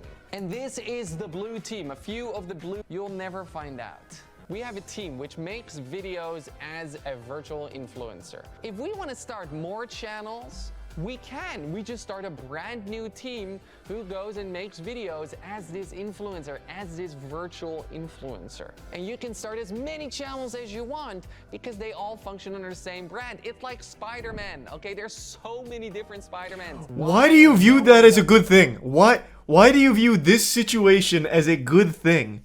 I mean, for you, I get it because it's a lot of money, owning all those channels and all the ad revenue. But as someone who keeps presenting himself as a guy who doesn't care about the money and does it for good content, how can you possibly sit here and try and convince your audience of Quebble Flops that this is a good thing?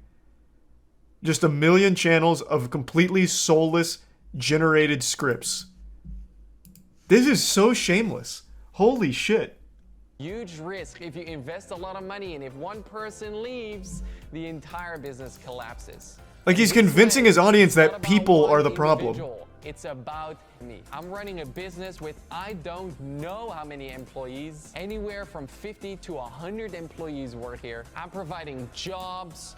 I'm building cool products. I'm making people's days better. And this all started what a weird with spin me on it. having a dream. Now let's... That's such a weird spin. Where's the NFT portion? I must have skipped it somewhere. I thought it was going to be like the focal point, but it's not. It's actually much worse than that. The focal point is I'm going to make 1,000 AI YouTube channels in order to really fucking pump out content and ad revenue, which is actually worse than NFTs. So where was it in the video? Alright.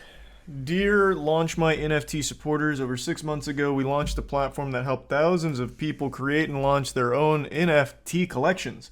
With over 1 million unique wallet addresses who use the platform, it's an understatement to call it a success.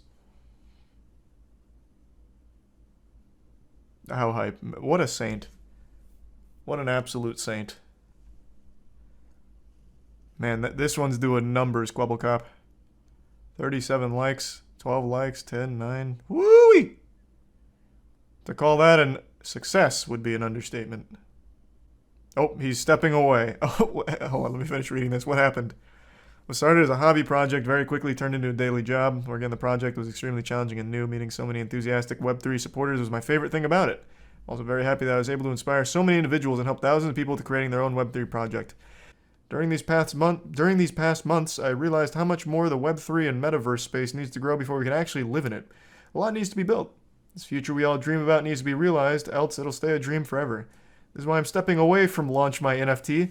I have a lot of faith in my team, and I'm certain that the future for the project is bright, in all honesty. They don't need me anymore. Thank you to everyone who I've worked alongside. It was fantastic. Thank you for everything. Let's turn this metaverse into a reality. Let's take a peek. How's Launch My NFT doing? The largest NFT launchpad. It's so weird. Every single NFT adjacent site claims that they are the largest.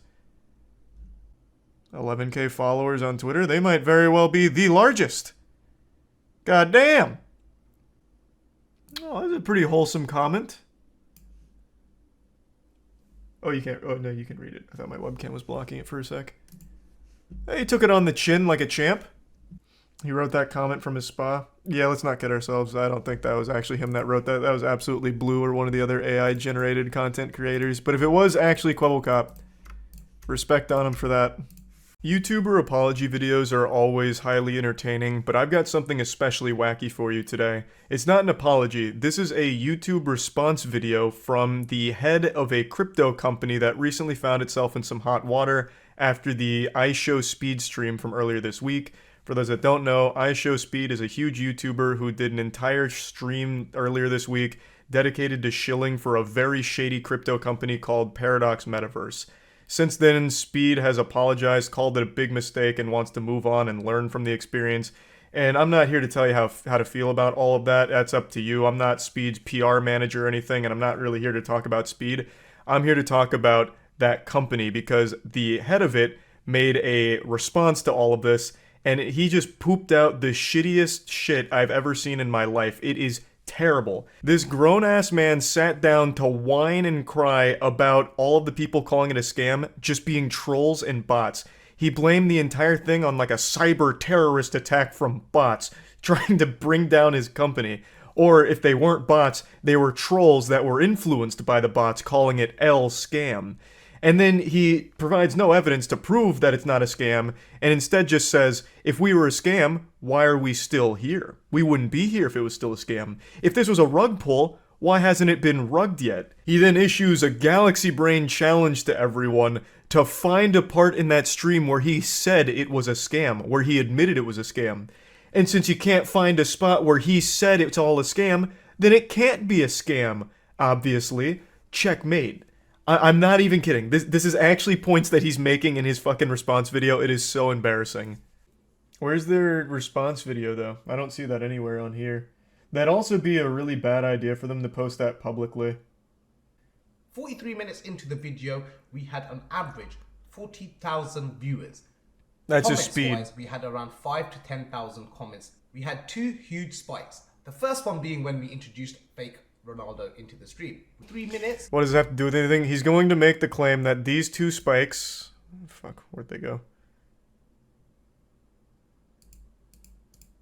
He's going to make the claim that these 2 spikes were when bots came in to say L scam. But what he fails to realize is the reason there's these spikes is because more people decided to type L scam when they realized how shady, shitty, and dog shit this whole thing was. It's not bots. These clowns have been very vocal about it being bots that were saying scam. Nobody else, everyone else loved it. Like the actual people with a pulse, they loved it. Everyone saying that it was a scam is a bot.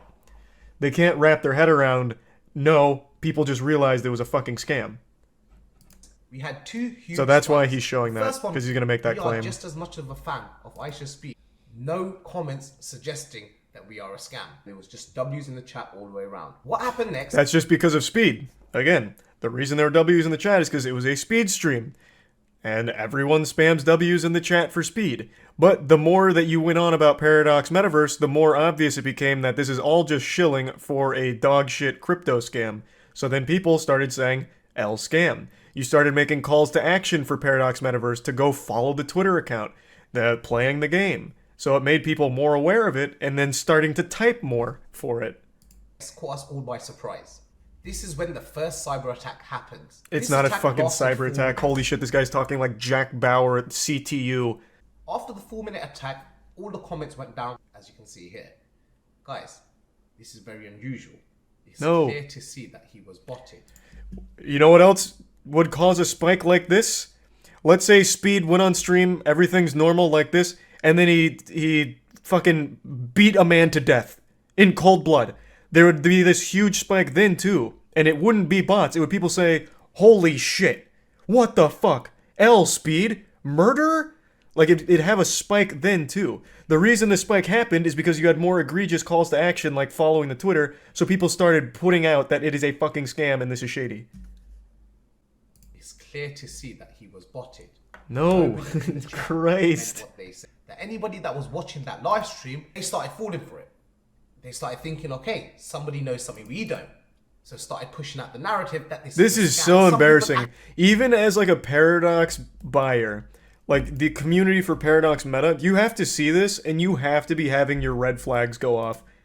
Like this has to trigger your own red flags to see that your CEO is so weak and so insecure that he's writing these things off as bots in pure delusion and cope, calling it an attack.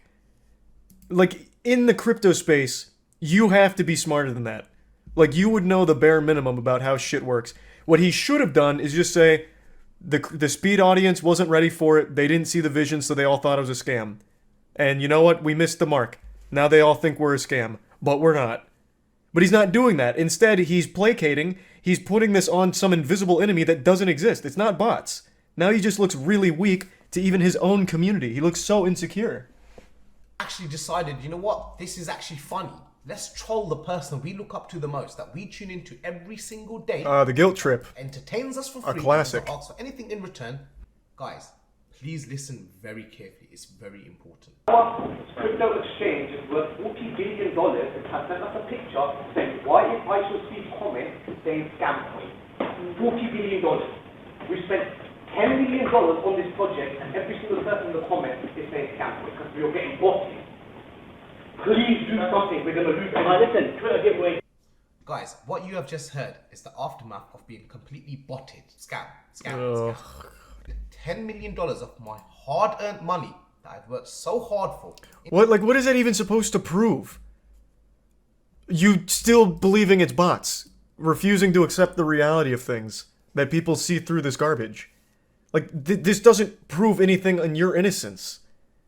It doesn't. All this proves, and if you played it longer, is that you asked Speed to shut it down. You asked if he could disable the chat. So you're taking away the people's voice, which makes you look bad and goes against your fucking stances on things.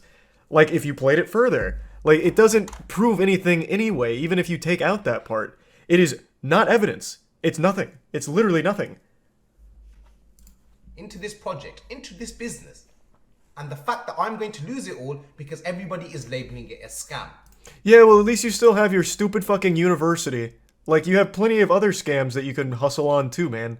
Like, you don't need your sob story. 10 million to you is nothing. You made a whole video with Money Kicks showing off your rented car collection. Like, you have plenty of money. Like, you're got a ton of other ventures that I'm sure you can pull from. At no point did anyone say we are going to scam anyone. Anyone with half a brain cell can see this with their own eyes. Yeah, anyone with half a brain cell can see that just by looking at our product real quick and seeing all 7 of our companies that promise things like $500 a day and 10 to 100x returns. Oh, and also the same guy who can't follow through on his bet, where you bet that the Paradox meta will open to at least like 20 or 30, and if it doesn't, you're changing your name to CoffeeZilla. It opened to 9 cents, and you didn't change your name to CoffeeZilla. But here, let's take a peek at the game that you were so proud of. Man, that really does look like something that is the future and has a lot of work put into it, using so many assets, so many fucking standard packages in the what is this, the Unreal Store? I can't remember. Yeah, wow, this really does look like a lot going on here. Something that could absolutely be thrown together in a matter of minutes. And a game that I'm sure we've probably played before on Steam Indie New Release Night when we go through shitty games. They're called asset flips. There's nothing here that screams, whole team, passion project, we're in it for the long haul with this project. And what was the label? I Show Speed promotes crypto scam. Yep. Guys. He did. Listen to the audio yourself. Go over it again and again. Mention to us once when we said we are going to scam people. That's such a non-point. We never said it on that stream, so it can't be true. Prove that we said it's going to be a scam. Do it, pussy. Where did I say it's a scam? Anywhere during that stream. Is the person you want to label a scam, or is it that you just want to associate I Show Speed with a scam? This is cancel culture at its finest. Oh, hitting all the buzzwords, all the boo-hoos, the cancel culture. Don't launch a shitty, shady crypto. It's that simple. Your crypto, your Paradox meta has like 7 components, all of which make no fucking sense and are literally just actual dog shit. He was not getting done. Everything that was getting done in front of your eyes, no one had an issue with up until we got spammed. That's actually not true. The smashing, like, you're already wrong. The smashing in the PlayStation 5's gotten a huge influx of L speeds. Chat immediately turned against him with the smashing of the PlayStation 5's. So, I mean, you're just not even right there either. It wasn't just L scam, it was L speed for smashing PlayStation 5's. There was no evidence, there was no substance. If we was a scam, why would we still be here? These are such non-points. If we were a scam, we'd be in jail right now. We wouldn't even be allowed here right now if we were a scam. How is this fair? Here's a video. We're going to play the video. This video is him is it mine? Crying every single day, in tears every single day. But he still manages to continue with his live stream. Just to please his fans. And you guys took it upon yourselves to think it's funny to just troll people. You guys don't understand the stuff that comes after this trolling. On camera, everyone has to smile. Nobody can show other people their fears. Off camera, could you imagine what he's going through? Because we do. We know exactly what's going on. You're not his fucking friend. He already threw you to the wolves. Why are you still sucking his dick? Speed, like straight up said, yeah, this was a mistake. Like, he at the very least has moved on and said, yep, that was bad. Yeah, that was bad. And yet here you are like, oh, we are there. We are holding him in our laps as he is crying profusely, uncontrollably, because of what you guys have done to him. He is not ready for what the world is accusing him of. And he doesn't know how to respond. So I'm taking it upon myself to respond on his behalf. Oh, this is so sad now. You staked the rug pull on a 17-year-old's audience. It didn't pan out. He has now wiped his ass with your whole company, and you are still here begging for that audience to accept you by pretending like things are, like, close between you two. Yikes, that's embarrassing. Jesus Christ, man, have some shame. Please stop this hate. It takes very little to just be nice. Rather than just... Calling out a scam isn't just needless cancel culture hate. That's just not what it is. This is so sad. This is so fucking sad. This is a grown man. This is a very, very wealthy grown man. You can see, us as founders, we do not even have access to our own tokens. I literally don't think there's enough numbers that exist to show how many claims have been made exactly like that, only for them to get rugged. Everyone that bought in. That is the #1 claim that every crypto makes. No, founders are fully out there, very transparent. They don't even hold any. And they couldn't even get in there if they wanted to. In fact, we have protocols in place to prevent that from happening. And then bang, rug pull. Every single time. Like clockwork. Literally every single time. Still my favorite to this day, there was a Twitter account called War on Rugs, which was a Twitter account dedicated to showcasing and warning people of rug pulls in the crypto space. And then eventually, they rugged their own community. So they had their own coin as well. And eventually War on Rugs was like, yep, we're taking. So they made off with millions, and they made a post saying, you guys should stop blindly trusting people like this. And still, people buy into shit like that. It's crazy. That is a nothing claim. Everything he has said so far is actually nothing. He's provided no evidence to prove that it's not a scam. He has provided nothing other than trying to guilt people and saying that it's all just bad faith trolling. We'll make sure we'll see you guys on the moon. Nice, that's so huge. That was awful, holy fuck. That was a big one. What a masterclass in how to say absolutely nothing. Nah, part 2 might clear up everything. Even burning their founders' tokens they can't even cash out for a whole year. That shows passion and confidence in the project being 10,000, 100,000% legit. Oh, fuck me. I hope that's a bot. I hope that's not a real person. Yikes. Oh, fucking yikes. The comments aren't really on his side either. I really do wonder what the Paradox community thinks of a move like this. But I'm not going into their Discord to find out. Usually it's just a lot of people convincing themselves of absolute nonsense in order to believe that they can make money off of it. And then when it doesn't happen, they just pretend like, oh, they just got fooled by someone who was just too smart, even though the writing was on the wall right in front of their face the entire time. Everything he said is things thousands of scams in the space have said before him. He just copied their playbook. January 3rd is a date that had more importance to me than my own birthday, because that was the day Logan Paul said he was going to respond to CoffeeZilla's investigative series on his CryptoZoo project. Throughout a year-long investigation conducted by CoffeeZilla, he produced 3 videos that highlighted that CryptoZoo was a scam, and told the story of tons of victims who lost money and went over how it got to that point and what went on behind the scenes. Logan Paul stated that he would be responding to all the allegations on January 3rd, and he did. In a remarkably baffling way. So January 3rd rolled around, and it was this very sad wet fart of a response from Logan Paul. He released a 7-minute video where he addressed none of the actual claims that had evidence backing them and avoided all of the actual hard-hitting facts that CoffeeZilla was providing without giving his side of anything. Instead, he just started attacking the character of CoffeeZilla and throwing out wild accusations with nothing to back up his claims in his own video, which makes him very hypocritical in that sense, such as him stating at the very beginning that CoffeeZilla's been getting information wrong because he's turned into a gossip channel, without ever showing any of the things he's gotten wrong recently, and then saying that he tried to work in law enforcement but was turned away for being not truthful and his work often being speculative, of which he provides no sources to where he got that, so I imagine he reached into his colon and pulled it out like a little dingleberry. So, his video wasn't the best when it came to proving his innocence. So he then released a podcast episode yesterday going over it deeper.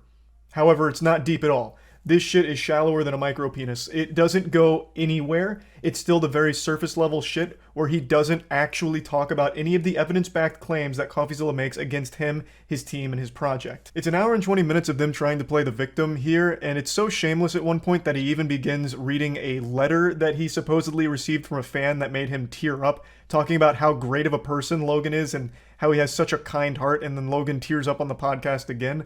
None of this has anything to do with the CoffeeZilla investigation or CryptoZoo, so it just seems like he's farming sympathy points for some reason. It's just not good at all. This is actually significantly worse than his 7-minute response video. Now, he does reinforce that he will be suing CoffeeZilla for defamation for his investigative series on CryptoZoo, which leads me to believe that Logan Paul is truly surrounded by absolute fucking troglodytes.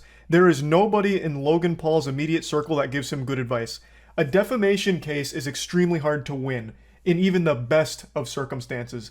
But you have a shady crypto company that a ton of people lost a ton of money on, and you're suing a guy who investigated it for a year and provided nothing but an unbiased, objective look at the facts. No matter how you want to spin it, it is objective as it gets. Logan Paul seems to believe that CoffeeZilla highlighted him as a malicious, evil supervillain, which are his words, not mine. But in the actual investigation videos, you can see CoffeeZilla multiple times mentions that he can't pin the blame on any one person, and in fact focuses more highly on the other two people, Jake the Crypto King and Eddie Ibanez, than Logan Paul. So to win a defamation case, you not only have to prove that the information is incorrect, you have to prove that it was knowingly incorrect by the person who put it out there publicly. You have to prove there was malicious intent. You would have to somehow prove that CoffeeZilla knew all of this information was wrong, published it anyway for the sole purpose of hurting your image. And that's a very difficult thing to prove, because you can make tons of arguments that CoffeeZilla, even if things are wrong, which so far Logan Paul's proven nothing wrong, aside from one of the victims in the testimonials being shady, aside from that he's proven nothing, he would then have such a solid defense regardless, because he investigated and just provided like facts of the information he gathered from Logan Paul's own team. So he would have a very strong case of, this isn't defamation, I was doing a public service by bringing all of this information to light. Like, it's an unwinnable case for defamation, and I have to imagine Logan Paul knows that and just wants to bully CoffeeZilla legally and cost him a lot of money to hurt him, which is fucked up. That is malicious and supervillain-like, Logan. Of course, I'm no lawyer, but I am at least somewhat familiar with how defamation cases usually go, because when someone's feelings get hurt, they always try and sue for defamation for some reason. It's pretty cringe. Now, another thing that I want to mention before showing the podcast moments is Logan Paul is so delusional that he actually is using the defense of him hiring criminals makes him innocent. So in his response video, he's like, you talked to my developer that stole the code for $1 million. Did you know that that developer is actually a convicted criminal? And then showcases his criminal history, as if that makes Logan Paul look better or innocent. Logan, you hired 3 criminals to run this with you. That makes you look much, much worse and much more guilty. Oh, no, guys, it's not me that was bad. I hired 3 criminals. I brought together the Suicide Squad here to run this crypto company. It's them that were bad. It's not my fault. Why are you getting mad at me? I just hired the criminals. Obviously, you're responsible for the team you put together. You are liable for 2 of them stealing $7.7 million from the project here. That is your fault. I don't know why you keep falling back on, no, it's just that those criminals that did it, not me. Like, it's such a fucking stupid defense. I already did get kind of the spoilers that he really just repeats what he said in his video, which is nothing. Even in this hour and 20 long podcast, he doesn't actually debunk any of CoffeeZilla's claims. Always trying to get attention, and now he doesn't give a fuck about us, so he's not going to speak out about it until this other dude's going to speak out, and now this is going to talk now. Great question. What was the question? He was just like spitting a fact. Now I know these are just like his lackeys, and his point is like, this is all wrong, but it wasn't even a question. He's just like, he's just like, right.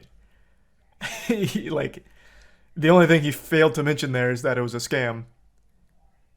But everything else, yeah, I mean, he's like, right. It's not like you were going to talk about CryptoZoo the next day or something. If CoffeeZilla never made the video telling the victim's story, this would have stayed just buried, fading into obscurity. Here are some receipts. Again, just for context. His name's Steven. The first time he reached out to me was on Christmas Eve after he released his series. Logan, Logan, big guy. Coffee already posted the receipts. He reached out to you directly on Instagram, which was your only means of communication, by the way, since you blocked him, over a year ago.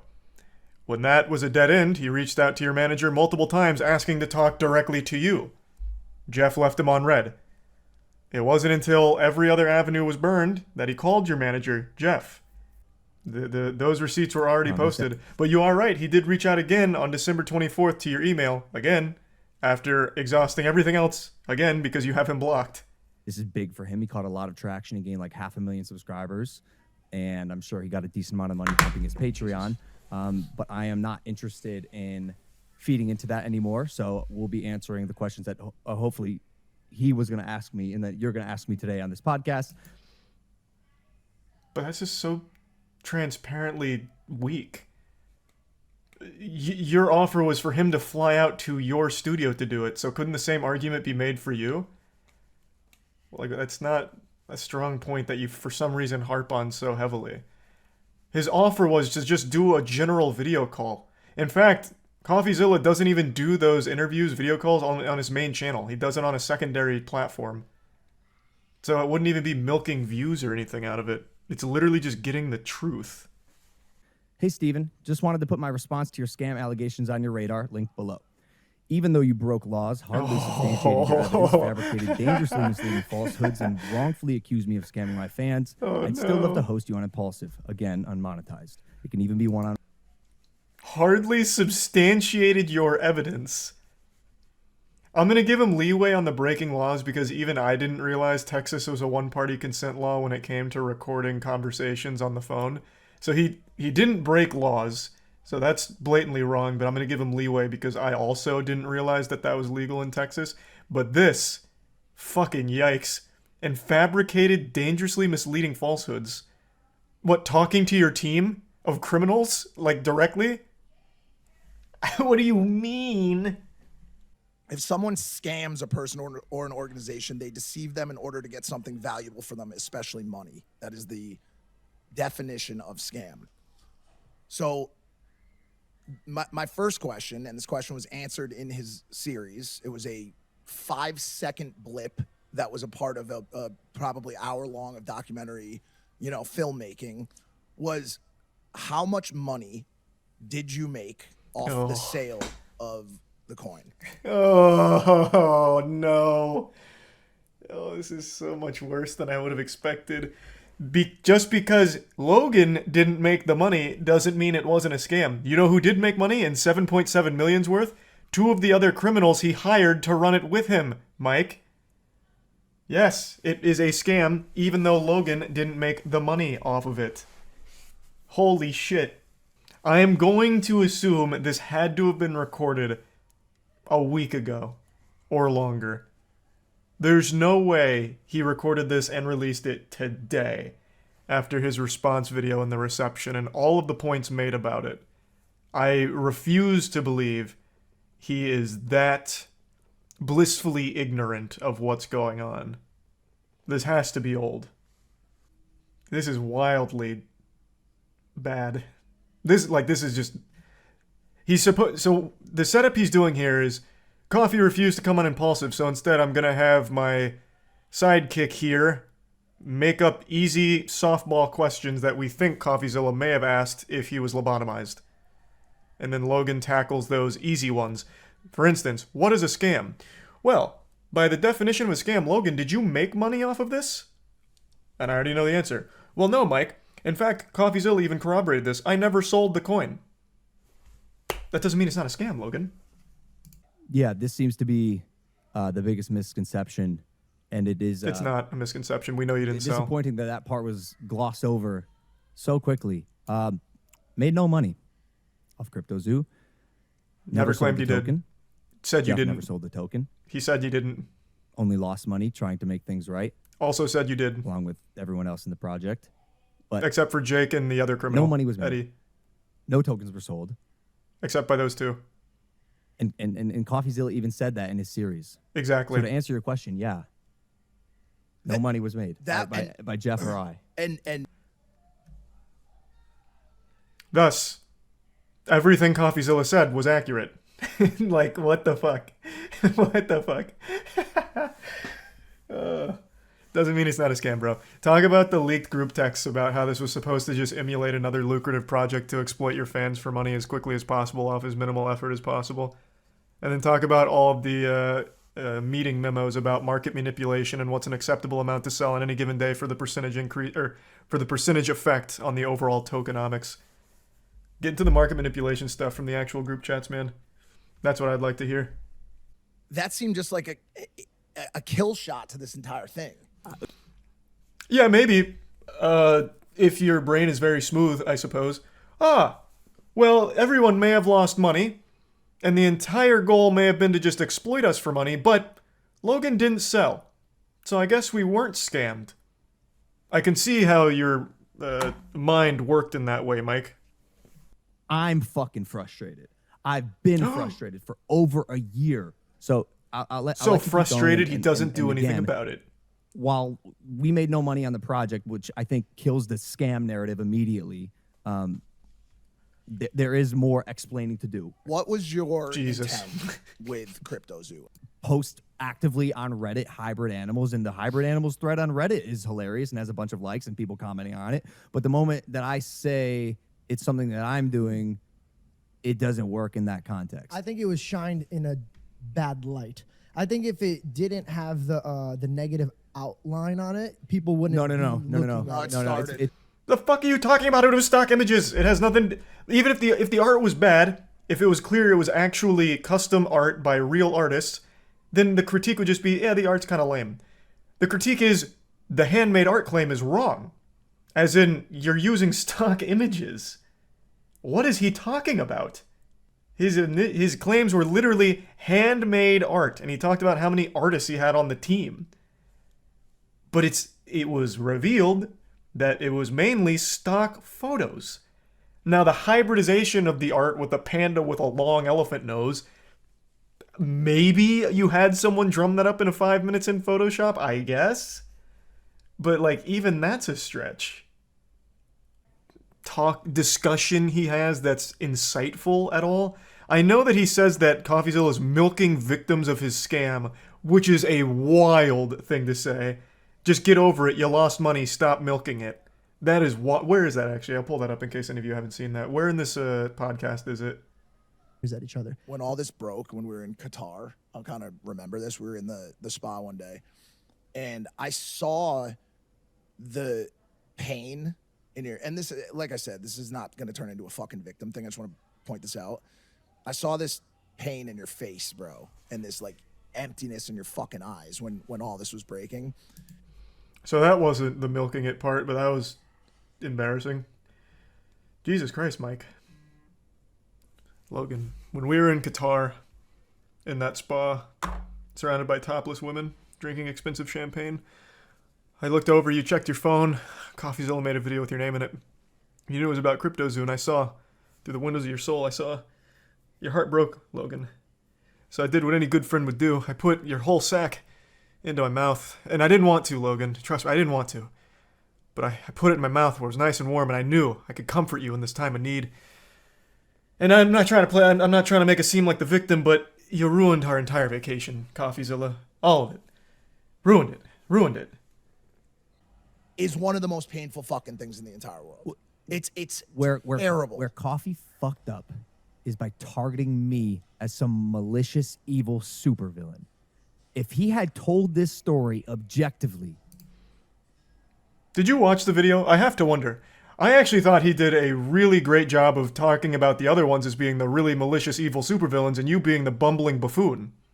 You played the comic relief of the scam, Logan. I have to wonder if he even watched it. Coffee focused very heavily on Crypto King and Eddie. You were just the dummy. Like the actual fucking dummy. There's the resub harmonica and jelly. And told the story. It was as objective as it could be. Vilifying me. Regardless, we're still making this right. But in my opinion, that's where it got twisted and hurt the most. Dude. I'm sitting in the seat solely because of my fans. I love them. I'll take any picture you want, unless I'm at dinner. That's my one rule. Comment on these. You love your fans so much, give them their money back. Easy. Your fans mean so much to you. Wow, you do so much, you take a picture when they ask. Holy fuck, what a saint. Give them their money back. Prove it. Give them their money back. But, like, let's say it is 5 or 6 mil. Logan Paul, with Prime alone, makes that in, like, a week. People are fighting each other in the UK for Prime. He could absolutely afford just to give that back. Be like, you know what, guys? I really do, like, care about you. I'm not just... This isn't just lip service. This wasn't supposed to be a scam. Things got out of control. You lost money. Real people were hurt. And I can't live with that anymore. I'm giving you your initial investments back. And since it's on the blockchain, you have the ledger. You can easily see who invested what so you don't get scammed by people pretending to be investors. And you could easily just give them it back and make it whole. But he won't. He could afford to, though. 100% he could afford to. No, but Charlie, he takes pictures with his fans. That's a good point. A picture is worth more than the millions of dollars that they've lost. Hey, babe. I know I lost money with Dink Doink from Logan Paul last time. Well, I did it again with Crypto0, but I got this dope-ass picture with him. Like, look at how happy we look together. What do you mean you're leaving? I'm not kidding. The guy's good. He's very smart. He's very smart. He manipulates and twists the truth just the way he wants to get his people to believe a certain thing. He's good. I think it's marketing in a way, hiding behind the veil of, I don't make money off this platform. I'm doing God's work. I'm doing justice. By the way, go sign up to my Patreon. Go join my Patreon. We're gonna. Which fucking goober laughed at that? Like, this is a bad point anyway. He should be making money from his work. Not to quote the Joker, because that's turbo cringe, but if you're good at something, don't do it for free. Like, he's the best goddamn investigator the platform has. He should be making money from it. I don't see how that's a critique. What's the criticism there? He did these investigations and he makes money. He can't be trusted. And that's where this also gets tricky, because I'm not sure what he's fabricating or if people are genuine about what they're saying, because he doesn't verify backgrounds or, like I said, substantiate any evidence. So he's probably. Do you not believe there's victims? Put people who have lost here on a pillar and highlight them. That's what I would do if I were him. I'd milk the shit out of this, and like I said, he's probably going to. He's good. He's very good. They're called victims, Logan. Part 6 is the more he says, and the more he continues to spread this misinformation that this was any sort of con or scam, the more I have for the lawsuit that I am filing. The defamation. I do. The disconnect in his brain is wild, because he puts it on this lens like the guy, CoffeeZilla, is just someone that doesn't like him, as opposed to a guy who investigated this fully. So he truly believes that everyone that he showcases and every story he tells has to be by a paid actor, and can't comprehend that real people lost a lot of money from his project. Or maybe he can and he pretends to be stupid. Couldn't really tell you. But yeah, he just talks about the people losing money as being milked, or them milking it. Yo, you got scammed. Get over it. I think I really do think Stan's had the best take on it. Like, if he was Logan Paul's guy, he would have advised to just ignore it. And he's absolutely right. I thought the right play would just be make everyone whole again, refund them. I think that's the morally correct thing to do. But if Logan just wanted the easiest way and just to get out of this as quickly as possible, if he never said anything, he would have been fine, actually. But now he's posted this on both of his main platforms, Logan Paul channel and now Impulsive. All of his audience is now aware of this. Now they've probably watched CoffeeZilla's video, and with all of that evidence, they're going to look at Logan Paul and be like, fuck, this guy hasn't proven his innocence at all. He hasn't even mentioned any of the claims. So he really fucked himself. If he had just ignored it, his audience would have never known, never cared, and he would have been in the same situation. He would have been fine.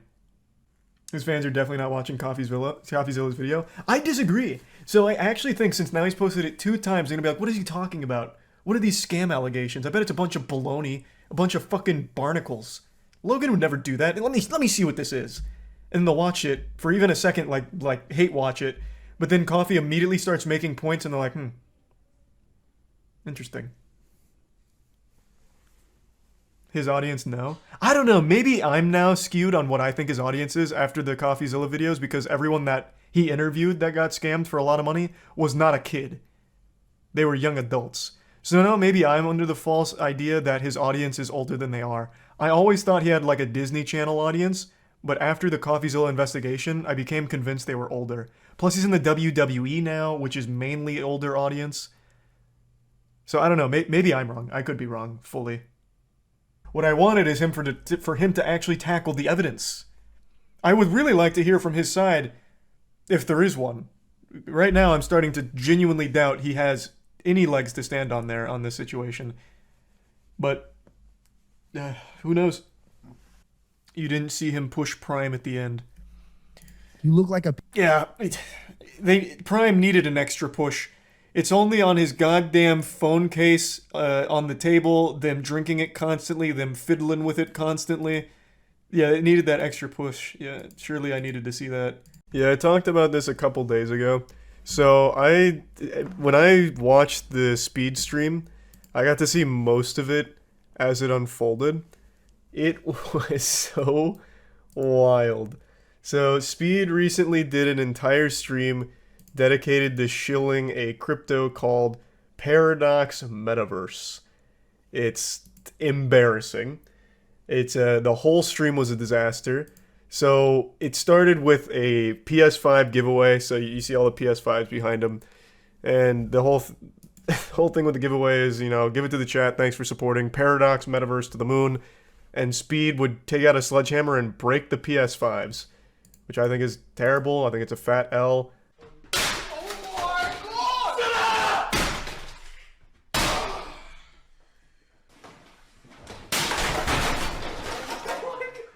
There's few things as corny as this, just breaking expensive things that people really want, especially in this context where it's kind of just spitting in the face of his fans who thought they had a chance at winning some PS5s.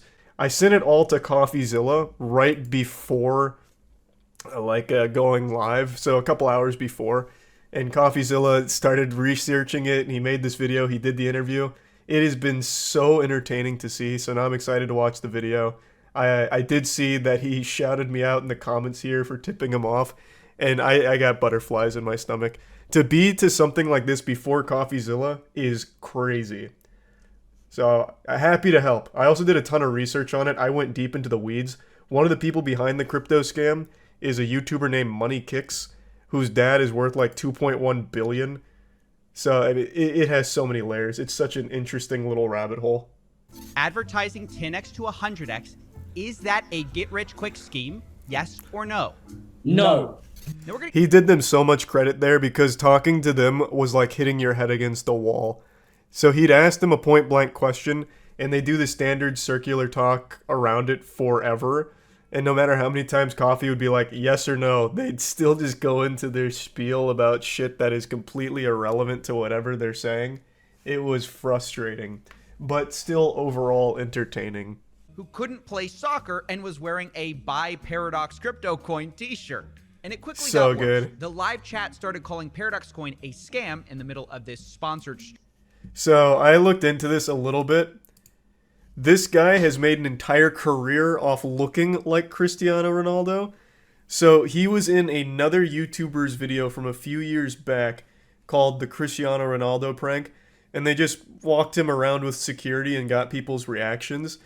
a Buy Paradox Crypto Coin t-shirt. And it quickly got worse. The live chat started calling Paradox Coin a scam in the middle of this sponsored stream and called I Show Speed a sellout, which caused him to get very angry. The fact y'all ever make, like, the fact that y'all, y'all just sticking me like that is just crazy.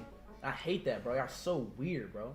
It's crazy. He also tried to guilt trip the fans because there was a lot of donos coming through like that were like, this is a scam, Speed. You have to know this is a scam. And be like, why are you guys saying that? You're hurting my feelings. The fact you think of me like that makes me really upset. And you know I would never do that to you guys. It's just, you're making me really sad right now. Just guilt tripping them. He's like, I just want to see W's in the chat. No more L's. No more of that. Just W's in the chat. Only mods. Only W's. It was fucking embarrassing. Shameless. Now, yeah, it is important to remember Speed himself is a kid. He is 17. and people keep using that as an excuse. And I think to some level, that's fine, because he should have people around him that are able to sniff out scams like this. But Speed also clearly knew what he was doing. The audio in here that leaked because he didn't mute all of the mics so it got picked up pretty much confirms that he knew this was kind of shady shit to begin with. He is not 19. He says he's 19. He is 17. He was born in 2005. He is a minor. He is a kid. It is a meme that he says he's 19. We double-checked last night. He is born in 2005. He's 17. But his team around him is clearly not actually looking out for him, for allowing him to do shit like this and be used. I'd like to come in here and further clarify that I'm not saying everything that happened is excusable because he's a kid. He still, of course, bears the responsibility and at the end of the day has the final say in what he does and what he promotes. So he should be doing at least the bare minimum to have an understanding of what's going on and what he's actually promoting. Because even during the stream, he couldn't even remember the name of the company like twice. Which of course made the chat turn against him, saying things like sellout and I show scammer. So I do absolutely think that he needs to pay more attention to this kind of shit. And he also needs people around him on his team that are old enough to rent a car and actually have experience in life that can look at things like this, go through it, and then decide if it's legitimate or not, and then relay that information to him. Because right now, it doesn't seem like he has that team. From the look of things, he's got a bunch of people around him that just care about money, like Mr. Krabs here. So it leads to absolute catastrophes like this. And I do think that, at the end of the day, Speed did get used here. He was exploited by this shady, shitty crypto company to shill their dog shit. But that doesn't mean that Speed is blameless in this situation here, even though he is a kid. And that is the fact that all these teenagers and kids called this guy out. I mean, just think about it. The target of most crypto scams is gullible people. And who's more gullible than kids and teenagers? So when those people see right through your scam... You know who's more gullible than kids and teenagers is adults who think they're early. I would wager the most gullible people on the planet are like the mid-20s people on the cusp of what they think is new technology or anything that will make them money. I think those are the most gullible people. You see that all the time from the crypto community. Hey, can someone recover my NFTs? I clicked on a link in my emails talking about minting new boof tokens, and now all of a sudden my whole NFT collection's gone. I think I got fished. Any help? Like, you never hear the end of that shit. I think they are much more gullible than kids. 100%. The only problem is, he forgot to fully mute the mic. So what do I do now? Oh, they're spending LCM. Now, before we get to the rest of this audio of Speed exposing the scam, let's talk about Paradox Coin, the thing he's promoting. How do we know this is a scam anyways? Well, I checked out their website to learn more, where they call themselves the future of gaming. To answer that question, how do we know this is a scam in the first place? I think every crypto project should be guilty until proven innocent. If any crypto startup comes around, you should assume it's a scam until they prove otherwise. That is the safest way of navigating the crypto space. Is that they're not one thing. The Paradox Metaverse is actually 7 things, each one possibly dumber than the last. And I'm going to explain them. So first up is the Paradox game, which has graphics out of the PS2 era, which made me wonder why they'd be giving away PS5 and trying to make your games look worse by comparison. But it gets even crazier because I spoke to the founders and they called their game AAA quality. And I took issue with It's pretty close. It is actually, this is up there with like the new Saints Row, Crackdown 3 maybe? Like it's not far off. Also, from what I was reading, they used a lot of stock assets. So and I don't know this for sure because I'm not familiar with all the stock assets available.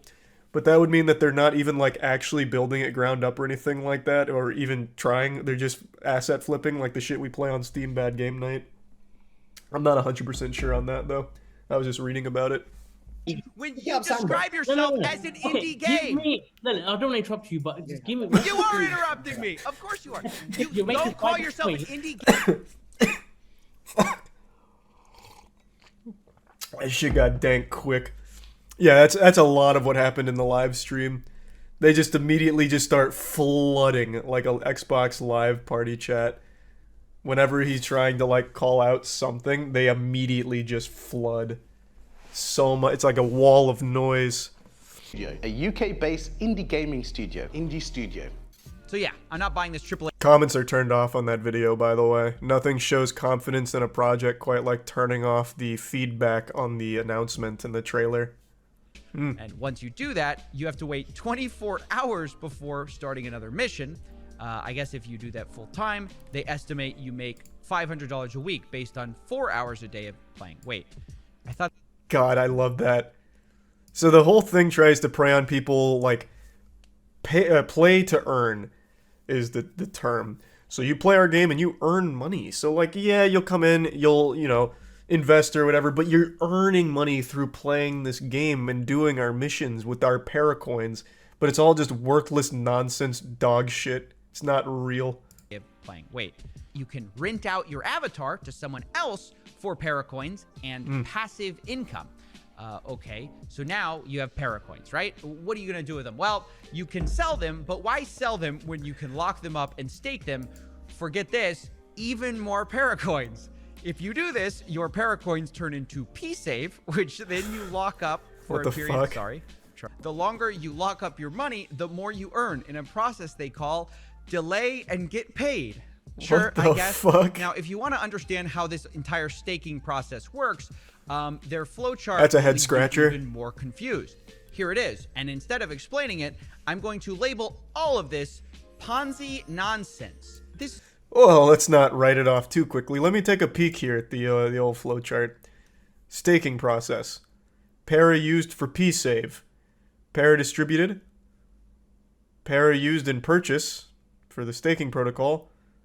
Staking pool, which goes into the initial stake withdrawing from pool and getting rewarded with paracoins. And now your stake is complete. Easy. But now staking pool and the funds dip below 50. A conditional mint comes in. And then it's all simple, honestly. There's 7 more. So if you're not a gamer, they also give you other schemes you can get involved in. For example, there's the Paradox DAO, where you can stake PDAO coins to earn up to 10% a year in returns. And if that's not your thing, you can try the Paradox Pad, where they promise so many 10x options to 100x multiples if you invest. Okay. They made a bet here with CoffeeZilla where they said they would change their name to CoffeeZilla if Paradox Meta didn't open to 20 to 30 bucks and it opened to 10 cents. Here.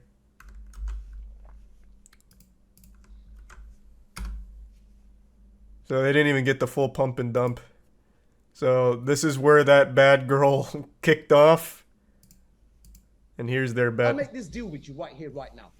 I'll make this deal with you right here, right now. Okay. Our coin launches and it doesn't do a minimum 20 to 30 or... I will change my name to Coffee. Mm-hmm. Okay, I don't even know what your channel's called. What's the channel called? CoffeeZilla. CoffeeZilla. I will change my name to CoffeeZilla. I'll make this deal. Unfortunately, he didn't do it. He didn't change his fucking name.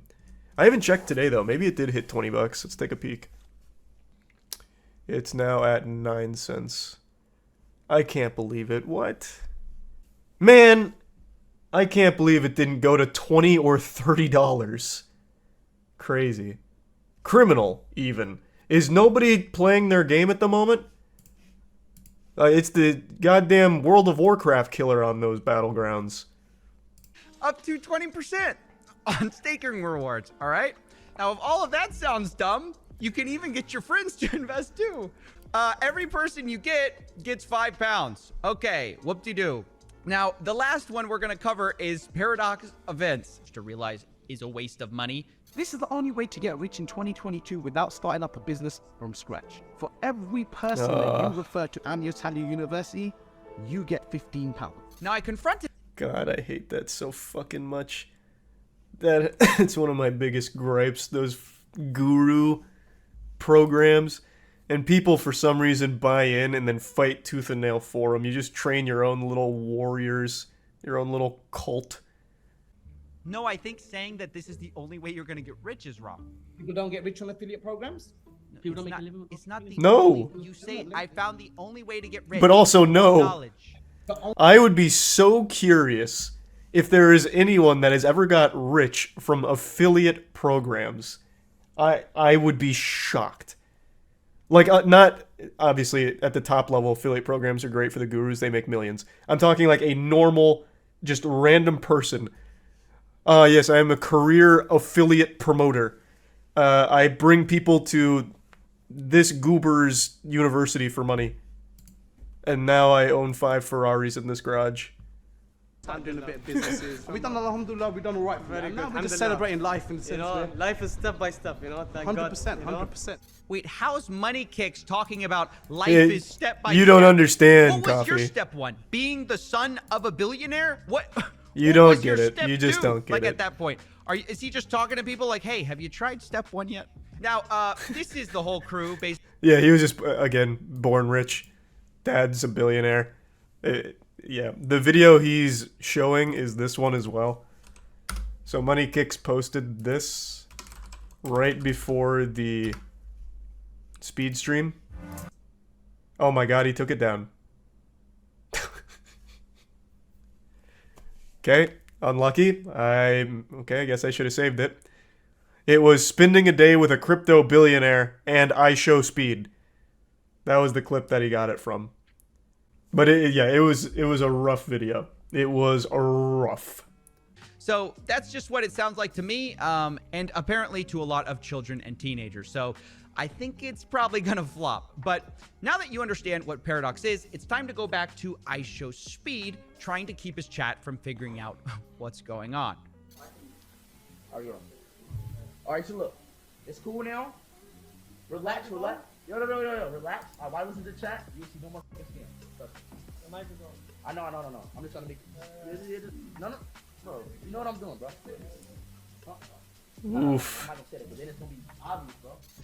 Yeah, I think it's a little too late for that. Stop spamming. I'm not a scammer, bro. Why do you keep spamming? Bro, I'm not a scammer, dog.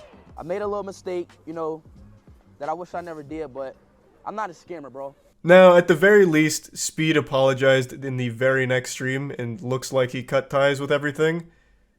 So, this was pre-sale.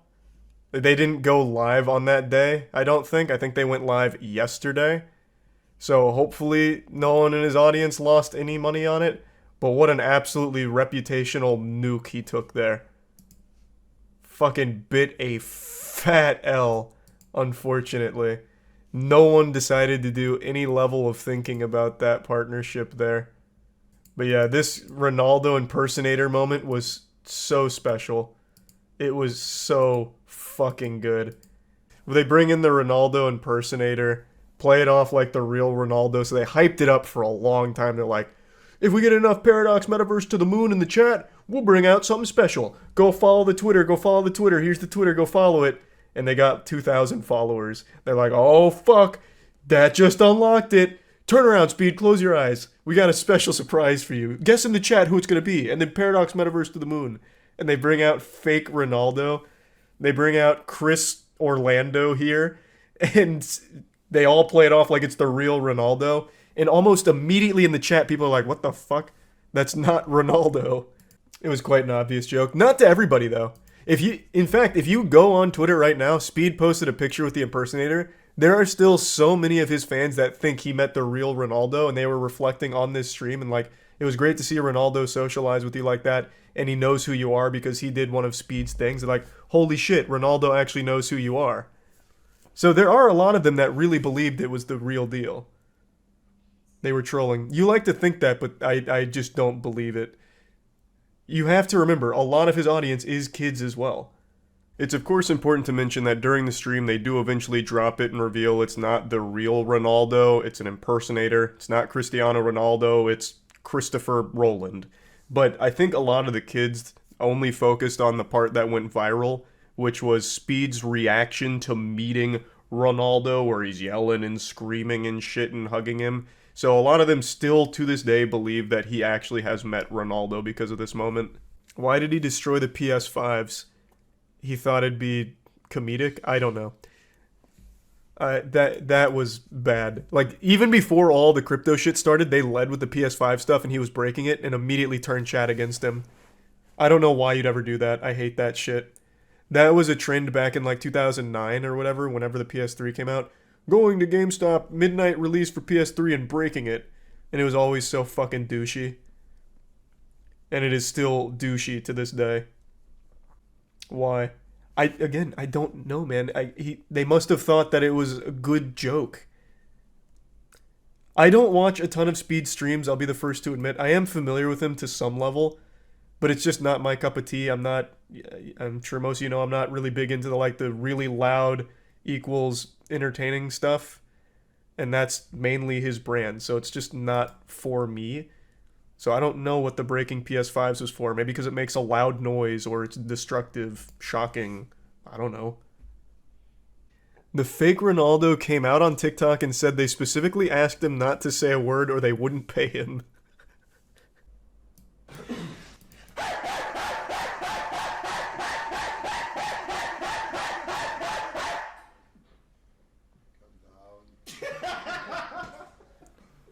This isn't what I was talking about. What are you? Like, are you like Ronaldo, brother? Like, chat, who is this guy? And the resub Fuzzy and Abby and Phony. Yep, that's that whole situation. Pretty wacky stuff. A few months ago, I watched what had to be one of the wildest encounters I've ever seen. This is a vigilante predator hunter group that was busting the person they were investigating in public. And this goes completely Insano style. It becomes cartoonish. It's almost like a Benny Hill chase scene here. I couldn't believe what was unfolding in front of me. I am currently looking for my fiber. Your what? Fiber. Fiber? Yeah, because I gotta poop. You gotta poop? I'm constipated. I've been constipated. Yeah? Yeah. This is a very interesting tactic. This is a high-level maneuver. He is claiming that he's not there at the meat spot for a 13-year-old boy. He's there to get some fiber so he can take a shit. He's been constipated, so he's there for some poop pills. And it doesn't take some galaxy brain genius to put together the puzzle pieces here, connect the dots, and deduce that he is on meth. You know, he's getting loopy off that poopy right now. He is high on meth, which isn't just speculation. At the end of the video, they released their entire investigation, screenshots of all the text messages that were exchanged between this guy and who he thought was a 13-year-old, and meth comes up a lot. Even right before meeting, meth was discussed, and as you can see in the title, he was arrested, and they did pretty much confirm meth was in his system. Hey man, I can involve the police or we can have a conversation. You want to have a conversation? Sure. Do you want to turn around and talk to me? I gotta find this first. Hey bro, I can call the cops right now, or we can just have a conversation. I'm actually really constipated, sir. Please, can you actually let me get my supplements so I can actually go home, so I can poop, and actually so I can poop well? Step 1 should have been involving the authorities the second you found a real pedophile that was trying to meet up for sex with a 13-year-old and like get them smoking meth or whatever. I don't understand why that wasn't the first thing you did. Luckily, there's spoilers in the title, so you know he does get arrested, but not for the reasons of this investigation. Some crazy shit happens towards the end. Had he involved law enforcement earlier, even from the start, I feel like this could have been far more effective. It seems like the first thing he did when he identified a real pedophile was try and figure out how to monetize it and make a viral video out of it or something. Because he gets like 2 different cameras out. He's got like the fucking Steadicam. He's got so many cameras set up. He's got like the GTA cinematic angle going on here. So it really feels like the #1 concern was trying to figure out a way to monetize it. He also has like calls to action in the video to subscribe to his channel. He's got the People vs. Pred watermark. This shit is branded out of the wazoo. So it does really feel like the #1 thing he was looking for here was a way of making money off of the bust, which is kind of weird. It is still good that this does lead to an arrest, but I really do wish it was handled with collaboration from the actual authorities. Can you help me find fiber pills? Can you help me find fiber pills? Do you want me to call the cops? Why would you want to call the cops for me when I'm trying to find my fiber pills? I know why you're here. Why am I to here? Meet my 13-year-old little brother. Who is that? I don't know who that is. Who is that? I have no clue. Christ, where are they hiding the fiber pills in this bitch? Like, goodness gracious, are they underground? This man's out here trying to locate fiber pills, and it's like trying to find pirates' buried treasure, apparently. But anyway, you can see he's really starting to tweak quite a bit now. Things are getting escalated. The man filming is starting to call the cops, which is something I feel he should have done quite a long time ago. But we're only just beginning. Hey, buddy, is this you? Can you please Why do I let have a me? Why do I have a picture of you? Is this Why you? are you doing this to me? Is this you? Is this a picture of you?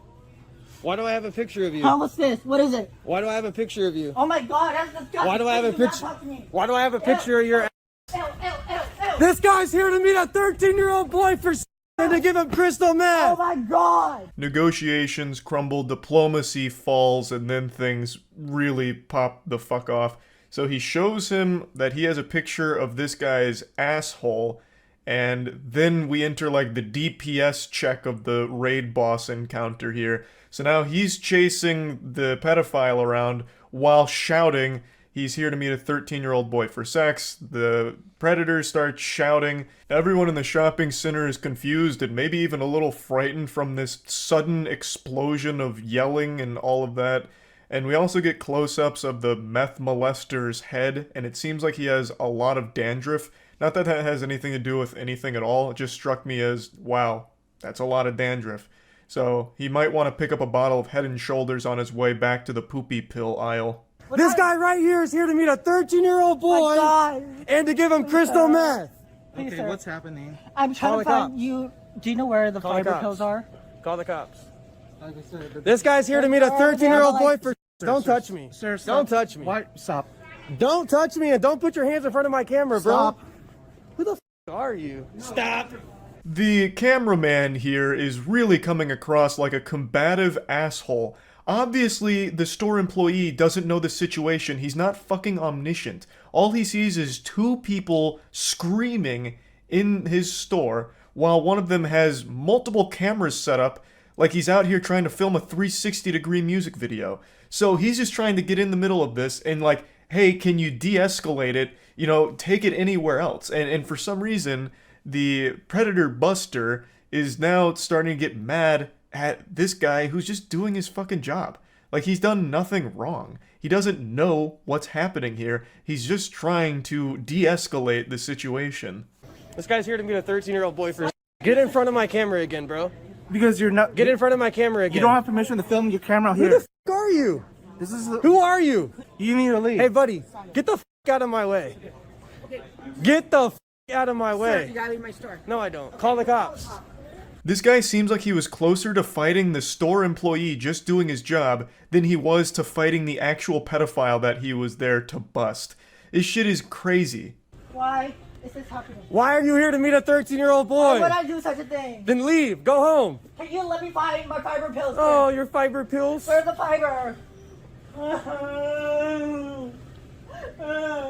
Just when you thought it was starting to wrap itself up, this fucking guy goes back looking for fiber pills.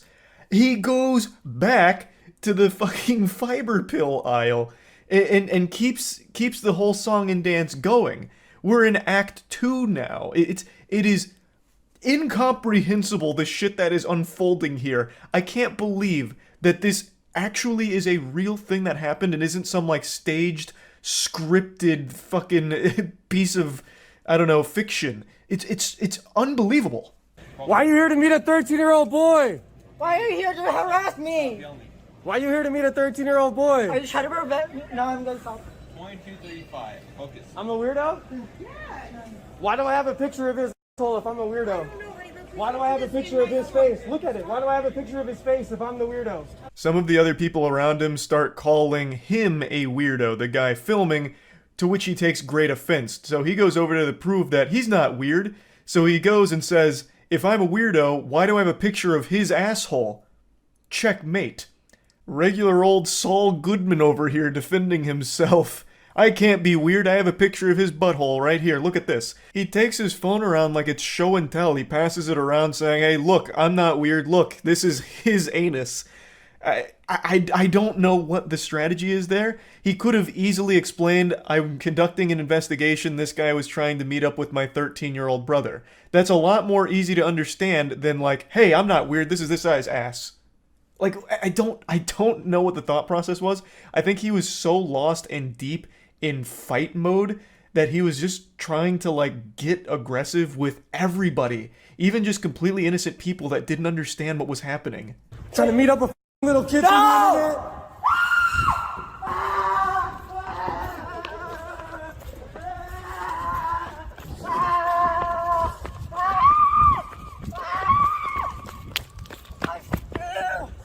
I saw a comment that perfectly described how this part in the parking lot plays out. They said he's acting like he's the 13-year-old boy running away from a pedophile. And that is so accurate. He's running around like hysterically screaming and just going absolutely ballistic. He runs in a circle and then even lays on the ground for a little bit, kind of wiggling around. Can I just go poop? Ah! Ah!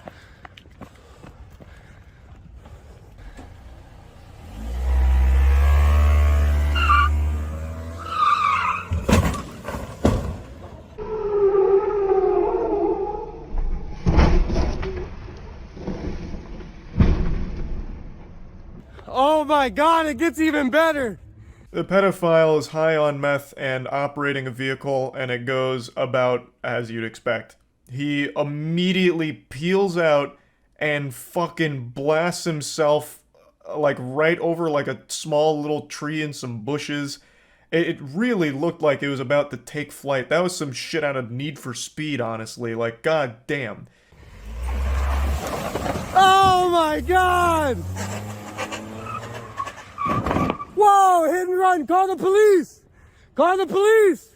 Immediately after vaporizing a tree and destroying that like area of bushes, he peels out once again and manages to hit one of only two potential obstacles in the entire fucking parking lot. Someone else's car. He goes by and hits someone else's car.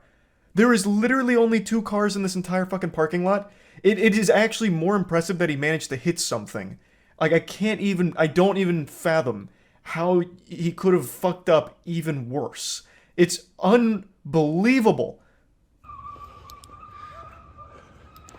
Just call the police, guys. I got the tags. Call the police. Call the police. Call the police. Call the cops, bro. I got the video. You don't need a video. Just call the cops. Tackle this dumb. I always hate that fucking mentality. Hey, someone else call the police. I'm busy recording. No. I'm recording, so someone else call the police to handle this. There's only a handful of situations where that makes any sense, and that's when there's already a large group there. Then having a video of the situation can be helpful to the overall thing. So you could have one person video while someone else is calling the authorities, but in this case it was just him for the entire thing right up until the very end. He should have been the one to call the police, but didn't. And the predator makes another inexplicable decision. Instead of leaving, he instead pulls up to the front of the store he just ran away screaming from and parks it. He just drops that shit right in front of the store he just left, and then gets out to try and run back into the store, which I don't understand at all. He's treating it like this was some kind of safe zone or something. And as he gets out of the car and tries to run back in the store, he gets tackled by a good Samaritan who had just seen the hit and run, and everything that unfolded in the parking lot. So he gets tackled by that guy, and it's like a Goldberg spear. That is a great form textbook tackle. And then the cops do show up to arrest him. Yeah, that's the one thing, sir. Come on, man. The cops go through his things. They find a pipe. They find a lot of stuff. They arrest him for the driving, DUI. They don't seem super interested in the predator catcher's investigation and what he's talking about. They don't really pay too much attention to that. Instead, they arrest him for, of course, the way he was driving the vehicle. Now, I've mentioned this numerous times over the years. I'm not really a fan of vigilante predator hunters for the simple reason that 9 times out of 10, the pedophiles that get caught in these operations don't face any real repercussions other than like a video being made about them.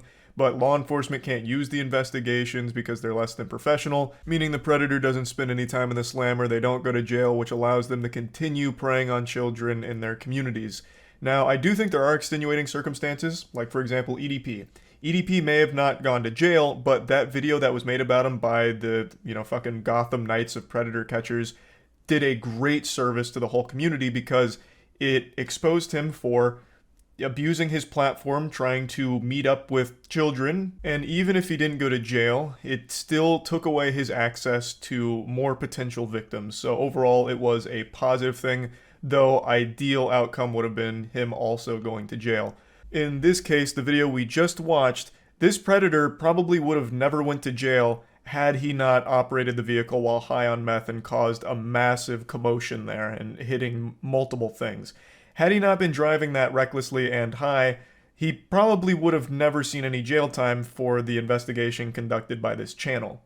So it's just one of those things where, yes, it is good to expose the predators, but I really wish it was handled in collaboration with law enforcement, so that way not only would they be exposed publicly, they would also face the jail time associated with the crime. But yeah, anyway, this video was wild, and I just kind of wanted to talk about it a little bit today. That's about it. See ya. I've never been a huge believer in fate or destiny, that people's lives follow a predetermined path that they're forced to go down. I've never really subscribed to that belief until recently. I think there are people out there that are just born to be losers. Just like a joke of a person that follows this trajectory of the most pathetic path possible. I'm talking specifically about one man that I've made multiple videos on now, named Billy Mitchell. The self-proclaimed video game player of the century, a lame-ass title that he pretty much gave himself because he had some high scores in some old video games, most notably his King of Kong score, the high score in Donkey Kong, which he cheated for. I know that's a dangerous word to be talking about in the same sentence as Billy because he is so litigious. He sues everyone who accuses him of cheating or even makes fun of him in relation to cheating. He even tried to sue Cartoon Network because his feelings got hurt when there was a villain in the regular show that bears a resemblance to him who blows up when he loses his high score in a video game. And he got so offended, this sensitive nematode got so fucking upset about it that he tried suing Cartoon Network and subsequently got laughed out of court for it. So not only is he so pitiful that he fakes his video game high scores, but he also is an insufferable douchebag who legally comes after anyone that makes jokes about him or talks about him in a bad light. And he fails to realize that the person that does the most damage to his reputation is himself for these absolute childish tantrums that he throws. He is a known cheater. There are mountains upon mountains of evidence against him. There is more evidence to confirm Billy Mitchell has cheated than there is evidence to confirm the sun is hot. He is a fucking cheater. But even if you want to disregard all of the evidence that currently exists, Carl Jobst recently made an amazing breakdown of new evidence that just surfaced that 100% confirms that he has cheated his scores. The video is amazing. Carl Jobst, I recently made a video on about Billy Mitchell because he is being sued by Billy not once but twice. One of them because he used a meme that insinuated Billy as a cheater. It's beyond comical at this point, but now all of that seems like it's going to be completely washed. You can just wipe your ass with a lawsuit at this point with the new evidence that surfaced that Carl Jobst highlights here. And I'd like to go over the whole situation here with you and show you some highlights from it. I'm also going to put a link to Carl's video in the description so you can check it out in its entirety. Overall, I'm just super excited about this and extremely happy to see where it goes from here because this should 100% put the absolute kibosh on all of his lawsuits since the truth is now known. No matter, like, if you disregard all of the other evidence, this one is completely irrefutable, I think, and that's great. Billy Mitchell, man, he just can't stop collecting these L's. Just to quickly bring everyone up to speed here. Billy Mitchell, video game player of the century, also punching bag for the regular show, where he even tried to sue them for making fun of him in an episode, has come after many people legally for all kinds of defamation cases. And the core of it boils down to people accusing him of being a cheater. And I'm going to go a step further. They're not just accusing him like, allegations of cheating. They have caught him being a cheater. But he has always maintained his innocence. And that's where it all stems from. He still claims he's never cheated, and anyone that makes fun of him or says otherwise gets a nice fat lawsuit from Billy Mitchell. Cooked up in the deepest pits of his basement, I guess. I'm pretty sure he writes them himself, and he takes it as far as it can go. Have you been sued? Billy Mitchell has still not sued me, and I have made fun of him fucking 50 times by now. I don't know why. I actually feel left out. I feel like I'm not part of the cool kids lunch table here because Billy Mitchell won't sue me. He is suing Carl because Carl used a meme of Billy that made fun of him and insinuated he was a cheater. Carl used a meme. I have point blank called this absolutely disheveled, drunk-looking man a cheater a million times. Point blank. And he won't come after me? Asshole. I'm gonna sue him for refusing to sue me. How is it possible that he performed them at a live event in front of hundreds of people if he faked it and actually played on an emulator? The videotapes must be fake, or are not his actual gameplay, or should just be ignored, because he has real people that say he really did it, and they saw it happen, so it must be legit. As Billy said in his lawsuit, if everyone is lying, it must be a conspiracy akin to that of the Kennedy assassination. But here's the... Wait, what? Pardon? What was that? Thus, Twin Galaxies' case essentially rests on a conspiracy nearly as broad and untenable as the Kennedy assassination. Like I said, I'm pretty sure he writes these himself. What self-respecting lawyer is going to sit down and put that in text? Who would do that? Like, I'm surprised he doesn't go into like the Zapruder film. What they faked here is akin to the Zapruder film. And in fact, the moon landing too, while we're at it. The videotapes were the only tangible evidence these scores ever happened, so that's all anyone had to go off. Aside from the tapes, it was just people saying that it happened, which really doesn't cut it. There was no footage of Billy actually playing. There was nothing to indicate that he was even there, or... I'm sorry to keep pausing so frequently, it's just such a wacky case. He still believes that he shouldn't be accused of being a cheater, because even if those tapes are faked or whatever... People saw him do it live and have verbally said, he did it. That's fucking useless. I could get people together and say that I grew 5 inches. But then if you see me on camera and I'm 5'6", I can't just be like, no, that doesn't make sense. That's as untenable as the Kennedy assassination. This is all fabricated. It's fraudulent. Look at all these people that said that I grew 5 inches. It's fucking worthless. It's a fucking worthless statement, and I don't know if Billy's too stupid to realize that or if he truly does believe it. Because why would anyone take you at your word? I could say I got the high score on Donkey Kong. I got a 15 billion. And then I could have everyone in chat say, yeah, Charlie got a 15 billion. Should Twin Galaxies put that on their website and make me the world record holder? I don't have any video evidence of it, but I have a ton of people that said I did it. The answer should be a resounding no. It's so silly. It's so silly. that he played at all. That is, until now. For the first time in 15 years, photos of Billy Mitchell at one of these events where he claims to have achieved one of his world records have surfaced. And I'm not going to beat around the bush. These photos absolutely destroy Billy's case. He is done. There is no more doubt Billy will lose his lawsuit. These This is already so fucking good. So these photos destroy the lawsuit. Why? The referee who looks really sad to be there? Did he let the cat out of the bag? Man, that tie is mean though. Look at Billy Mitchell's tie. Holy shit, Captain America over here. These photos do more damage than anything that has come before them, and I'm not exaggerating. Even if you disregard all of the videotape evidence, Billy's world records would still be disqualified, and he would still be banned for lying just because of these photos. So how is that even possible? Let's find out. I really hope you enjoy.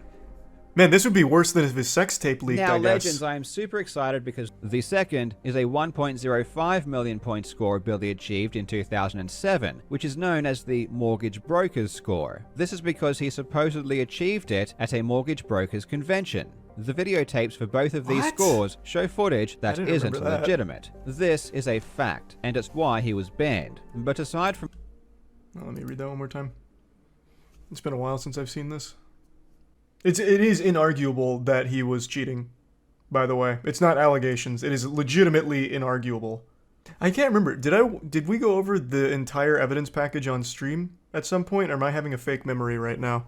Maybe we did it on the podcast. Because I do remember going through at least a good chunk of it. Quite a while back. Number 3 is just a single sentence. During the event, Billy played in a very large convention room and interacted with and performed in front of thousands of people, myself included. And? It's... Oh, this is all one person's statement. Oh, I thought this was 5 or 6 different statements from different people. I was like, what the fuck? There's nothing more there. This is one person's account. Okay. This is part of the whole thing from her statement. I was like, Jesus, come on. I don't know if I feel like going through the whole thing. But I guess a written testimonial claiming that they saw it, that's all you need. Surely there's no such thing as lying. And many of the members I worked with are still active members now. All this information is very available, very public, and quite memorable. Sheila, why are you writing that with so much attitude? You're not the one on trial for cheating or anything. That was a very aggressive sign-off. This leaves 3 witnesses that say they directly saw him get the world record. The first is from a guy called Richard Mallion. He says he watched Billy's score reach beyond 1 million points and that he saw him achieve his targeted score. Richard is actually a childhood friend of Billy's. In fact, he appeared opposite Billy in the school yearbook. But let's not hold that against him. While it is common for friends to lie for each other, let's not assume that's what happened. He has a nice suit, and he has a nice watch. Very trustworthy. No one who dresses this well could lie. So I'm going to put that into the yes column. For the no column, there isn't much I found out about Richard that really concerns me, except for this super tiny detail of him pleading guilty to conspiracy, securities fraud, money laundering, and criminal contempt in 19... Could have happened to anyone, and in fact, I'm going to tell you what happened. He was set up by twin galaxies. They knew there was a connection between the Duck and Billy Mitchell, the King of Kong, and they tried to attack everyone in Billy's circle. Complete misunderstanding. Very fabricated, not real. 1996, after an FBI sting I wouldn't operation. hold it against him. I mean, it's probably nothing, but it would be remiss of me if I didn't include it. Maybe this is being too judgmental, but I'm going to go ahead and add to the fact that he was charged again with fraud in 2019 by the SEC and had to pay back $750,000. Once again, Carl, this was a setup. My man, this was twin galaxies trying to take out the witnesses. You know, no different than Scott Pilgrim vs. the World, where Scott had to go through all the ex-boyfriends and shit. This is twin galaxies going through all of the witnesses right now. You can't hold it against Richard here. He did nothing wrong. In 2021, Richard was unfortunately arrested for conspiracy to commit fraud. Look, he has just not been lucky when it comes to fraud. He keeps getting caught. I, for one... This picture here... Now I know it was a frame job, and I know it's all false, because they're doing my man Richard so dirty with this mugshot here. Like, it looks like he's fucking skydiving, like all the skin's being pushed towards the back of his skull here. It's like he's fucking melting. Where does the neck start and the chin end? Oh, man. Is he laying down and they took this picture? What is going on here? Keeps getting caught. I, for one, do not hold this against him. When I look at this table, I see 3-3. It's pretty That's even. tough. That's Personally, a toss-up. I'm leaning towards trusting the guy, but you let me know in the comments what you think. Okay, so Billy's first witness is a bit sketch. Who's number 2? Billy's second witness that says he saw him Oh get god, it it's is Todd Rogers. Oh boy, this is not going well. Okay, hit me with number 3. Surely we're going to get a winner. He's probably not going to touch on Todd Rogers. Todd Rogers is another notorious cheater of these old game high scores. He has a whole saga of his own. I don't even think I could do it justice trying to summarize it here. but that is so poetic that one of the other witnesses is fucking Todd Rogers. That's amazing. This is like a team of Avengers that he has for witnesses.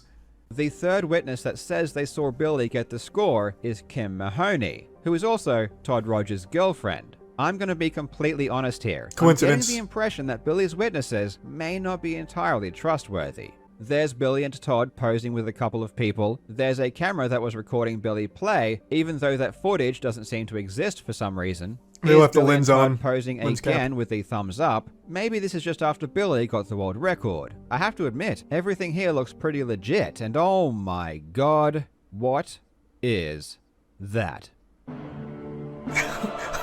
I don't know what I'm looking at. I'm not knowledgeable enough. What is it? Is it a copyright 2023 on there? That joystick is not an original Donkey Kong joystick. This arcade machine does not have original, unmodified Donkey Kong arcade hardware. Oh, this jeepers. is an original Donkey Kong stick. It's got a big black ball and a short column. The Oh, stick on wow. Billy's arcade is a tall stick with a smaller ball, and it's obviously red, so the stick has been changed to something else. Easily explainable. This machine was considered so legit that they had to change out the stick. Otherwise, because people were fighting each other to compete for high scores on it because it was so fucking real. So the stick just got worn out from overusage, but the machine, that's the only thing that's been changed. That much I'm sure of. Or, you know what, that's a good point. This could have been a special edition cabinet that was sent to Billy Mitchell by Nintendo themselves. They were so happy that the King of Kong wanted to use an arcade cabinet that they made that they gave him a special red stick. You know, for the red, white, and blue, because he's such a patriot, obviously. Easily explainable. On top of that, it appears to be an 8-way stick. Now, the original Donkey Kong stick is 4-way, which means it can only go up, down, left, and right. The game can be played. If you want to steer barrels while on a ladder, you have to stop and hold left or right, because you can't go up and to the side at the same time. But with an 8-way stick, you can continue to climb ladders while steering barrels by using the diagonals. With an 8-way stick, That's you can do interesting. things you can't do on an original arcade, which is I'm actually just even shocked that he played the game. I thought this was going to prove that Billy Mitchell's never even touched Donkey Kong in his life. So honestly, at this point, I have a little more respect for Billy knowing that he just used a cheating device in order to have a better score, like to play better. I thought for sure it was going to come out that he just doesn't even know what Donkey Kong is. He's never touched the fucking thing in his life. which is why they are banned. So not only is the stick not original, which was totally banned, it looks like an 8-way stick, which is extra banned. His entire lawsuit against Twin Galaxies is based on the premise that he played on unmodified original arcade hardware, which is categorically not true. True, Not only very from wrong. the videotapes, but now from the photos as well. And his lawsuit is full of lies where Billy claims the hardware was unmodified. Everyone just got caught out, big time. And it gets... How did they even let this happen? Surely they would have recognized the stick, right? This man dedicated his entire life to Donkey Kong and his high score. He did one thing that isn't even that cool, getting a high score in Donkey Kong, and he let it define his entire fucking life for the last 24 years. And he wouldn't recognize that the stick isn't original? Surely he would have done everything in his power to keep these photos buried. Fucking burn the photos, for God's sakes. He would have had to know that people would be able to easily see that it's not an original stick. He didn't release it. I get he wasn't the one that released it. What I'm saying is, I'm sure he would have done everything in his power to stop it from ever coming out. Like, legitimately burn these photos. But maybe that was just beyond his control at this point. Like, who released it? Well, maybe Carl will mention it here in a moment. I'm just shocked he wouldn't go immediately to the event. He knew the photos were being taken. He was literally giving thumbs up with Todd Rogers in front of the cabinet. So he knew there were photos.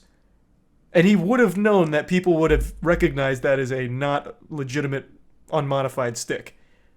So why would even A, let photos be taken, and B, not go to the event and like fucking scrub those archives? You may be wondering why Billy would lie about something that can so obviously be disproven. That's what I was just And talking the about. answer is that Billy didn't know these photos existed. In What? fact, the entire Donkey Kong community didn't know these photos existed. They were only made public recently, and not by Billy Mitchell. These photos were never made public, and they were only retrieved now by directly contacting the organizers of the convention. That blows my mind. He literally gave a thumbs up multiple times with Todd Rogers in front of that machine. Who was he giving the thumbs up for? He knew pictures were being taken. What did he think happened to that? What? Wait, what? This is a cool angle of Billy, though, I will say. His hair looks even more like a Lego block in this angle. But I still just can't believe that he wouldn't remember photos being taken because he posed multiple times for him. I'm also surprised that it took this long for someone to contact the event staff from the mortgage thing.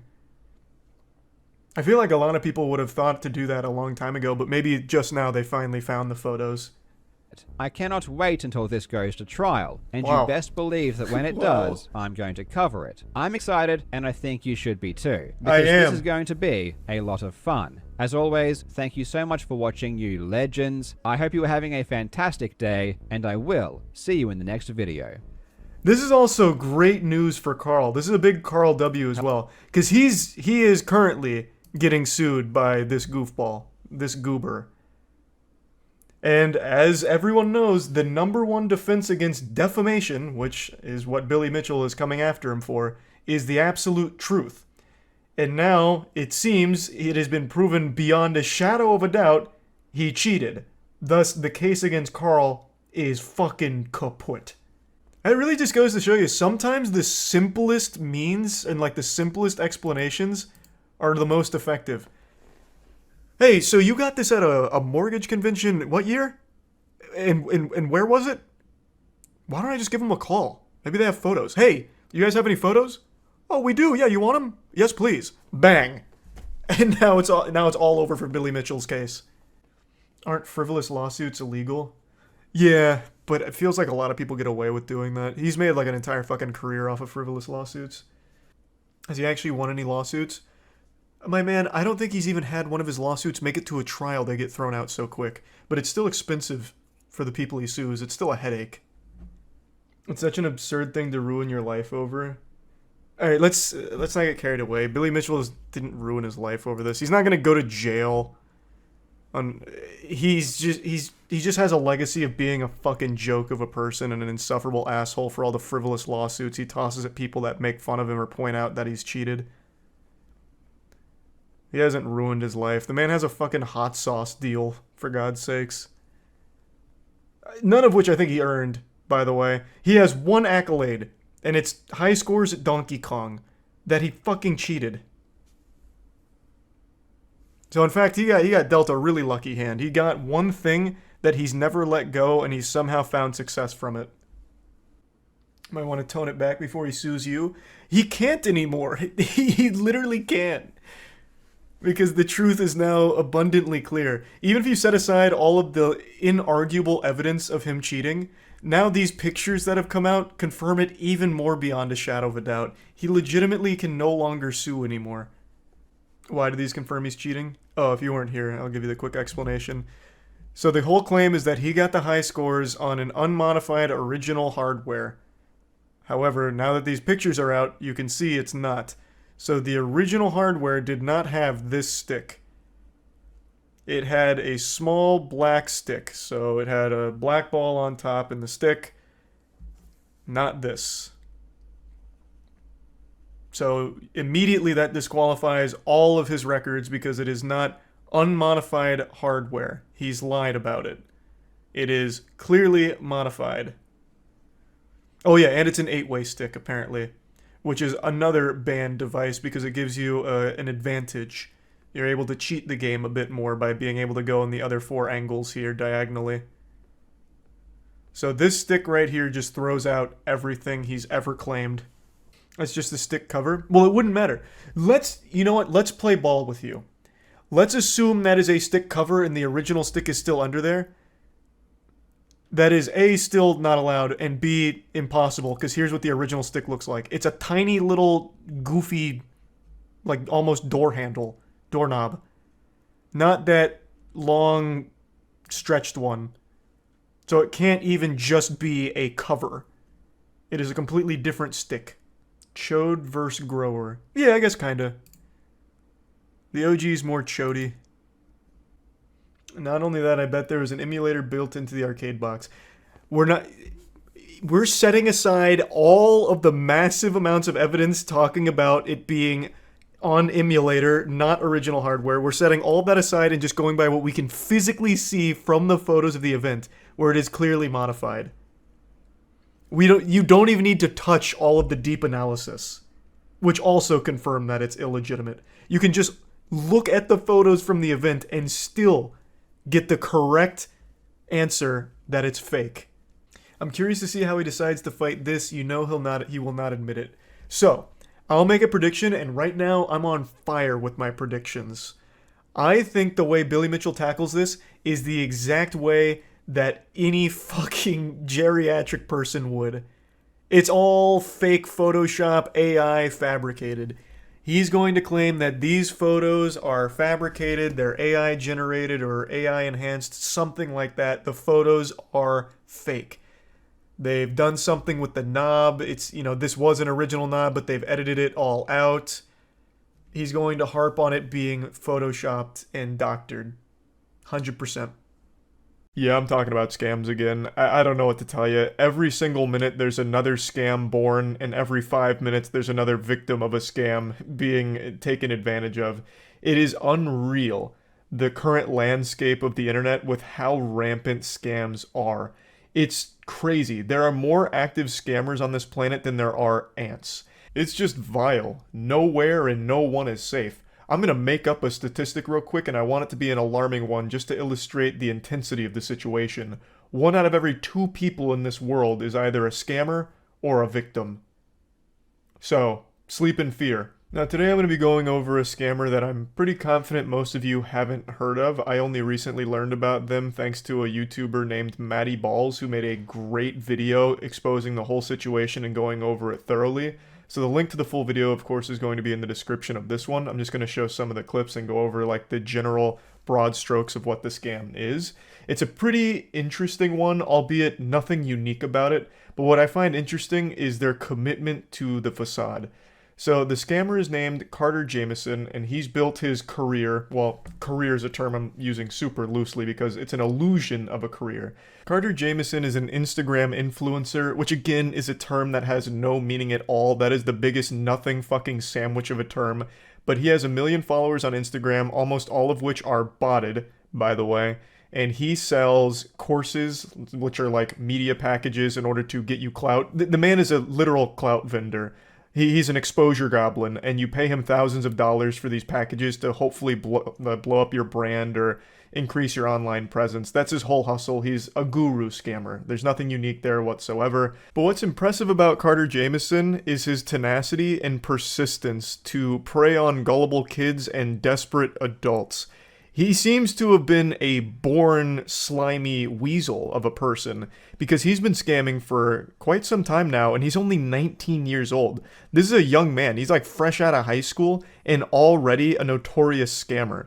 In fact, he was one of the puppet masters behind Lana Rhoades' NFT scam from like 8 or 9 months ago, which I know a lot of you are probably familiar with because that was a huge scam. He was one of the people behind it that made off with $1.5 million in that rug pull. This was his first major scam, and I guess he must have really enjoyed the taste of shit in his mouth because he just continues to scam from here. It's only escalated. So not only does he do the press package shit where he like sells these $1,000 packages of like articles or whatever, he also does these very shady giveaways where I'm not entirely convinced people actually get the items they're supposed to receive from the giveaways. But even still, giveaways in and of themselves and the way that Carter Jameson does them are always sketchy because he's hiring rappers and pretending to be friends with them in order to promote the giveaway. So that way people start following the account and, signing up, whatever, all that, under the idea that they're going to get this item, and also under the idea that the rapper that is there is a big supporter, so it must be legitimate, even though that's not exactly telling the whole story.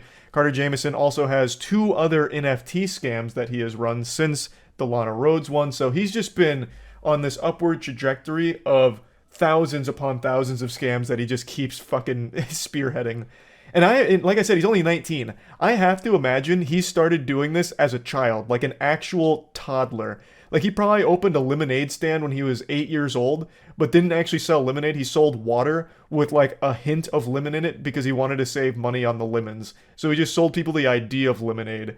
Like, I guarantee this guy's been scamming for a long time. Like, probably took notes out of Ed, Edd n Eddy when they were scamming for Jawbreakers. He probably was scamming around his middle school for, you know, $15, $20 off, like, a homework racket or something. Like, this kid seems to just thrive off taking advantage of people and lying. His whole personality is fake. So I'm going to go ahead and play clips from the video so that we can get a deeper understanding of exactly how all of it works. But this one is a pretty sad one. Like, he's 19 years old and he's already a piece of shit. Carter Jameson. I'm unfamiliar with that name. Carter Jameson is someone who's been seen with Chief Keef, Kodak Black, Lil Durk, Bobby Shmurda, Summer Rae, Lil Yachty, Steve Will Do It, Will Bennett, and many other celebrities. But how... I'm going to just take a guess. Knowing nothing about this, he paid to take all of those pictures with those celebrities. He's a trust fund kid with a lot of access to money. So he puts on a front that he's actually a popular guy, like friends with all these rappers, and he uses it to try and promote. I'm just going to do crypto. I think crypto's easiest. Lock it in.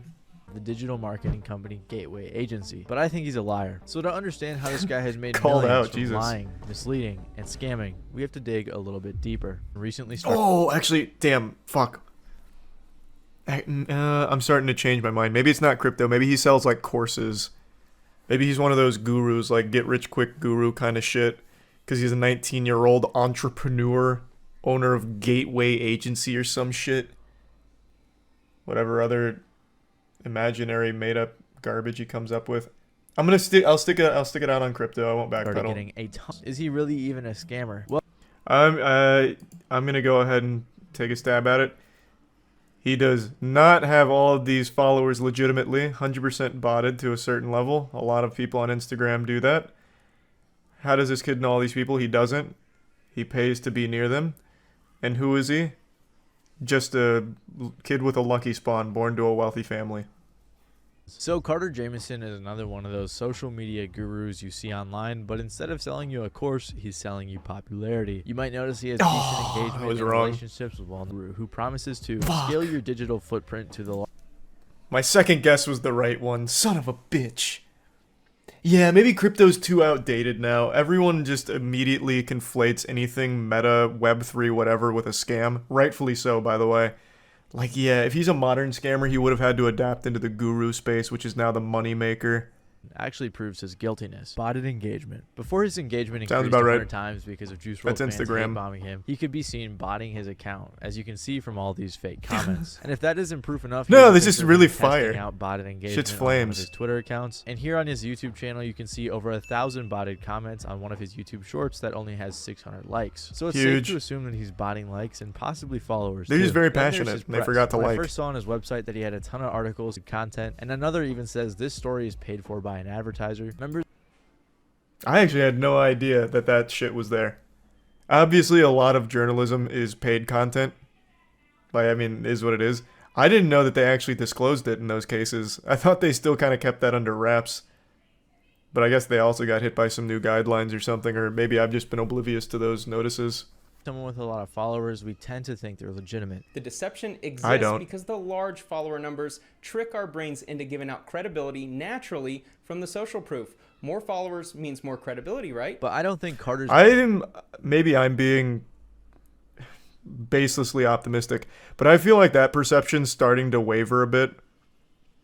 It used to be bigger number, trustworthy person. That used to be the rule, but I think with crypto and everything, it's kind of shaken everyone's faith in that concept. So I'm hoping that's changing, because it feels like it kind of is, slowly but surely. But maybe I'm just wrong in wanting to believe. I like how the YouTuber is basically milking this guy's downfall for views and content. Why does everyone have to have like some kind of weird contrarian perspective on everything? This guy even said at the beginning, like, he was a very generous guy about this whole thing. He's just telling the story, and that's exactly what he's doing. He's just telling the story about this guy's hustle. which is a scam. It's so weird. What goes on in your mind to want to immediately take some kind of weird combative stance on someone just literally exposing a scammer? I don't get it. I actually don't understand it. It's just too easy to agree, so someone has to disagree even if they don't believe. I suppose, but I'm not here to be an armchair psychologist. I really just don't get it. He uses a method called loop giveaways where he partners with popular people to give away items. Carter and probably others will spam DM people with details about the giveaway campaign. They show the estimated growth and how much it'll cost to buy into it, and the reason that account will be following all the investors. So in return for their money, they will be receiving thousands of real followers. So when he gets that investor money, he buys the items for the giveaways, flies out to meet the influencer or the rapper, takes some pictures with them to make his Instagram look better, takes pictures for the giveaway, pays the influencer, and keeps a ridiculous amount of money for doing little to nothing. It really is an infinite money glitch. And the giveaways themselves aren't necessarily scams. They're not against Instagram. It's like a social media STD. And I think he actually does give away the items. He might not, I'm not sure. I have seen people say they haven't gotten their stuff. That might not be true. But we have, and his business offers a variety of other overpriced services. For example, you can buy different press packages that offer articles and other sorts of For the low cost of $8,000, you can get the musician package, which is a 15 article package. Oh, whoa, and I missed the... Oh, that's the low end. What the fuck? The $20,000 value is so much better. It even has the word cheaper. It's the market domination press package, which is 20 mid-tier press package. How are you supposed to gain clout without spending 20 grand on this package? Holy shit, wait, all the answers are right here. This is the key to success. He's giving away the keys to the kingdom, holy fuck. And for the low cost of 20 grand? Press, like this Google Knowledge Panel package, which costs $6,500 when you can do it for free yourself. Then in the description, he has the nerve to say, you must have 20 other notable articles. Yeah. He sells ad management, verification, websites, billboard advertisements, and more. And I'm going to take a random shot. Why? Who is dumb enough to pay for a fucking billboard advertisement? Who in their right fucking mind is like, oh my god, the billboard package. I need it. I'm gonna blow up with a good billboard. I don't think a single human being of the last 10 years has looked at a billboard and actually signed up or even visited what it was advertising. Especially because apparently they only accept payments through Cash App, which is very sketchy. And I guess he also used to sell paid shoutouts on his Instagram and then just delete them right away after you paid for it, which probably didn't really make a difference because most of his Instagram followers are either inactive or fake. And if none of this, the reason that I believe he is scamming when it comes to the giveaways and the influencer marketing is because he's been caught scamming before. Before Carter brought his scams to the rap community, he was exposed for being one of the masterminds behind Lana Rhoades, CryptoSys, NFT Rug Pull, where her, Carter, and some others made off with $1.5 million in Ethereum. It's crazy. Somehow, anytime there's a scam, it's like this interconnected web. Like, all of the scammers that currently exist have always existed, and they've been part of all the other scams we've followed. What a throwback. What another reoccurring character. Another season that they're making an appearance in, another cameo. There were 6,069 awful looking NFTs that were being marketed as an investment, and investors were promised that this was a long... Unlike other pump and dump projects, we don't just plan on stopping after minting, so we actually have to be able to fund all that stuff. They were hyping it up so much to the point where multiple people even got tattoos of the NFT and they were reposting it. Personally, I can't imagine knowingly scamming people, watching them get tattoos of the NFT and reposting it. So they... I'll tell you one thing, I can absolutely imagine that. If you're one of those absolute bumbling idiots that buys into CryptoSys and you feel so strongly about it, you get a tattoo on your fucking thigh of the CryptoSys logo, you deserve to be laughed at. The scammer at that point, I'm on the scammer side. Laughing at you is like the least they can do. You've earned that shit. That's a fat fucking L. My god. Everything else I disagree with the scammer on, but laughing at people that do that, I actually completely agree. $1.6 million was drained out of this mint for the NFTs one day after they sold the collection. The reason that they did this is because apparently Lana's feelings got hurt by the negativity in the community, but obviously this was just an excuse to take the money. Tons of people in the community talked about this rug pull, so it's a pretty well-known scam, and somehow Carter still has a career. And this wasn't the first time that Lana... Right now, Carter has other NFT projects like Billionaire Butterfly Club, which I'm assuming is I was kind of right. He is doing crypto scams. Rug pull type of deal. But in This is the fraternity apes party. Guys, everybody in this is in the highest level frat of the real life. Fraternity Apes Party, What or the FAP fuck? for short, is an NFT Cool. project where the incentive isn't an investment, but it's that you could go to a cool party with tons of influencers and celebrities, and only holders that's of the worth it. NFT can get in. I doubt any of the people there owned one of these awful-looking NFTs. They somehow even got the Nelk Boys to show up, but they probably paid them too. Yeah, and then they actually somehow they got Steve Will Do It there. The guy notorious for literally accepting anything that has a dollar bill attached to it. It's a mystery to me how the fuck Nelk ended up there. This kid, I'll crack the code. I think I was right initially. This kid came from money, and he used that money to buy himself an advantage, to put himself in the position so he could scam people easily by presenting himself as a popular influencer. So he did the crypto scams with Lana Rhodes. He's doing the guru scams right now with the gateway giveaways, and he's done, what, 2 other crypto-based scams with NFTs and shit? He's just one of those douchebags. Perpetually living in his father's shadow. Fake lifestyle. The rappers and the other people partnering with him, or more likely their management, should probably look a little bit more into who they're partnering with. Why would they do that? At the money they're going to receive, because then they end up associating with a bunch of scammers, which doesn't really make them look good. Yeah, but their audience doesn't care. This was a great video. Good shit, Matty Balls. Yeah, I didn't know anything about this guy. This is an interesting story. Hold on, I want to look something up right now. This video is not very old, right? It's like 2 months old. Has he addressed this? His whole Instagram is fucking rough. But yeah, it's just shit like this. It's just him holding money. I don't even think people buy his course, I'll just say it. I think people are not dumb enough to fall for someone like this. You'd be surprised. I guess, but his prices are outrageous. $8,000 all the way up to $20,000. Like, nobody can afford those packages.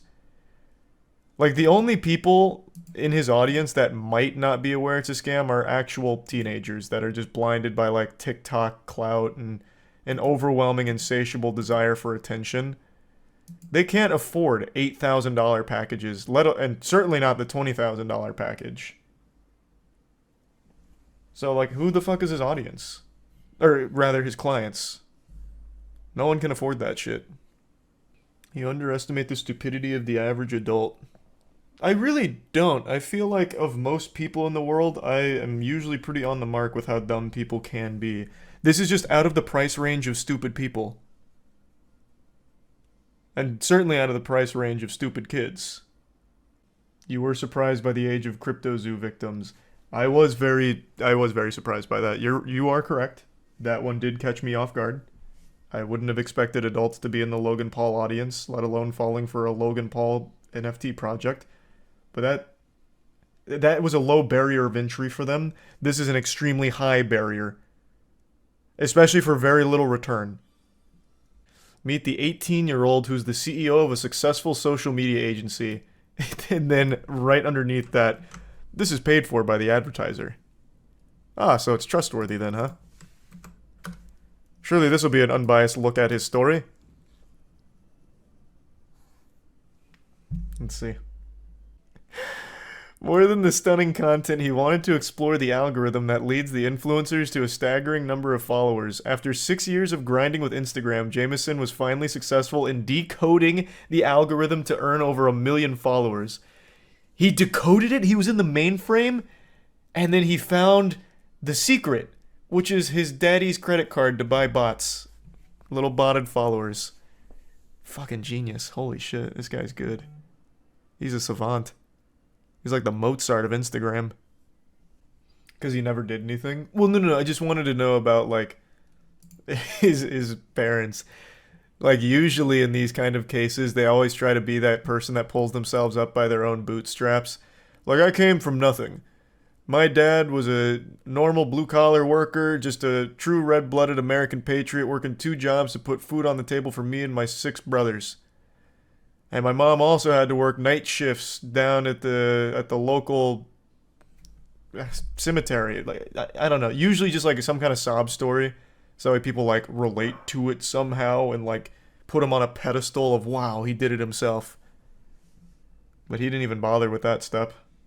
Do all scammers usually come from a rich family? I wouldn't say all of them. That'd be a disservice to say all of them. But I would argue a good 85 to 90% of all scammers do come from a very privileged background. At least in the digital age. Content warning. In this video, we will be displaying explicit messages that were sent to a minor, but we'll be giving you another warning before it happens. So, it's been a few months That's pretty since intense. Make Games released our video titled How Roblox is Exploiting Young Game Developers. In it, we shone a light on how Roblox, which is today one of the largest video games in the world, encourages children to make games on its platform only to give them a tiny fraction of the revenue that their games make. We had concerns about the extent to which Roblox is a system that predates on child creativity, and overwhelmingly, you folks shared those concerns. This seems pretty easy to follow so far. Roblox exploits kids. Allegedly. No, Roblox exploits kids. I'll say it with my chest.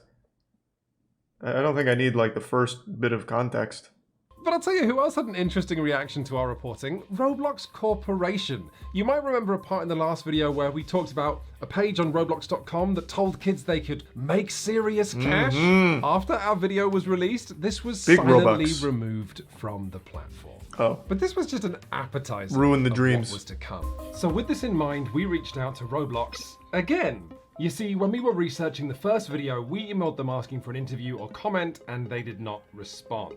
But with 500,000 views, yeah, they're like a $1 billion we reached company. out to Roblox to say that we were working on a follow-up, and this time, Roblox's new Senior Director of Corporate Communications and Public Affairs offered to speak to us on the phone to see if we could arrange an interview. Oh yeah, let's go. We did not succeed at arranging a straight interview.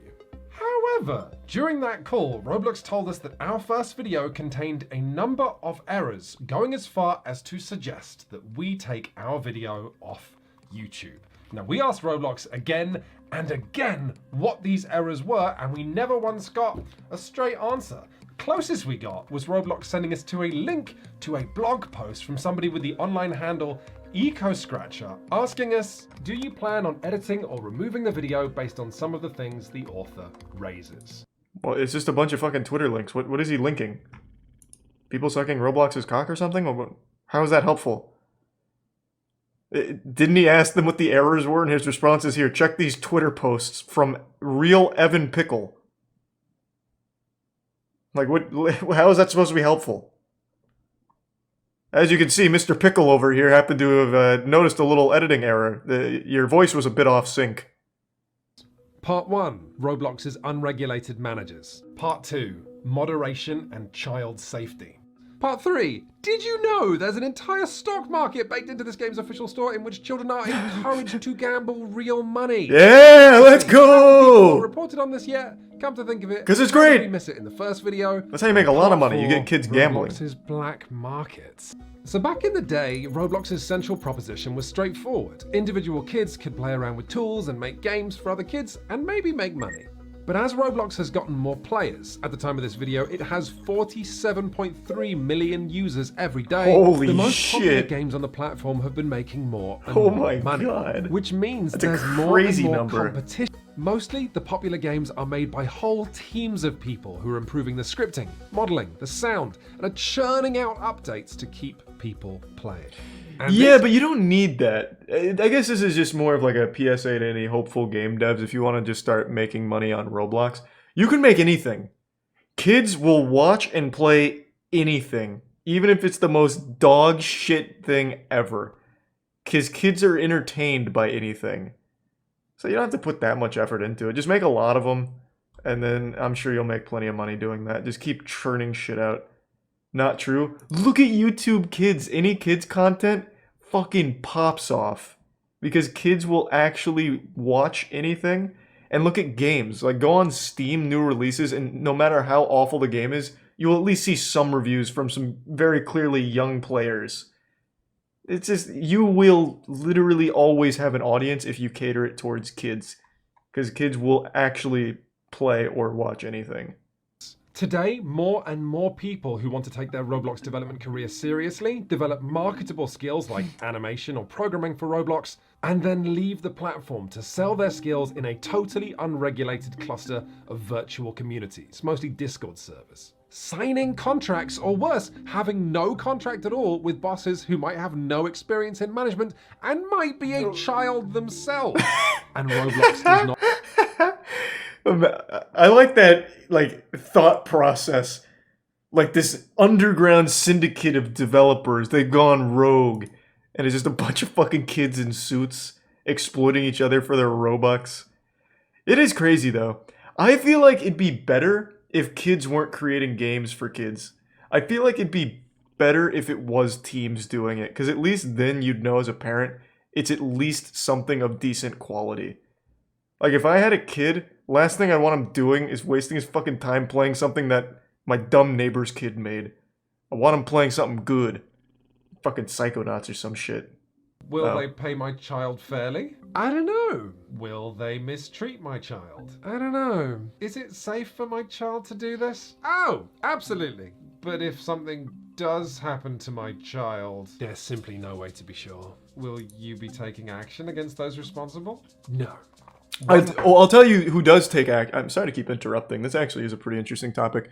There is a community of people who take action against Roblox bad actors. And it's right here on the terminated players list. This is where the Roblox villains live. Forever in infamy, on the wall of shame. We have some of the most heinous players in all of Roblox history, including Greg9 and Greg1999112 son.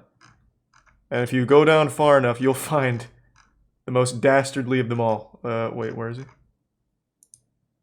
Hold on, I gotta get to the X's. Hold on. Why is he not on here? Where's Sonic the Hedgehog? XX Sonic the Hedgehog? He escaped. That's probably what it was. Oh, I got his name wrong. The X's came after. Sonic the fucking Hedgehog. This guy terrorized the streets of Roblox for far too long. Not even the CIA was enough to stop him in his prime. He had to be taken down by other kids in the server. Until one day, he just left peacefully. They weren't locked in there with him. He was locked in there with them at the end of it all. God rest his soul. He actually commented on my Roblox video. He actually still goes by this name on his YouTube channel. So, it's a bit disingenuous to say Roblox doesn't do anything when there's bad actors in their community. Because, I mean, look at this. This counts as something. Jim Wool is... Yeah, I haven't seen Jim Wool on these lists yet, but he's probably just too new. He's like the most recent raid boss. In fact, talking about what your boss did to you on the official Roblox developer forums falls under the category of harassment. And since there's no plan... Let me read these real quick. Yeah, if you're mistreated by your boss, don't tell Roblox about it. You yourself get banned. Rightfully so. Fucking snitch. Statements. So we emailed... Ooh, hold on a second. Hey, Connor. The structure of Roblox is so strange to me because I had an offer of like 20k from a Roblox game developer to have them make games for me to stream. But it was somewhat sketchy and I wasn't sure how involved Roblox themselves were. 20k to stream some Roblox games and you didn't do it, Connor? You deserve to be on the fucking controversial players list on the fucking Roblox wiki. What a deal! You have to play Roblox and get 20k? Are you insane? Unbelievable. But yeah, obviously Roblox themselves isn't involved. It's just some like weird, crusty dudes that develop pretty mediocre experiences. But god damn it, that's what makes Roblox Roblox. Why do people keep saying check Roblox stock? Ah, it's a rough day. That's a rough day for Roblox fans everywhere. Oh, that's a rough 5 day. Oh, that's just a bad month for Roblox fans everywhere. But it's a good year. We're looking good on the year though. So you know, win some, you lose some. When talking about problems with Roblox's moderation, it is hard to know where to start. The side of the moderation that makes the best headlines are the games that simply should not be there. Like this Wired article on the fascist role-playing games, or this Rolling Stone article on the trolls who are always coming up with new ways to hide sex games Oh god! on Roblox. To hear Roblox's players tell it, the moderation is infuriating because it simply works when it's not supposed to and doesn't work when it is supposed to. With automated filters offering unfair temporary bans for using words like fat, gay, and pill, while still leaving enough scammers on the platform that the BBC chose to issue a warning. Hold on, I want to read that. Oh, so it's kind of like the zero tolerance thing. RuneScape kind of has the same thing. If you get scammed, it's basically go fuck yourself. And it's really not like the worst policy in the world to have because it would be so highly exploited otherwise. So I guess like the best thing they could do is have like some kind of, I don't know, like Scrub McGruff crime dog teach you how to avoid scams. Like I don't really know what you're supposed to do. It's just people getting scammed. And if you like come in there to try and like hold their hand like, okay, you got scammed, we'll give you your shit back, then there's going to be a million other people who pretend they got scammed and it's going to be a whole mess. There's really just not a good solution to that. So I understand Roblox's policy there. After this channel's last video on Roblox, a number of concerned parties got in touch with us to see if we could force Roblox to act regarding a Roblox developer with a few nicknames, including Dr. Rofatnik and Jaden Shedletsky. The infamous Rofatnik? Sarah. No! Real name. I've trusted him for years. Doc in a Discord server, Doc was 24 and he knew that Sarah was 12. Not Dr. Rofatnik. When I first met him, he had mentioned his Roblox fan game, and I was like, hey, I like Roblox too. He was making a Roblox Sonic fan game. Oh, that sounds about right. Oh, God. So I asked him about it. Next thing I know, I get like 5 pings, and he sends me a bunch of gifs of it. Of course He's sending me progress of it already. He was the one who started taking the inappropriate jokes in the DMs first. But Sarah made friends within these games' community. So, hold on. Someone fill me in. I pretend that I know who Rofatnik is. Who is he? Is he on like the actual Roblox team? Like as a moderator or something? Or is he just a developer? Like a random developer making shitty Sonic porn? Okay, so he's not on the actual Roblox team. He's a dev. Got it. Okay. Just not like a Roblox dev, but like a dev of just this game. This weird game. So he's just a random guy not affiliated with Roblox. It wasn't until 2020 that Sarah's friends were able to convince her that this behavior was not okay and helped her to come forward with evidence of Doc's behavior. However, as anyone who's been following the Me Too movement will know, coming forward like this often has devastating consequences for the victim. You turned right around and tried ruining his life for attention, and I was like, what the f are you talking about? Jesus. Doc released a video denying the allegations, going as far as including this audio of the developer still working under him, defending his character. The DMs that were exchanged between Jaden and the victims were not okay, but Jaden is by no means a pedophile. He understands the clear dividing line between jokes and serious, harmful actions against others. No fucking way. Yes, this guy clearly understands jokes, such as, I'd fuck you so hard. I mean, that's a knee slapper. I pretty much tell that one to all my cousins and stuff at Thanksgiving, too. I mean, it's just a good joke, I guess, right? I mean, again, this is Dr. Rofatnik. I mean, that guy's one of the greats. He understands comedy. It is a bit silly to try and, like, assassinate his character like that. So let me start by apologizing for the things I've said.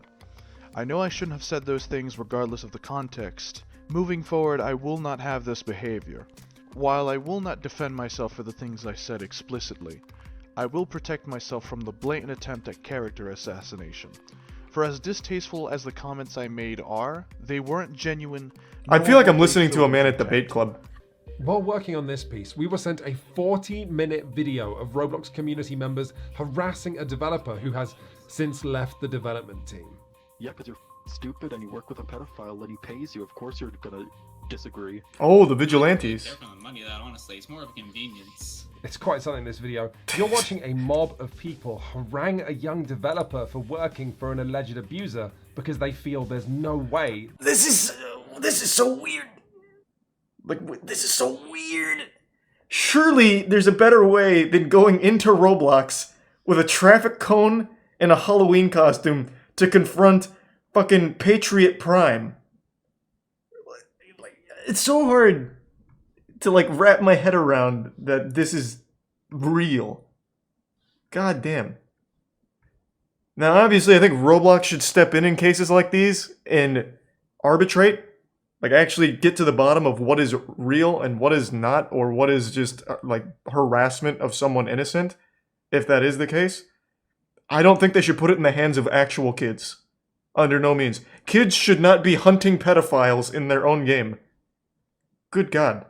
There should be some kind of feature or some kind of team that Roblox has that takes these on a case-by-case basis. We have a large, expertly trained team with thousands of members dedicated to protecting our users and monitoring 24/7 for inappropriate content. So it sounds like they have the And team. Developers removed from our Why platform doesn't it for work? policy violations also lose access to monetizing. That's not true. That's what all of these people are trying to tell them again and again. Doc is still publicly leading the development of his Sonic games, as this recent update video from him proves. Doc's ban did nothing. He's still making money for Roblox and paying developers to come and work under him.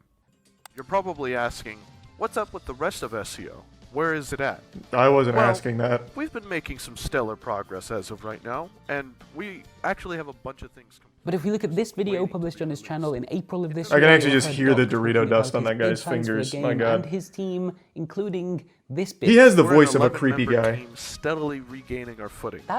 What you're looking at here are collectible cosmetics that Roblox either sells a limited number of or sells for a limited This is pretty time. fucking Most recently interesting. as tie-ins with brands like Vans, the YouTuber KSI, or Swedish pop star Zara Larsson. And once this initial sale period is over, the only way that kids can get them is either by swapping items with other Roblox users or buying them direct from other So they Roblox have users. basically And because what the cornerstone of TF2 Roblox's has economy is kids in trying to look CS:GO. cool in front of other kids, these items immediately They've got some gambling. skyrocket in value. Let's go. From $5 or A $10 market. that Roblox sells them. But the important part here is that Roblox always takes a 30% cut from any sale that happens on its platform. So the more absurdly 30? overpriced these items get, and Also, you only get a 23% cut from your game while Roblox takes the rest. So even as a developer? Oh, that's fucking crazy. Man, Roblox has got it figured out.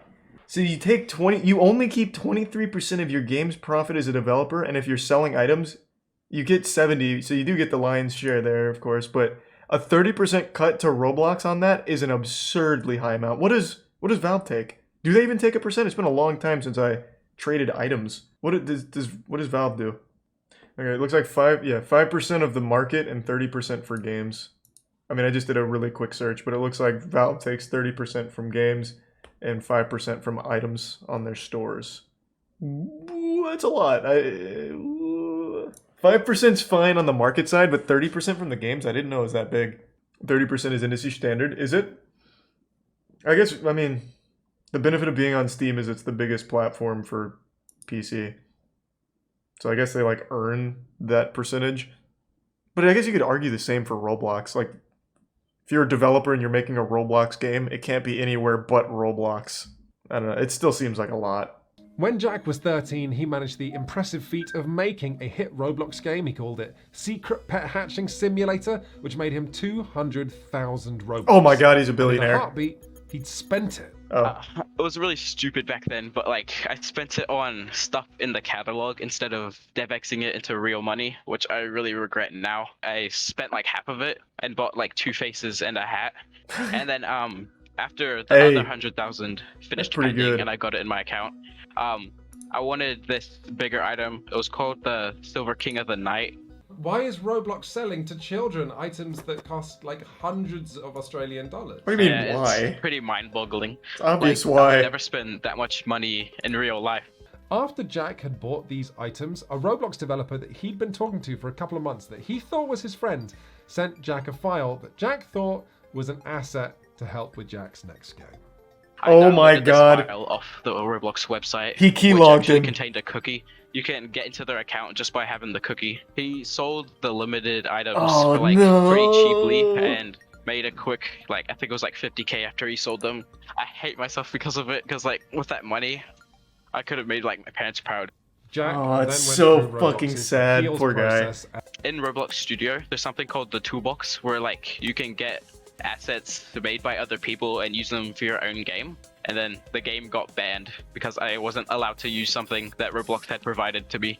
Some stranger, it turned out, had harvested resources from someone else's game and uploaded them to the toolbox illegally, which meant Jack was using them illegally, even though he'd been provided them by official Roblox channels, and his game, his work, his income was dead. God damn! Jack's learning Unity now. Jack got But all of slapped. this selling collectibles to kids, Roblox has created and continues to support a stock market for users to gamble Let's on go. their children's platform, with Roblox continuing to take a That's cut the of each future, and every baby. time they're sold between players. This is a breathtaking... Damn, look at the price of that bitch down there. The Crimson Wraith, or Crimson Wrath, the Red Wrath. 69, 69, 69. So that's about, what, 3 grand? Roughly 3 grand? Dude, well, the white sparkle, of course it's a fedora. The white spark, this is probably one of Doc RoboFat Man, what was his name? RoboFat Nick? Probably one of his custom items. The $1.4 million fedora, Robux fedora. So that's gonna be 8,000? Right around 8,000? Oh, you're right, there's a 9 million, I didn't see it with the captions. There's 9 million Robux Magna Spectro Inspectors. What the fuck is this? Little Dexter's Lab goggles? Whoever owns this owns Roblox right now. Hold on, I want to take a peek at those bad boys. Let me go to the Roblox stocks. It's a limited face accessory. It was published in the Avatar shop by Roblox in 2010. It could have been purchased for 500 Robux and only 66 were sold. No! Imagine one man has all 66. He'll be the next Warren Buffett, the ultimate Roblox investor. Can I see the owners? Is it like an NFT? Can I see who owns all of these? Is this it? This is it? Oh my god, I can actually see who has them.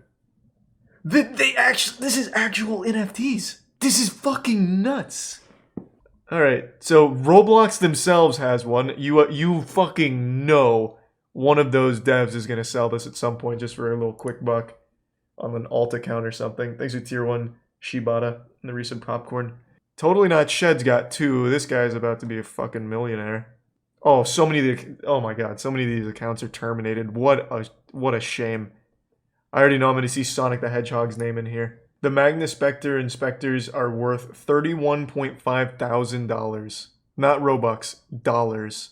And the very first owner, according to this, seems to be reverse racist. Man, those Magna Spectre Inspector gadgets or whatever the fuck, they went to a loving household. Totally Not Shed's got 2. I don't know what he's waiting for. I can't imagine there's a better time to sell. The hype here on Roblox is reached, I think, its peak. I can't imagine it gets more popular. Now it's only down from here. Totally Not Shed. I'll advise you on how to navigate this. I'll take I'll do what Roblox does. I'll take like a 23% commission, and I'll help you sell those. Let's get this cooking, Shed. Because right now you're squatting on gold. There is no reason to hold any longer. Diamond Hands is a curse, not a blessing. No warning anywhere on this page about how much you might lose, and no upper limit of how much you can spend. Oh, of course not. We want them spending a ton. $1,000 or a few tens of thousands. There are items here for you. What the fuck is that? 618 million Robux? That's $10 billion! What? What was it? The red banana of what? Red bandana of SQL injection. Of course, yeah, Roblox obviously has one. Oh my god, they must be so mad that their accounts are terminated with one of these on it. Oh my god, they have to be fucking fuming. This has to be the most oh my god. They've all been purged. This might be a conspiracy. Maybe it's so expensive Roblox bans these accounts because it's too powerful. It's $2 million USD. 618 million Robux. I don't want to do the calculations in my head, but it's definitely over 1 million. Oh my god. And some of these kids have it.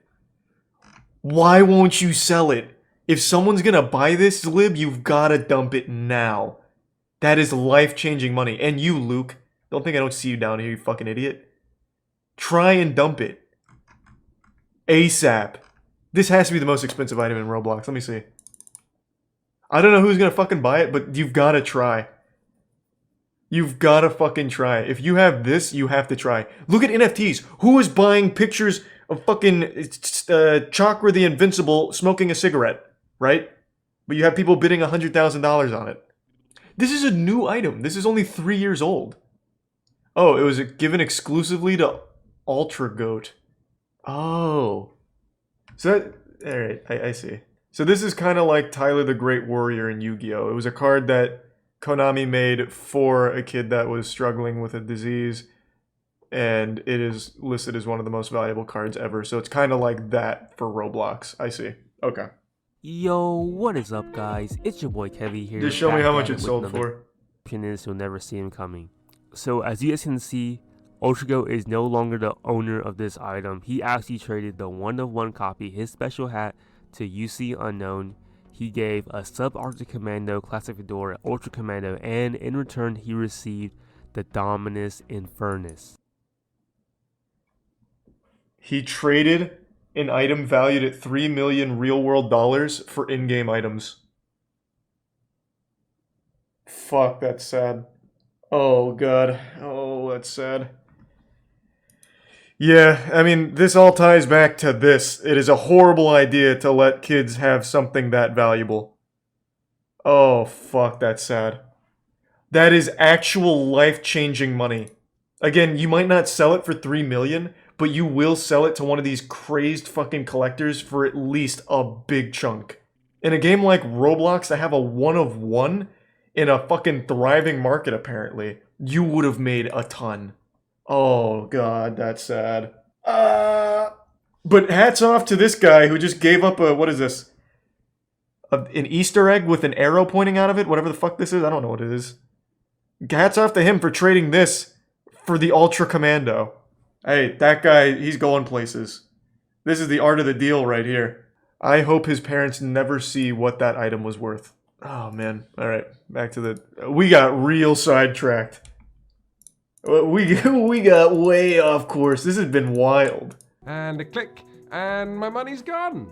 There is a reason that societies do not allow children to gamble. I see it now. To have a firm understanding of now I get it. Of risk, of addiction. Most adults I know don't have a firm understanding of all three because gambling and investing are both seen as adult activities. Are you telling me that there's a Roblox slot streamers? Kids want to act like adults. Oh my Roblox should be warning. This is amazing. Collectibles. He's recent JRM in London. As anyone who has tried pirating anything ever will know, illegal websites are not safe places for kids to end up. There's malware, credit card phishing, scams, hidden fees. These websites will make kids watch videos or fill out forms, to say nothing of the fact that kids have to get legally creative when it comes to how to put their money. Imagine the IRS just throws all these kids in the slammer. That these websites exist.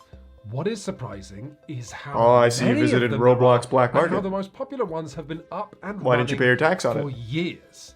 We were told that we weren't being objective, while this company refused to even admit the existence of the collectibles stock market that they created, of the underground black market of website that they allowed to exist. They didn't say anything to us about this questionable reality of kids working underneath other kids. So that's interesting. What does Roblox say about the stock market? Because it's inarguable. It is a stock market they've created in their items and their collectibles. What do they say about it? Thanks to the Resub Mountains. Nothing? Not a damn... How is there so much hoopla about loot boxes in games, but no one talks about that? I didn't realize that was a thing. I feel like that would be a much bigger topic of discussion, especially since most kids use their parents' credit card to buy those items. I feel like most of them are aware of it. Why isn't it like an issue?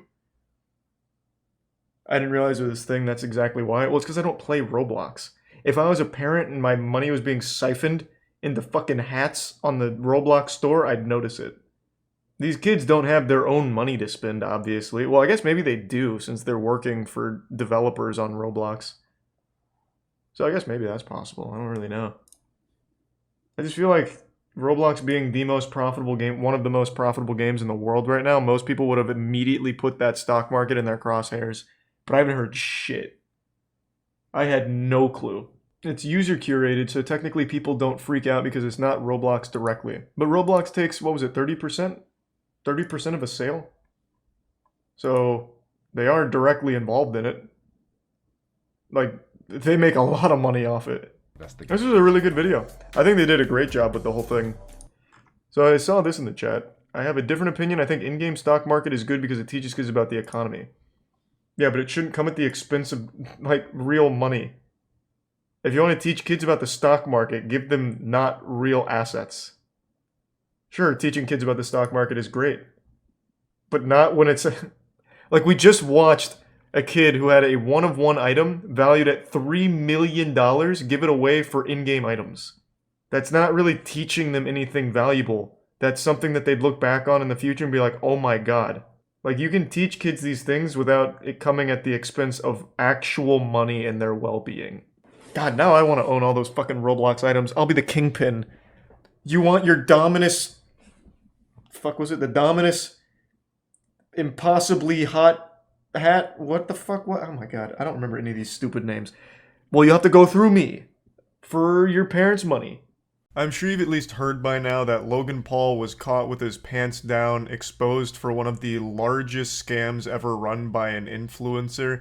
This was all brought to light by the finest detective YouTube has ever had, a channel known as CoffeeZilla. I've talked about CoffeeZilla more than Amy Schumer's talked about her vagina. I can't get enough of his content, and I can't recommend his channel highly enough. It is beautiful stuff. He's like a real-world L from Death Note. But instead of solving murder mysteries, he's solving scams. He's become a boogeyman to any fraudster online, where if he knocks on your door, they run to the basement and hide, like Batman striking fear into the hearts of criminals.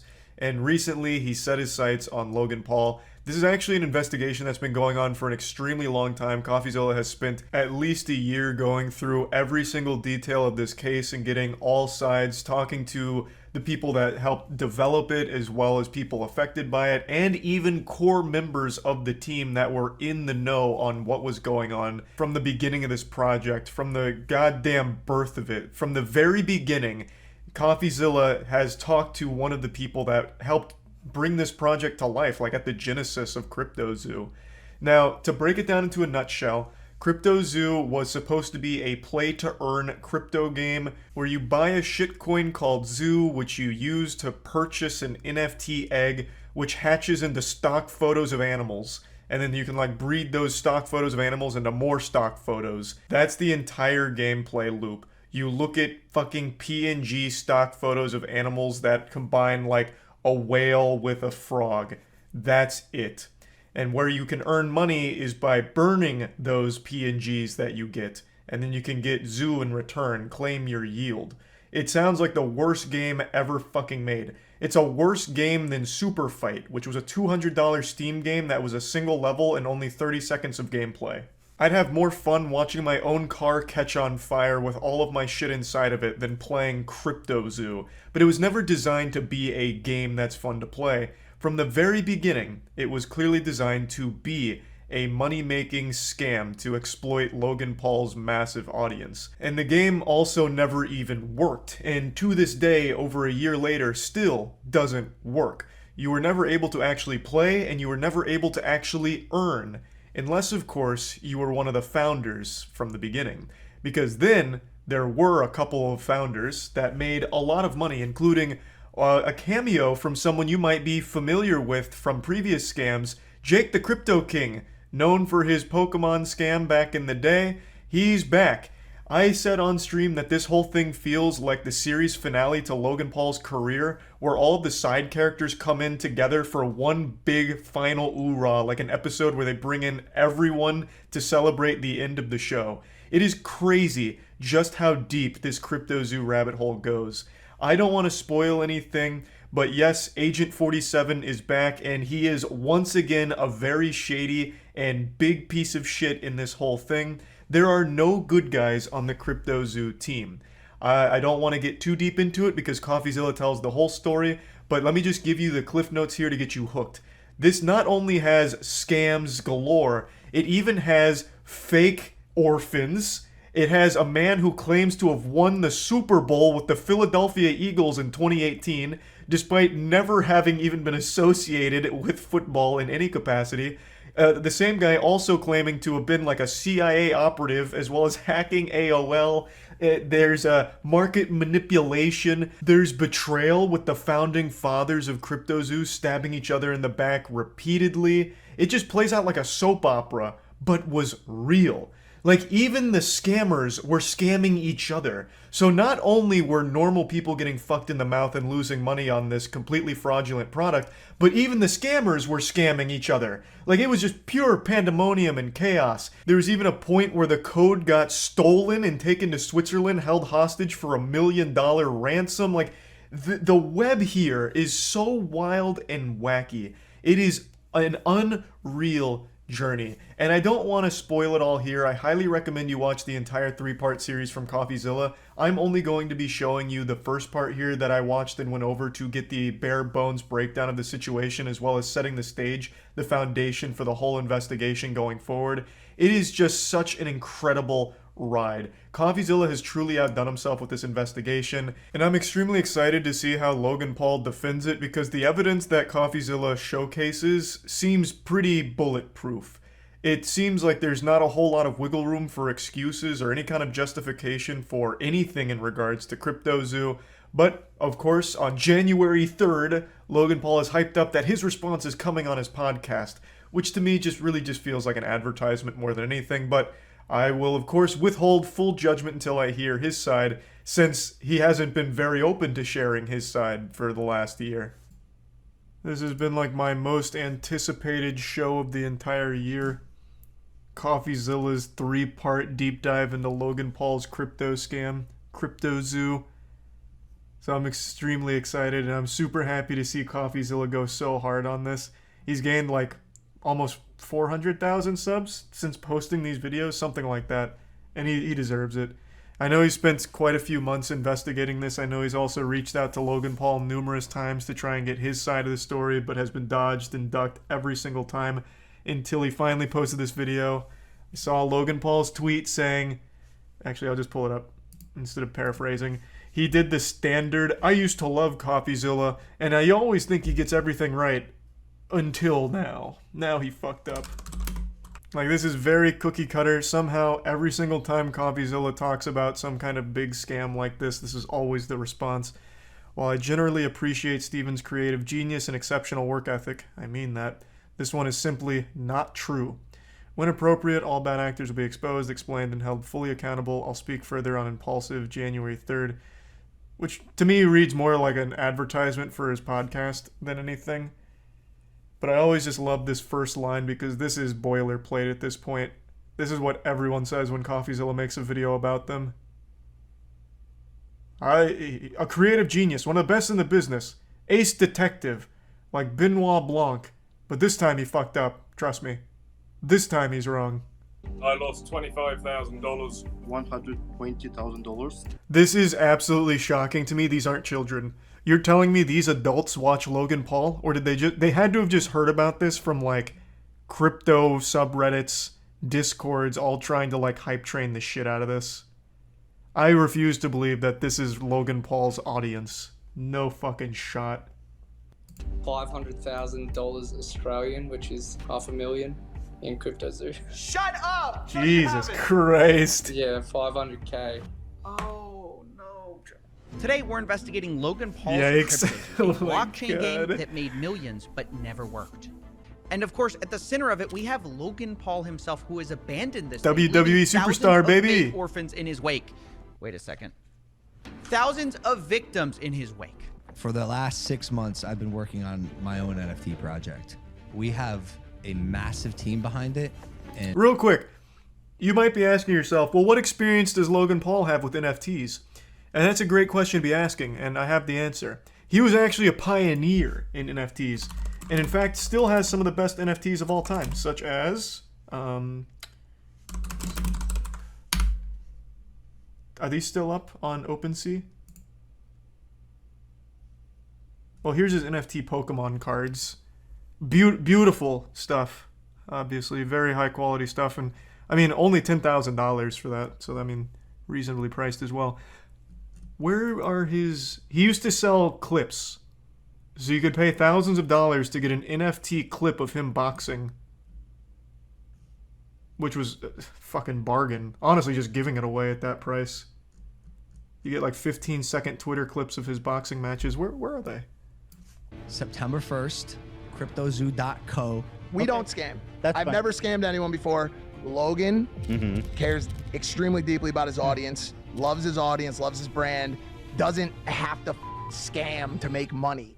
True, but you make a lot of money doing it, I imagine, so... Welcome to part The cookie one, jar the was too $1 million appealing. mystery that began this whole story. For the last 6 months, I've been working on my own NFT project. I think there needs to be a fresh take, and this project that I have is that fresh take.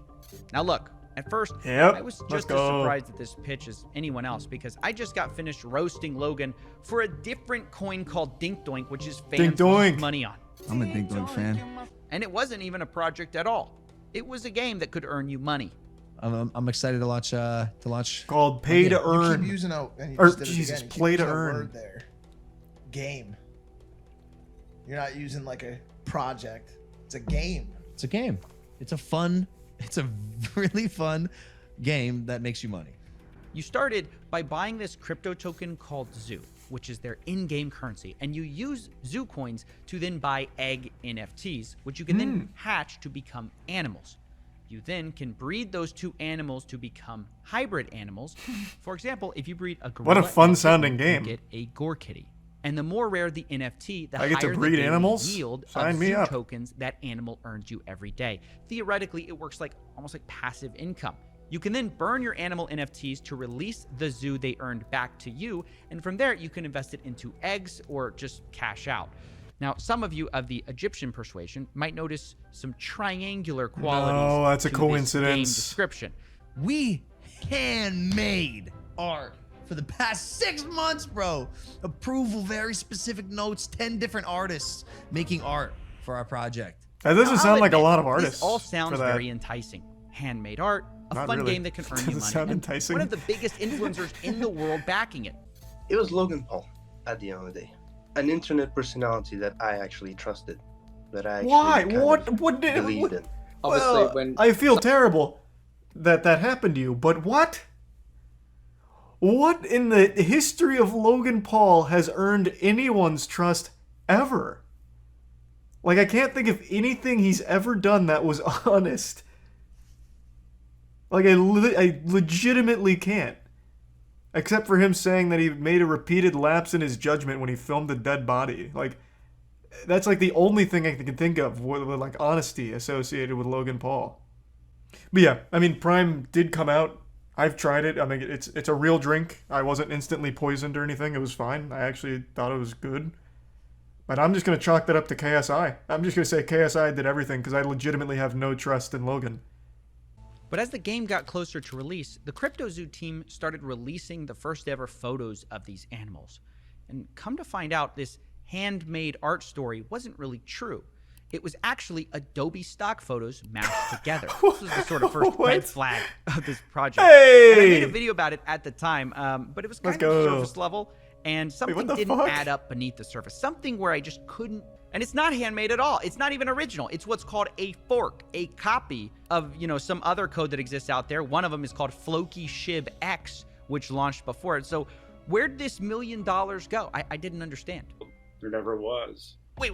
Play that again. Did you hear that? There was no way to claim your yield. There never was. Hold on. I can't the core believe it. mechanic of crypto What? that you can make money with these stupid animals didn't even work on launch day, and still, to this day, a year later, still does not work. So I acquired a bunch of eggs, and I actually want to play the game. I didn't acquire the eggs with the intent of keeping them. I actually wanted to hatch them and see what I got out of them and play in this ecosystem that's.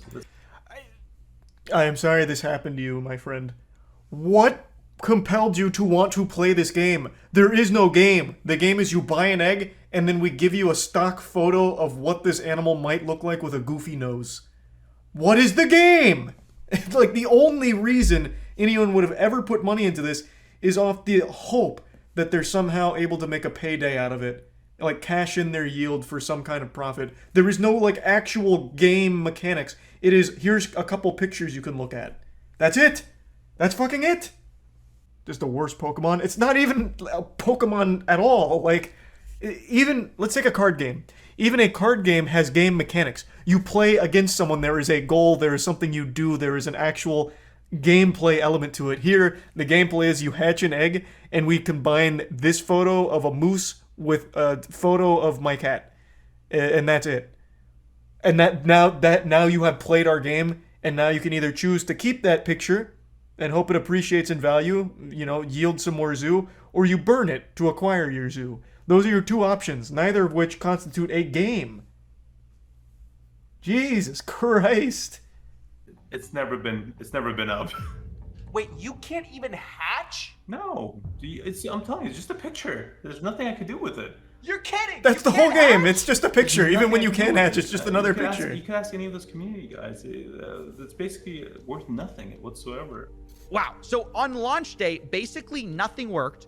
And a year later, that's still true. Now, after this was discovered, the price of Zoo fell 63% in just 24 hours. CryptoZoo already got millions in investments, but Logan only speaks in the Discord twice over the next year to say, quote, sober, currently shaking my head, and yo. That was his contribution to this project. Meanwhile, his community manager, Ben Roth. Because surely Logan Paul, who's got this billion-dollar hydration company and a WWE star, he's got enough money. He doesn't need to rug us lot. And it's because of these false promises about marketing that these poor investors believed in CryptoZoo so long. They sat and watched every Logan Paul episode. It actually is very impressive how far you can get when people just believe that you're too wealthy to exploit them. Like, if someone just believes you have so much money, that for some reason makes you trustworthy. That's wild to me, because I'd always think it's the fucking opposite. Too much of this is out, but he's been working on a massive project. And one of them will be the biggest thing I ever do. It's like my life and soul is put into this project, which is where most of my time these days goes. I'll tell you about this project when we get closer to launch. This project of mine is going to be. Is that the thing with the egg? Like the zoo? No. Okay, that's this is gonna be this is crazy. No, that shit sucks. That shit is garbage. I can't believe you guys bought that. If you're one of Holy these fuck, it investors, was awful. And Logan You Paul's brought up the egg? pitching That this was a new joke. secret project, and you're thinking it's CryptoZoo, and someone's like, "Oh, is it that thing with the eggs?" And he's like, "No, definitely not. That was the last project. This is the real project that I'm working on." Much going on behind the scenes. Like, dog, I'm not the bad guy here. Yeah. There's some actual out there. Yeah. And it's not me. Like, I'm here to build. Oh, okay. This is a space now where that's a lot of people okay. Well, now I do believe see you. dollar signs. Like any burgeoning industry, if there's money to be made, there's going to be both good and bad people. Okay, well, at least we set the record straight. Space. I'm learning all of it. We had an issue. Took the code that he made, fled to Switzerland, and like held it hostage for $1 million. Like behind the scenes drama that took a stick and stuck it in the spokes of my wheels. Oh, well, that wasn't expected. There's a shady developer who held up Logan's code hostage in Switzerland. That's why this hasn't worked the whole time. He held it hostage for $1 million. Well, and find out the truth of what happened. Why did he steal Logan's code for $1 million? However, that's what I really appreciate about CoffeeZilla. He's such a stronger man than I. That is like the most egregiously bullshit story ever. Like, genuinely, I don't believe a single fucking phrase uttered in that same breath. I don't think there's any world where that's actually true. but CoffeeZilla is still going to investigate it anyway. I finally got a hold of him, and when I did, he It's admitted true? he took No the code way. hostage, but he says the reason for it was nothing like what Logan had No. said. What? Never paid me anything at all, ever. I never was paid. And, we got to a point when I was working on it where I just realized they were just going to try to steal all of my work and not pay me. So I took all the source code private, 30 engineers. So I'm burning $50,000 a week on building this thing. Building what? You take a picture and you have your stock photos that you mash together to make a new picture when it hatches. Where is $50,000 a week going? Where? How? Holy shit, this is outrageous. But I am beyond shocked that this is at least a half-truth. So the guy did flee to Switzerland after holding the code hostage, but it was because Logan didn't pay him or the team. So he was telling a half-truth on the situation. I can't believe any part of it was true. That is already quite the twist for me. According to him, they negotiated a $1 million payday for this whole project. And from the second I heard that, I thought, oh, that's interesting, because Logan claims he spent $1 million on this whole thing. And this developer saying he's owed $1 million on this. We've been paid nothing. I would have loved to have Zoo, but I don't have any. So that's multiple sources working on the CryptoZoo team project who were not paid. Now, obviously, these are big accusations, which is why I wanted to confront Logan Paul on them. But unfortunately, we're not exactly on speaking terms. So I wonder, how could I speak to Logan without speaking to Logan? Logan Paul's manager, a guy named Jeff Levin. Oh, Jeff. He might be Fuck. just what we need Jeff, to not settle this whole thing. So I gave him a call. Hello? Hey, Jeff. Hey, sorry to bother you. This is Steven with CoffeeZilla. I'm calling because I've heard reports that CryptoZoo hasn't paid their development team, and I'm just reaching out for comment before I do this story. I just want to follow up on that. I have no comment for it. Okay, Oh, well, fair enough. Are you guys Okay. denying it, or are you saying it's not true? Just no comment. I don't think that the information is true. You guys have a whole side to I know, your but story here. Your job as someone that is reporting news is to actually verify correct news. Well, that's Right, what that's he's why trying. I'm calling you. I know, and that's legal grounds for that stuff. So I'm just telling you, legally, you have to report correct news with verifiable information. Right, that's why I'm calling you. As we've been advised always, is if anybody reports fake news, that's where we won't. Then set the record this straight. call was- What? Is everyone around Logan just a fucking idiot? Like an actual bumbling buffoon? Huh? That is why he called you. You could have absolutely just, if it's not true, shut it down. Or tell him, yeah, it's not true. I wasn't aware of this. We can go ahead and get some material together to prove that it's all fake. Bang. Right then and there. You don't have to immediately tell CoffeeZilla all the evidence or anything. Just say like, hey, it's not true. If you can give us some time, we can get together all the material and send it your way to prove that they're being dishonest about the information. Simple. Jesus Christ, Logan, hire me as your manager. Jesus. Could have saved you a massive fucking headache if this is all fake. How can you be so dumb? A mess. Jeff, Logan's manager, seems to be implying that I'm not allowed to repeat allegations his own development team made, even though Logan can go on podcasts and publicly accuse those developers of stealing his code. Not only that, he's the one who refuses to provide any evidence, but seems to sort of be implying that maybe we'll sue you if you tell this to anyone, which he then denies doing when I ask him if that's what he's doing. Told you I have no comment to it. Telling you once again, from a legal standpoint, you have to report truth. If you do not Is this an verify NPC? truth, Why does he keep saying this? Then you're just allegations, and those then will be handled the way that we want to handle it. Okay. I understand you may have graduated Arizona State with the business degree, but holy shit, that is not being put to good use here, Jeff. You must have fallen ass backwards into this position. He is calling you so that way you can defend against the allegations. You don't have to do it right now on the phone call. Just say they're not true, and we will defend them. And here's our evidence. We can eventually get you our evidence. It is that simple. Like, it is that fucking simple. How dumb is this guy? Like, oh my god. He is calling you because he is trying to verify it as a trustworthy source. He wants the whole story. And how the fuck else is he supposed to verify it without talking to you? The team, the people behind it, the ones who now have the allegations. You are the only ones that can verify the authenticity of the claims. He can't go to the Better Business Bureau, who's somehow going to be having all the fucking answers to this. This guy is so dumb. He is so unbelievably dumb. And then making that like a sly little threat about it. He's Logan Paul's actual punching bag. He has to just keep Jeff around just to take all of the flack. That's got to be the only reason. He's like a little public spittoon for Logan Paul. Oh, what? No, I would have absolutely denied these things. Oh, that's just Jeff. Jeff, man, he's so fucking dumb. Yeah, no, oh my god, I can't believe Jeff. What a silly guy. I have no comment on the situation. Mm-hmm. Good defense. Your job legally is to report facts. If you don't report facts on the information you're given, it is illegal. It's not. You can report allegations. That's the whole fucking point of an allegation.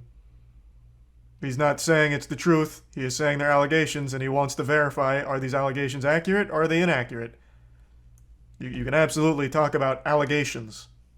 Who is he? Who is Eddie Ibanez? It's a made-up name. That's a made-up name, hi, isn't my it? name's Eddie Ibanez, lead developer here at Crypto0. Oh, This never mind. reporter said Damn, Eddie's thought it was going to be a entire crazy story plot twist. is fake. Wait, what?